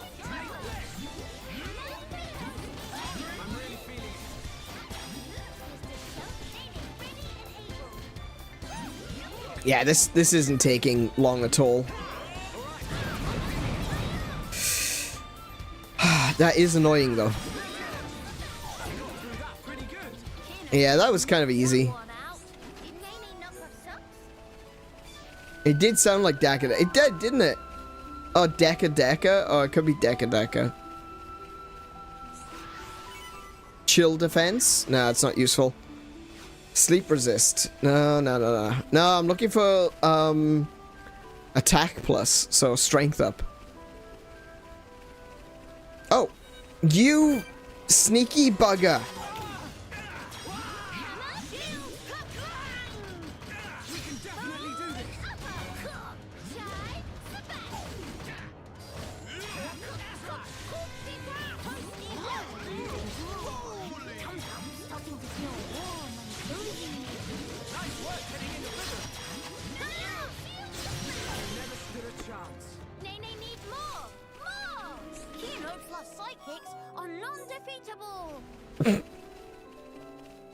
I love that one. Kino plus sidekicks are non-defeatable. He's just like his dad. Oh, it's his name. Deca Deca is his name. Oh, okay.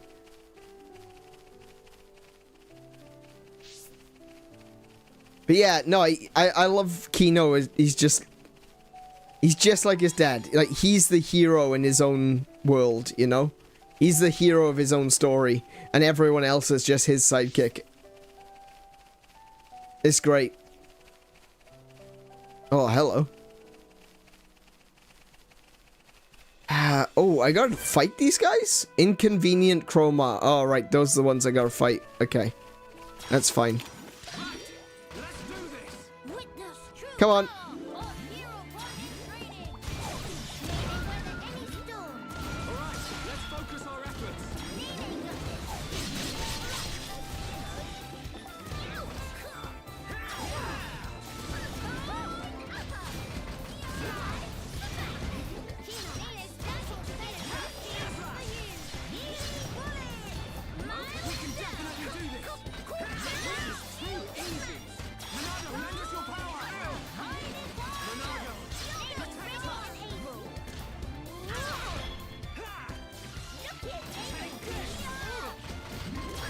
Okay.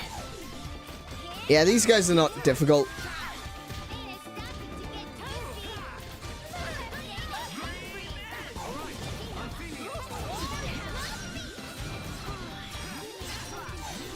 Oh, one last one to go. I'm gonna keep that just in case I need it for something else, because this isn't worth it. We'll keep the Pond Spectres in our back pocket.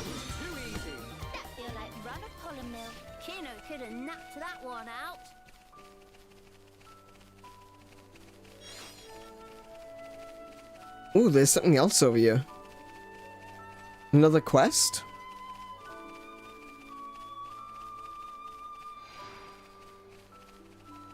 Wait.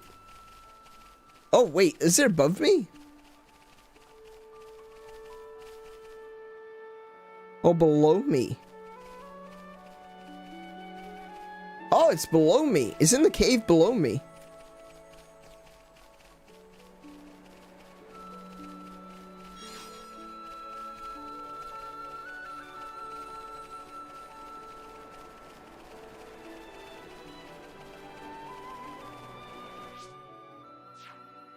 One of the things that is kind of a little bit, one of the changes, I should say, that I kind of wish that wasn't a thing, is the lack of the skills tree. Because one of the skills that we had in the main game was, it was a skill that slowed the chain attack gauge out of combat. So, like, when you're in combat, obviously, it goes up and down depending upon whether you attack or you get attacked and stuff like that. But there was a skill that slowed down how quickly it depleted. And, yeah, I could really do with that. Oh, that's a long way.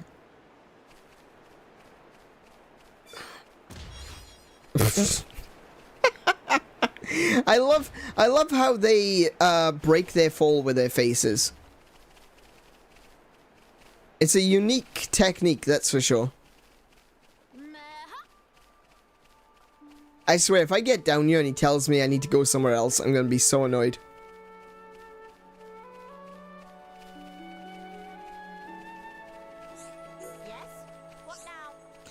Qualified, certified, though patience is severely tried. Pond Spectre, Hekasa is name, surveying new lands is game. But cannot certify in these conditions. If not have stakes, not equipped to do job, friends must hear lament of Hekasa. Could you go into more detail? In order for me to measure elevation of point, Hekasa drives stake for use as markers. But when come back to finally measure, stake is missing. And this recurrent issue starting to go beyond joke.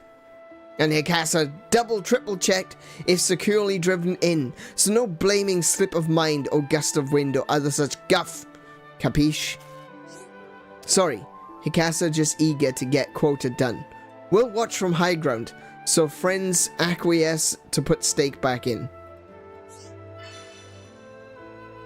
I know where the stake is. I've seen it before.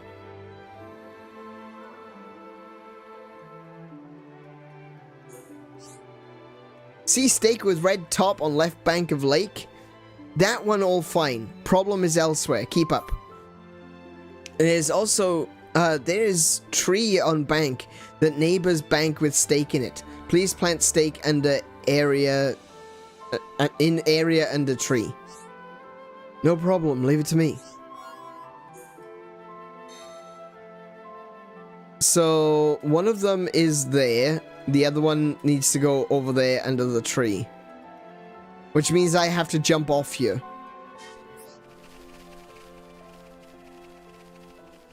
I really hope that there's a waypoint up here. I'm gonna be so annoyed if there isn't.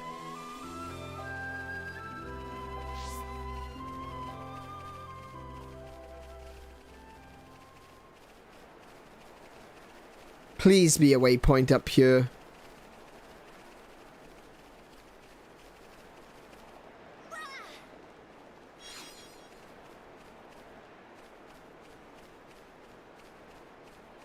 Oh, come on. Really?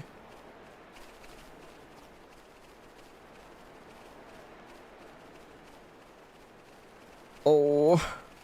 Oh.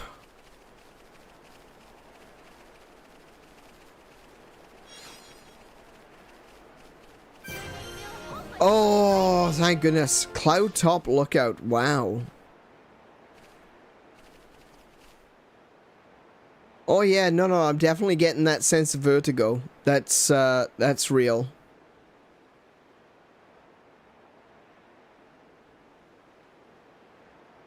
Yep. Yeah, that's a decent way down. I can feel my palms sweating. Okay. Yep. Okay. That's fine. Actually, that's fine. Because I can go area map. Down here.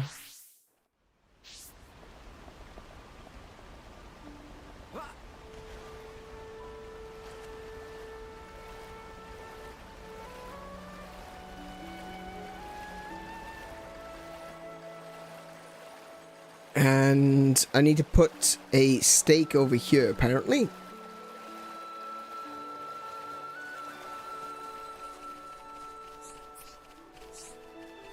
I guess this is the place. Right. There's the stake planted. Okay. Back here.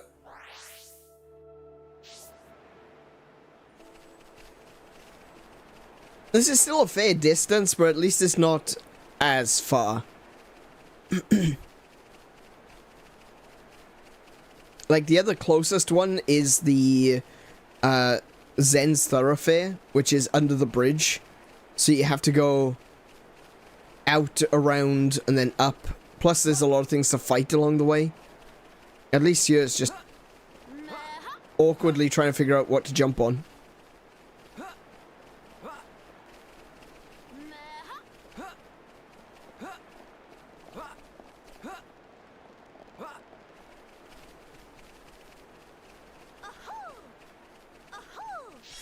A hoe? What are you calling a hoe?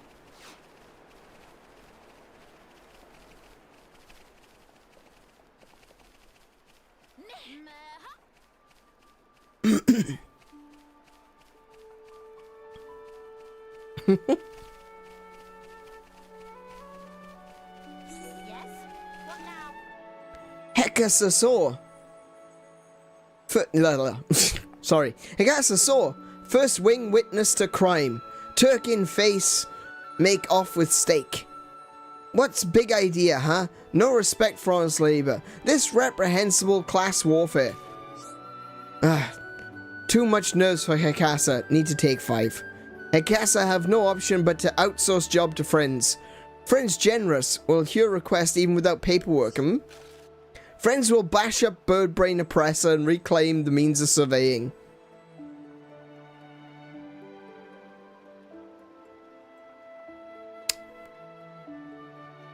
I get... I'm seeing the communist joke here.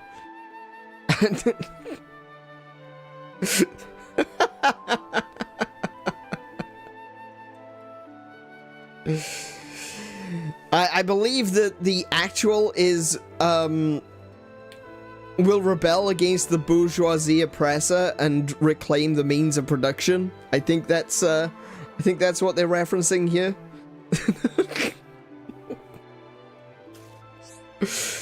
Feathered Scab runs off in direction of Companion's Cape. Friends pursue post haste. Wait, they stole... I just put that back there.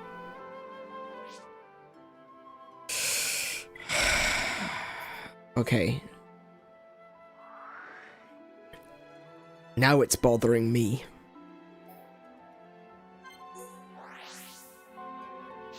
Right. Where's this Turkin?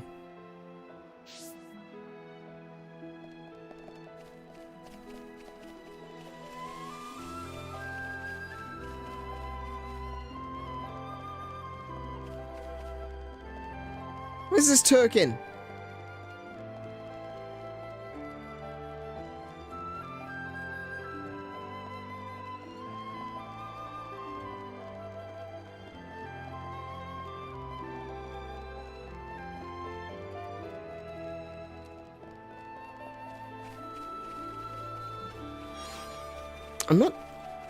I'm not seeing...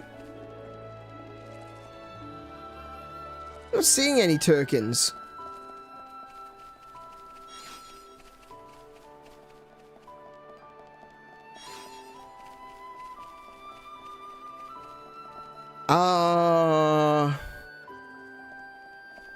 Okay.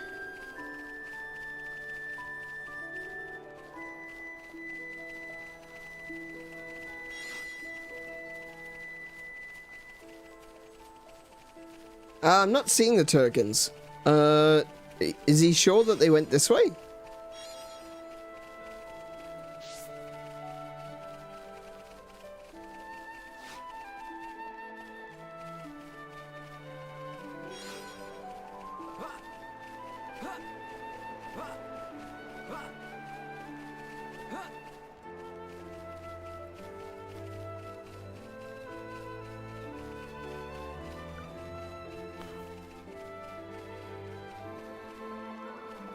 Maybe I'll catch him on the way up as I'm going down. I don't know.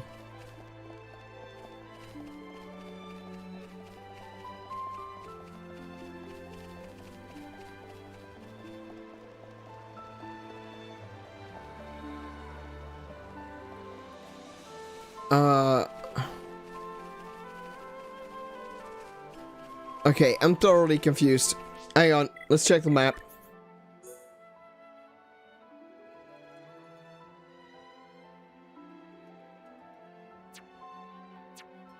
Let's check the quest.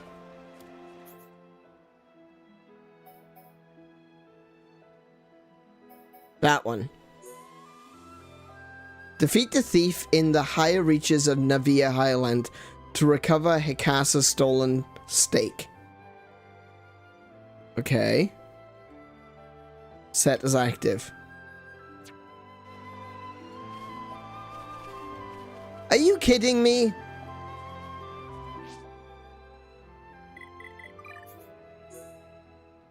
Here's Companions Forum. That's not Companions Forum. That literally you have to go in the opposite direction to get there.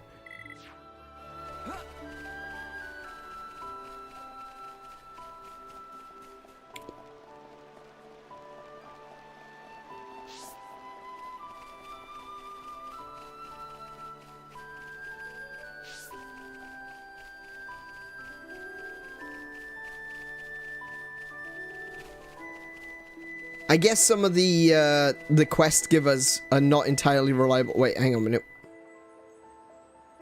I can't go this way. I have to go this way.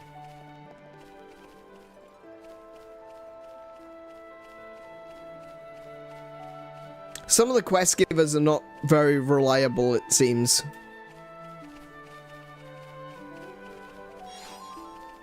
Oh, do you know what? Listening to this music. Oh. Oh.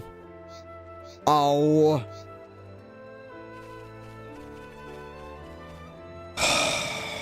Okay.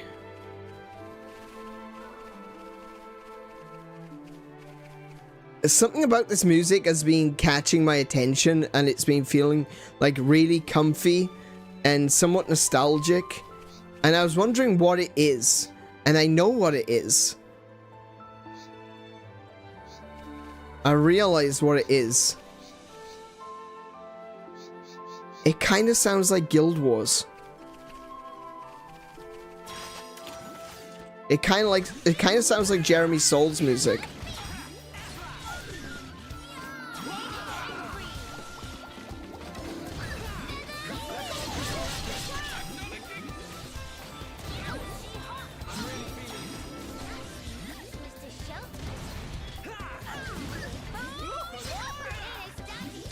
This Watcher is gonna go and get more enemies for me to fight.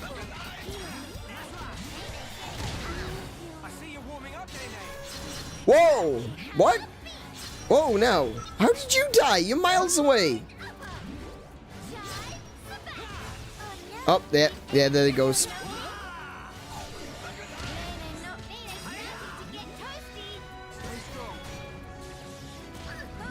Why? There we go. Damn it.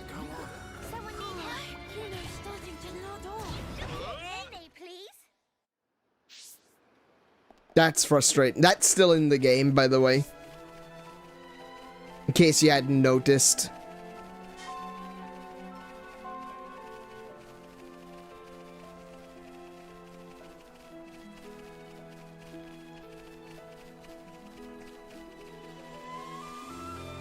Yeah, that gets right up my nose. I'm so sick of that bullshit. And of course all the enemies have respawned, because why wouldn't they? Yeah.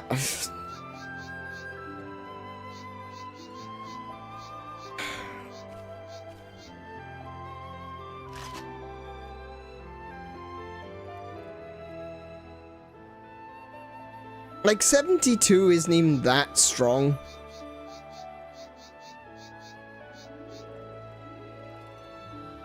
Go on, piss off.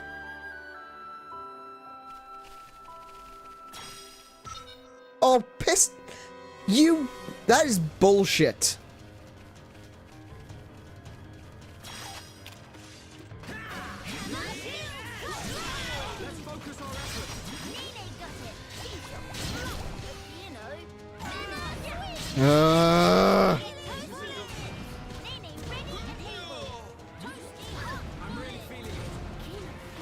You might be feeling it, but they just bum rushed and killed Kino immediately. Just ignored everyone else and just went to kill Kino.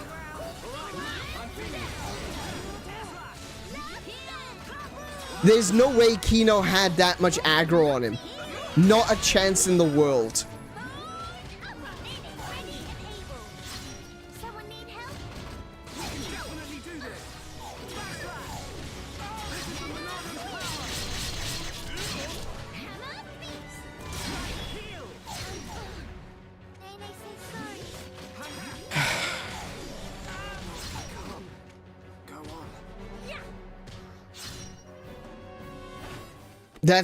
That's bullshit right there.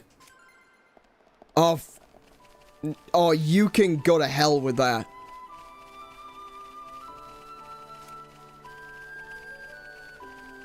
This is the thing. The enemies are not too strong. They are poorly positioned. There is no strategy to this.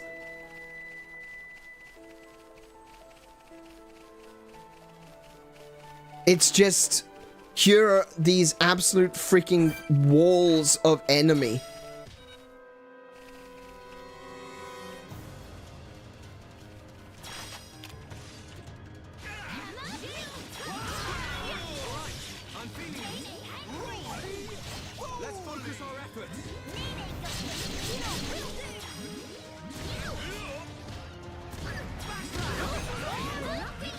Well, there is strategy. That's not right. There is strategy. The strategy is to kite these ones away and then attack them little by little. You know? That's what I was trying to do. But then the Watcher just decided, you know what? Yeah, okay, I'm just gonna pretend like I'm just gonna pretend like I saw you when that was not even remotely possible.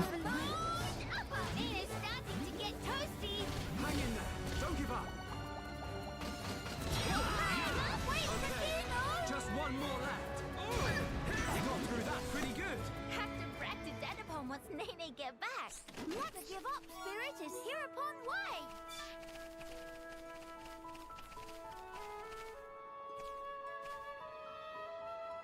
Right. With this one, we kind of have to get round behind it so that we don't alert it until we want to attack it.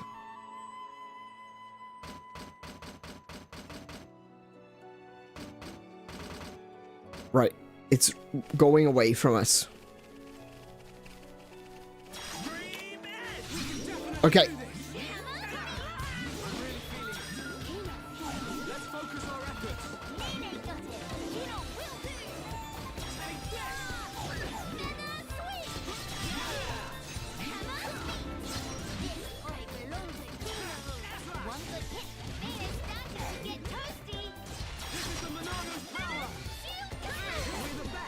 Right.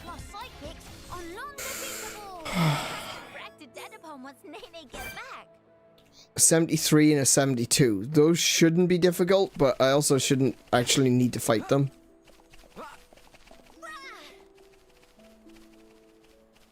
There you go. Yeah, it's the annoying thing is that that Watcher. Like, the Watcher will not fight you. Wait. What? Oh. Okay. Yeah, the Watcher won't fight you at all. They'll ignore you, in fact. Well, sort of ignore you. The only way to actually stop them from attacking, of getting other troops, is to actually run up and attack them.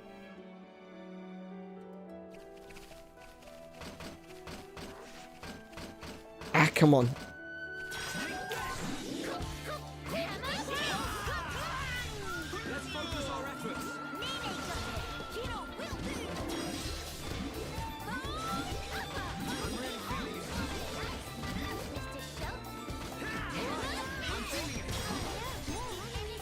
Ah, damn it, I called in the Turkins.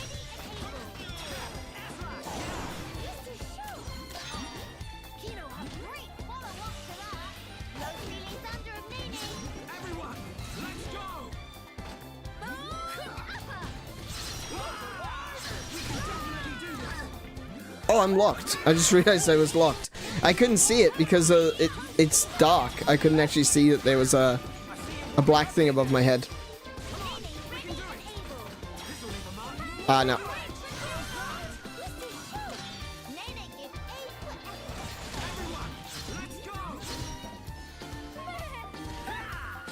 Where is... Oh, it's fine.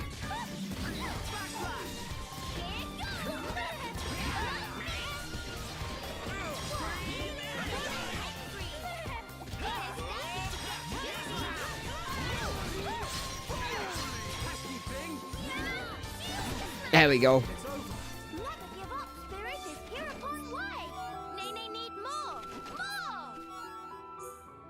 Okay.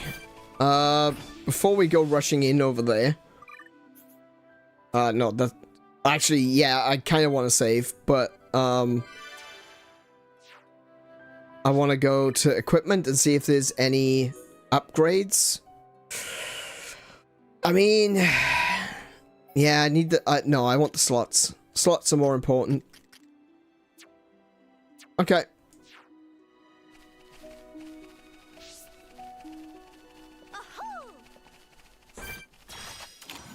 Missed.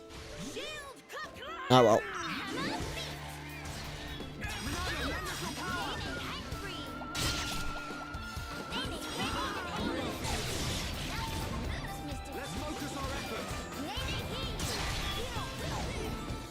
Oi!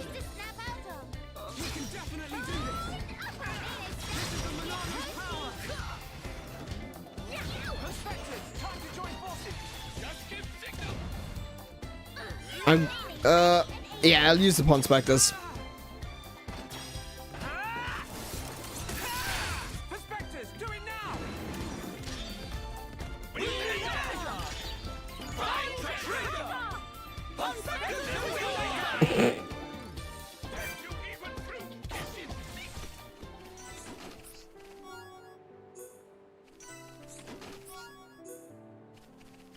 Let's have a look at that again.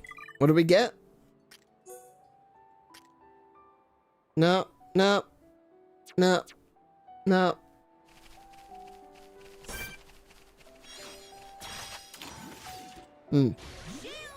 I keep missing. I don't like that.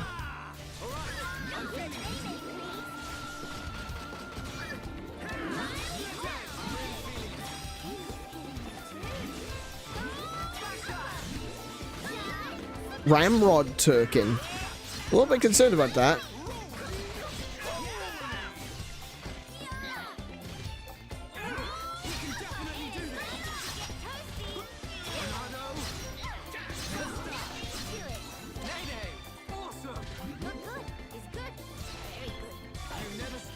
Pointy steak. There we go. Are non-defeatable. That feel like run a pollen mill.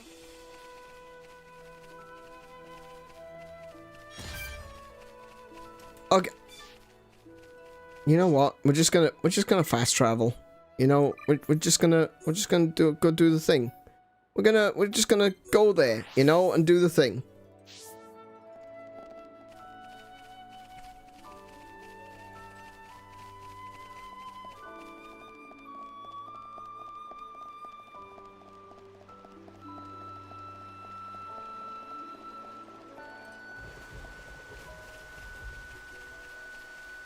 And now it's bloody raining. Wait. I don't have put the steak back?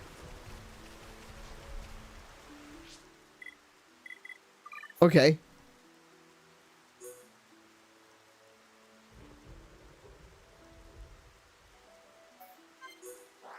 Okay. I guess I just take the steak back to the Pawn Spectre. I also need to... Wait, hang on a second.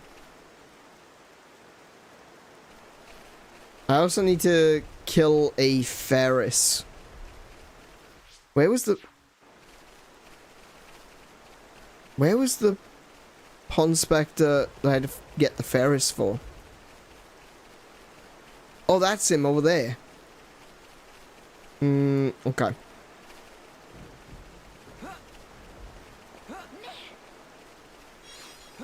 Oh, no.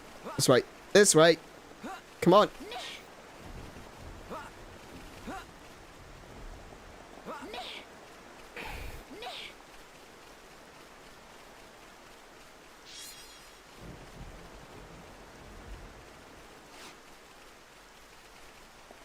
Right.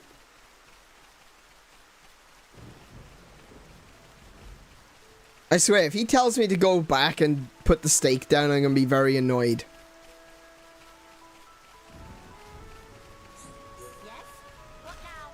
Was Turkin punished in accordance with Pawn Spectre Manual, Section 7, Paragraph 12b? No Pawn Spectre is allowed to turn up to work wearing a ginger toupee.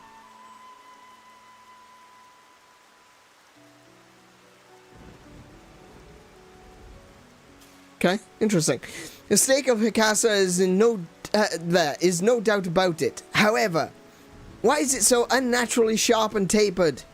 Is maybe that Turkin planned to use for weapon? Such disrespect. Precious tool of trade for Hikasa. How can handle with such crudeness and intemperance? Ah well, at least now finished measurements in place. Friends, wait here just 1 minute.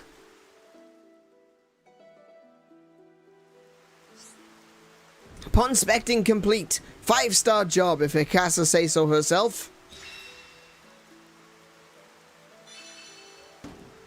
Thank you. Thank you. Hikasa is very senior pond inspector. Long considered shoo-in for leadership position. Mostly by self, but still. But then Green Wing 1-1 get chosen for chief. And select this middle of nowhere place for surveying. Stupid 1-1. Tap into pension fund of Hikasa and call it crowdfunding.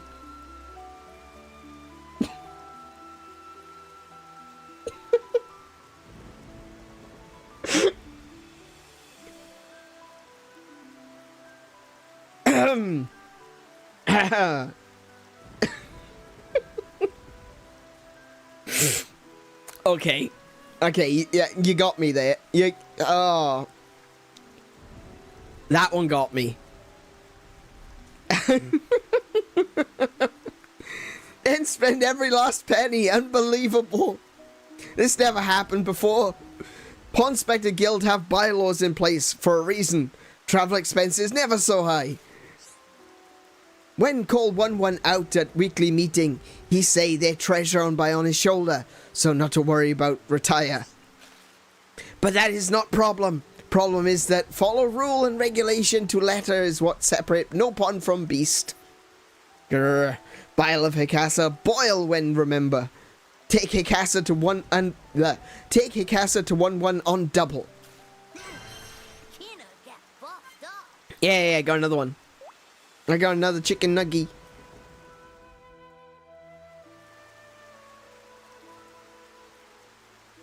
I don't know if that's overwhelming ego. I think I would be pissed too if someone decided, oh hey, we're going to use your retirement fund for crowdfunding. And all of them are masters of deflection. You're not wrong there. Okay, so I've got a new Pond Inspector. I need to go... Ooh, hello. I'm gonna go...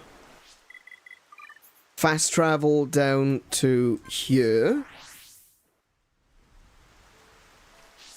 And kill a Ferris.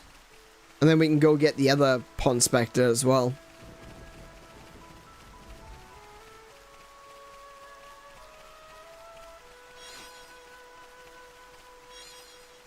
Now, if I remember correctly, the Ferris should be along the edge of the wall. Wait. I got the wrong way.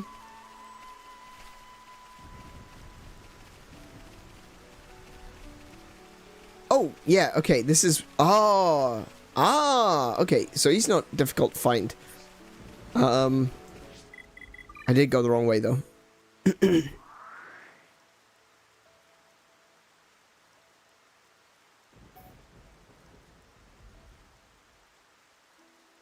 Oh, there's another one here. Wait, where am I? I'm there. There's a Pond Inspector here. What's this one? I don't recall that one.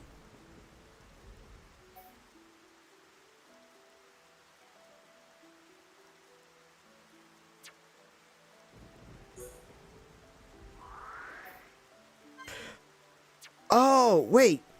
Oh, no, that's the wrong one. This is the one. This is the waypoint I need to go to. Because I also need to talk to this guy. I see. I completely confused myself. Oh, so you found the bangle. Yes, that's it. That's exactly it. It's all misshapen, though. The bangle was decorated so gaudily to distract enemies. My brother must have thrown it at something as he fought. Thank you for retrieving it for me. I'll be the one to wear it proudly from now on. I can only hope it'll remind me to be a protector of the people, just like my brother before me. Here's a token of my appreciation. Please take it, and thanks again. Soon we'll have a McDonald's 20-piece meal. I think we're gonna be stopping at a 10-piece meal, unfortunately, but yeah. Yeah, there's 12 in total. Oh yeah, 11, that's right, 11 of them. And then 1-1 is the 12th one. But I would love to have... Can we get a game? Hang on. Now, hold on a second. Can we get an RTS game? Can we get a pon-specting RTS game, please? Monolith? I know you're probably listening to this because, you know, you've got nothing better to do in this time between releasing Xenoblade Chronicles 3 and the inevitable re-release of Xenoblade Chronicles X on Switch, which I know you're doing. Hint, hint. But how about can we get a pon-specting RTS game? That'd be nice. That'd be nice. After Xenoblade Chronicles X. After X, please. Do X. And a side story for X that ties it into the other 3. Then pon-specting RTS. Please. Thank you.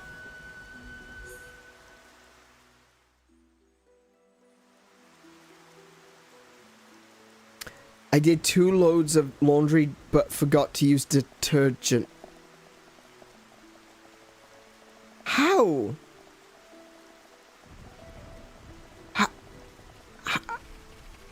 How?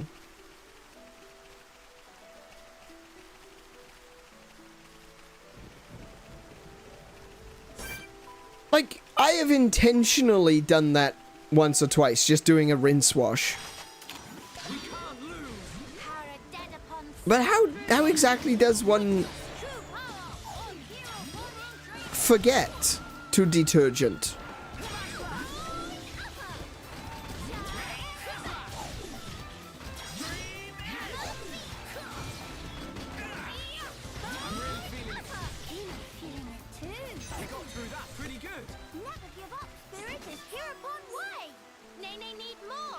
Okay, area map. There we go. Do you want to talk about it? No, I wouldn't either. Yeah, I've done that. Oh, yeah. No, I've done that. I have put detergent and clothes in and everything and been like, okay, there's the washing sorted. And then, like, 2 hours later, go into the bathroom and be like, is the washing done? Stick my hand in the washing machine and everything is dry. Yeah, I've done that. FIFA watched spectaculant. Wow, okay. FIFA watched spectacular takedown of Green Ferris. FIFA was standing right here, but was with friends in spirit. Well, you're going to be with friends in body from now on, and you're going to be tackling some of those Ferrises yourself. Also gained tremendous insight into ecology of Ferris. Scientific breakthrough or two is sure to be on horizon. But as promised, FIFA will return to duties now.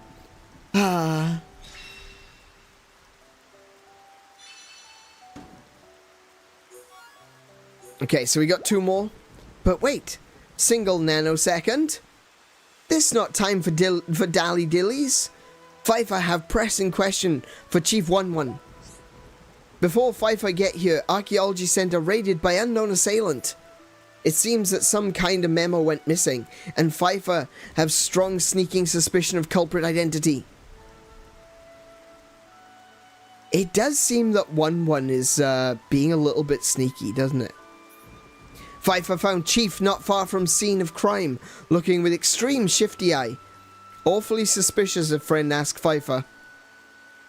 I think 1-1 is... There's something going on with 1-1.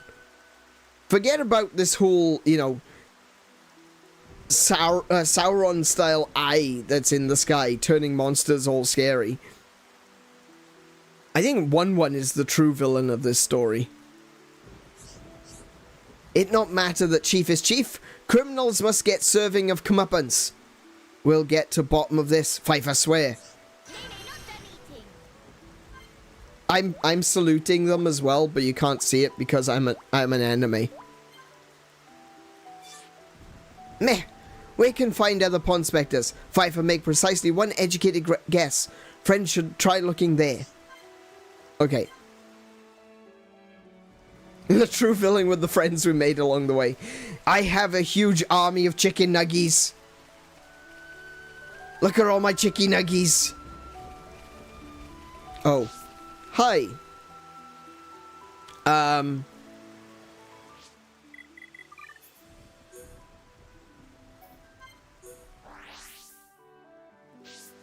That was a close one. Oh my goodness. Now I want like, so do I. So do I. Maybe I'll go get nuggies after this. Fafora. Okay, what do I need to do for Fafora? Meh, Chromar toast. Big hurry. Now Fafora free to continue with surveying unhindered. What?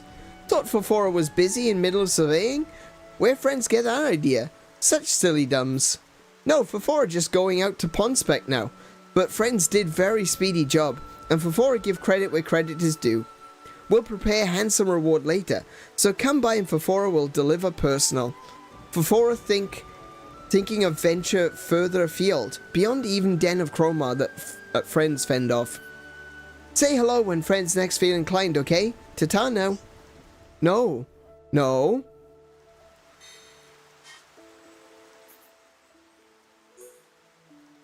Speak to Fafora at the far end of Zen's thoroughfare.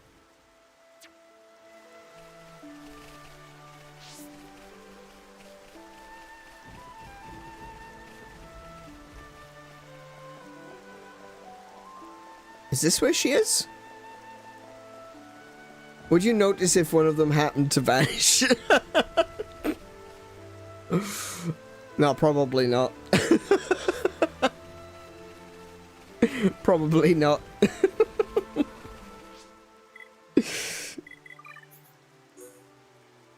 Where? Oh! Oh! Okay. I need to go over and around. Okay, that's fine.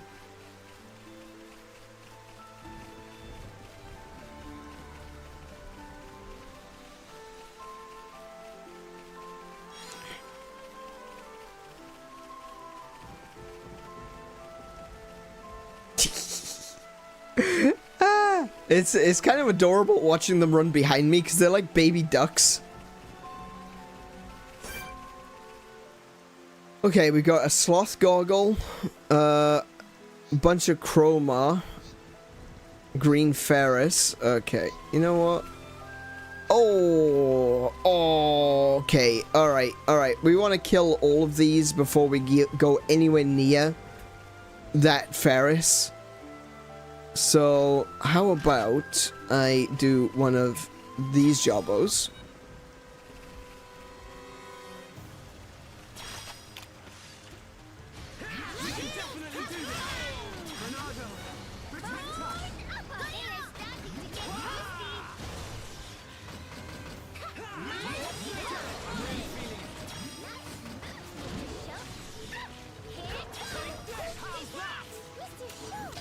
Okay. Oh, wow.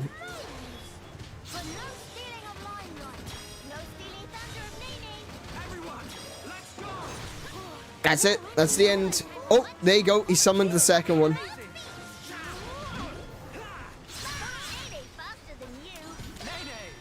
There we go. We'll keep that for the next fight, because there's no point using it now. We've only got one level 65 goggle.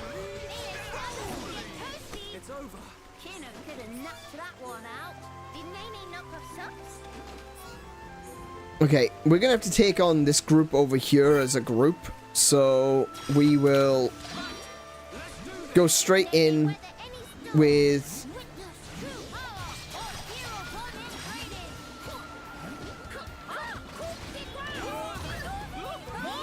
Come on, there we go. Pond Spectre time. Missed, damn it.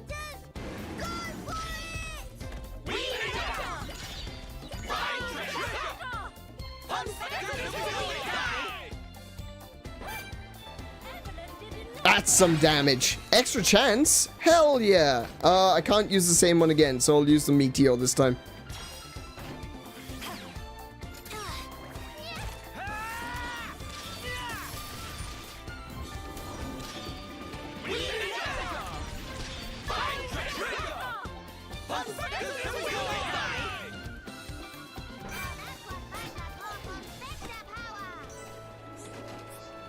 That made it easy.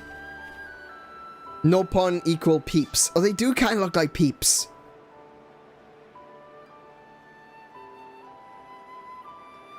As for noticing, you would get used to their voices in the background of fights, and it would be noticeable if one voice stopped being there. That's true.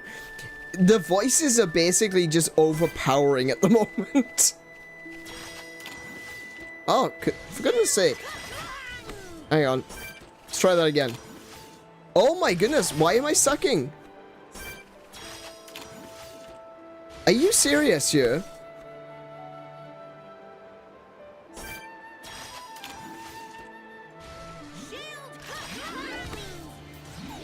You know what? Screw it. Yeah, just kill him.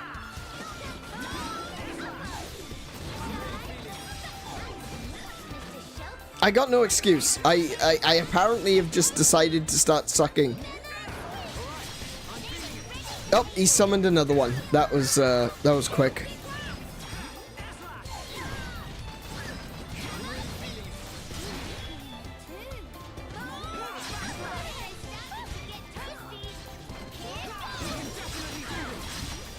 Make sure everyone is protected.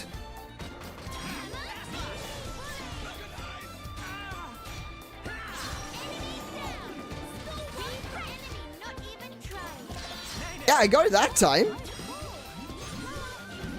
I just think that initial one is moving so slow that I'm trying to, you know, predict it, but my prediction is actually a bit too fast.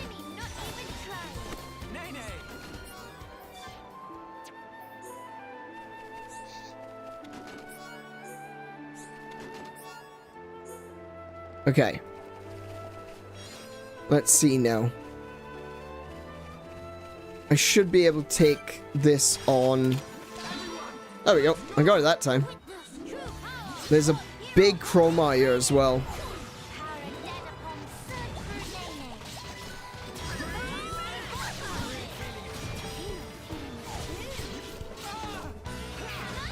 Oh, wait. Apparently I'm over here now.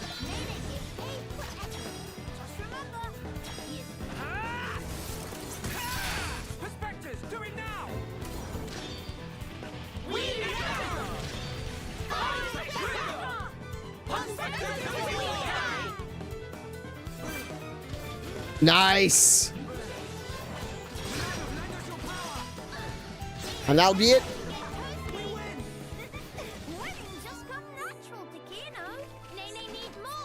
So I was under the impression that that meteor attack, it's only supposed to hit one enemy, but it still seems to be hitting everything. Not even flex tape will heal that one.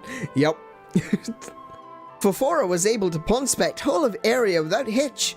Again, work of friends was much appreciated. Agility down. Okay, that's actually kind of useful. Agility down lowers the agility of your opponent. I know, shock, right?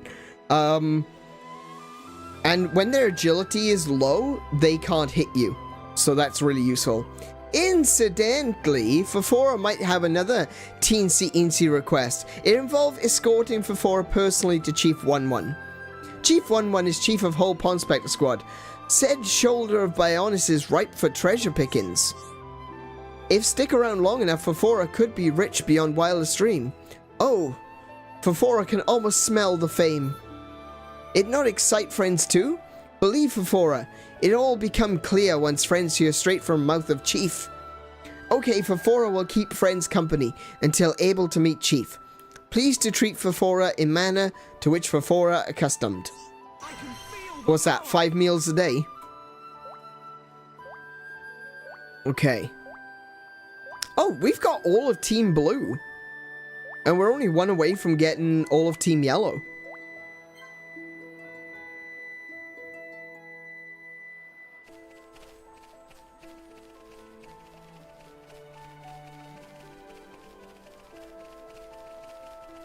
The pain isn't even from the amount of damage. It's the fact that it was dealt by chicken nuggies. That's true.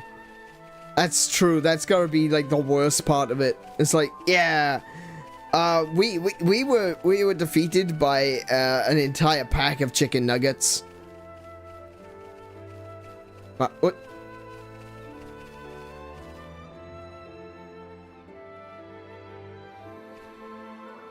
Right?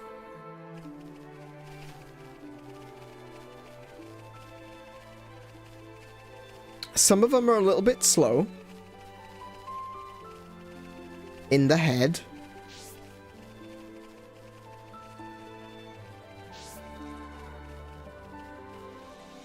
That is true. Swarms of anything are an issue.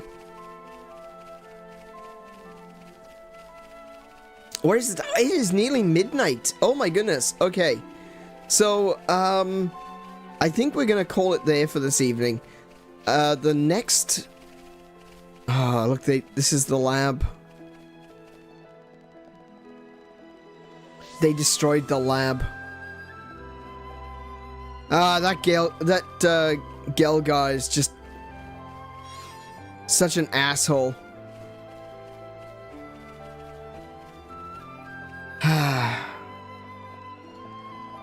Alright.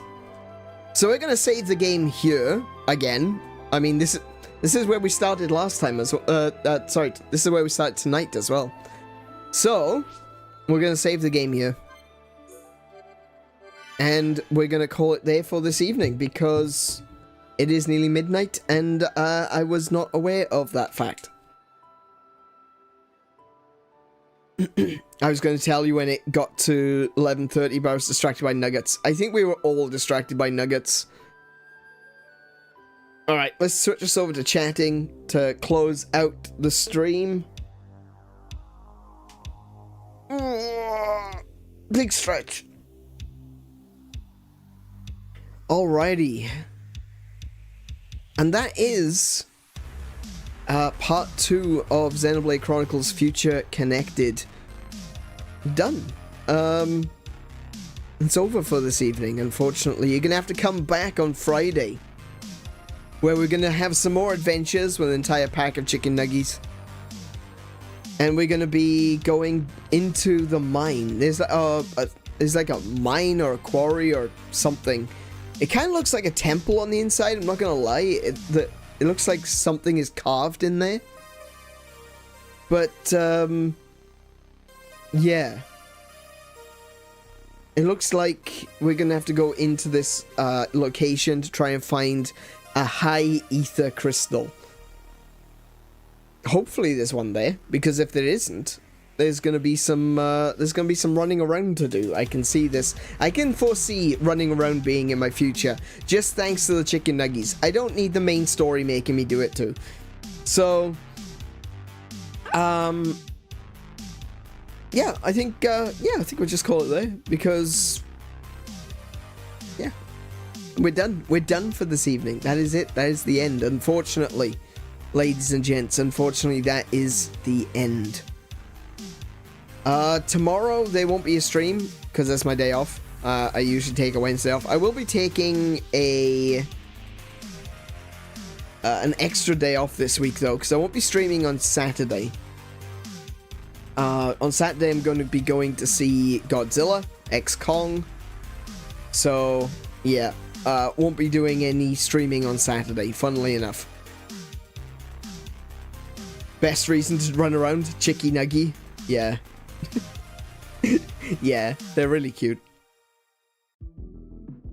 So yeah, tomorrow and Saturday I'll be taking off. Tomorrow is my usual day off. Sunday as well, that's my usual day off. But we'll also be taking Saturday off to go see Godzilla.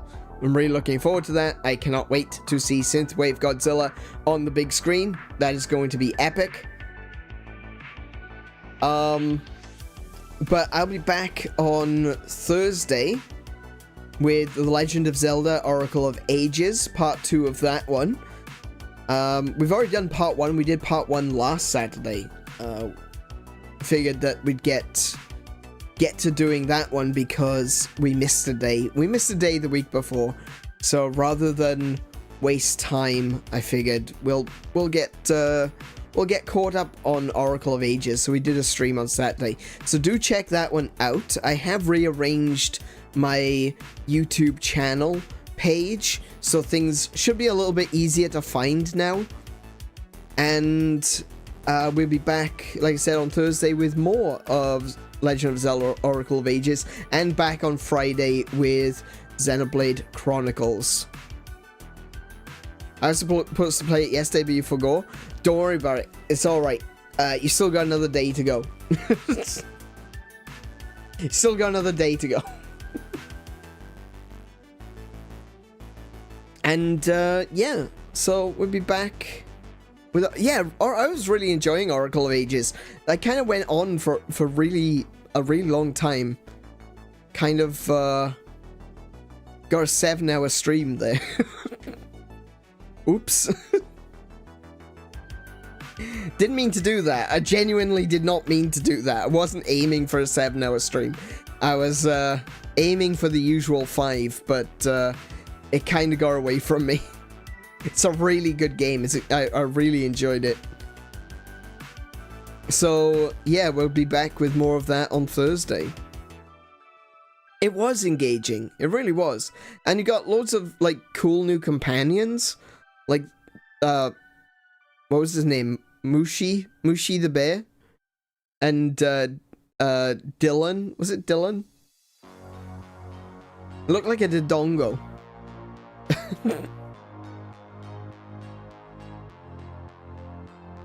Yeah, there was Mushi the bear with wings.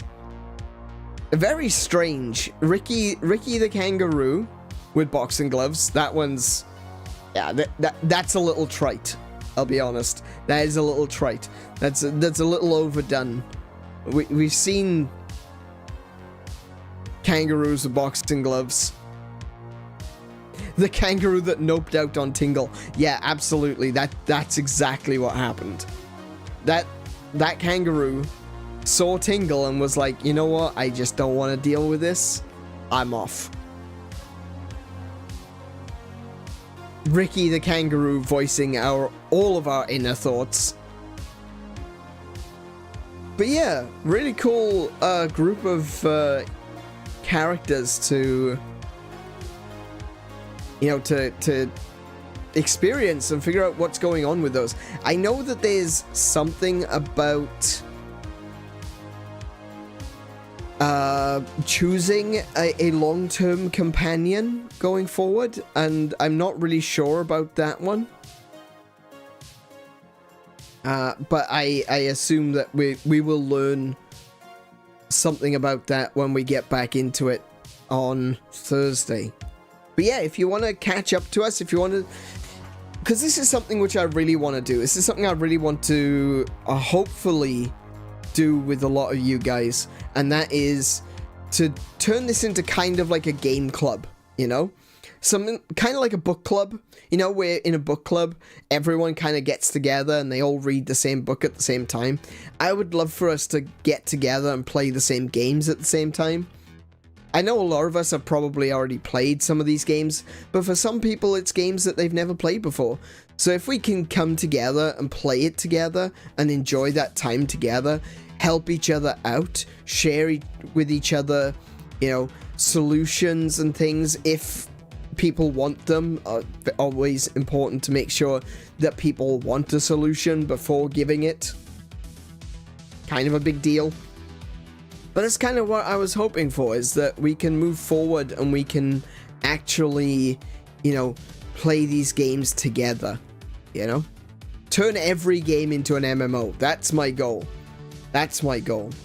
So, I hope that you'll come and join us for Legend of Zelda Oracle of Ages. And I guess I'll see you all there. Until then, though, I want you all to be good to yourselves, be excellent to each other, play more video games. And until I see you, I wish you all peace and high scores. Good night, everyone.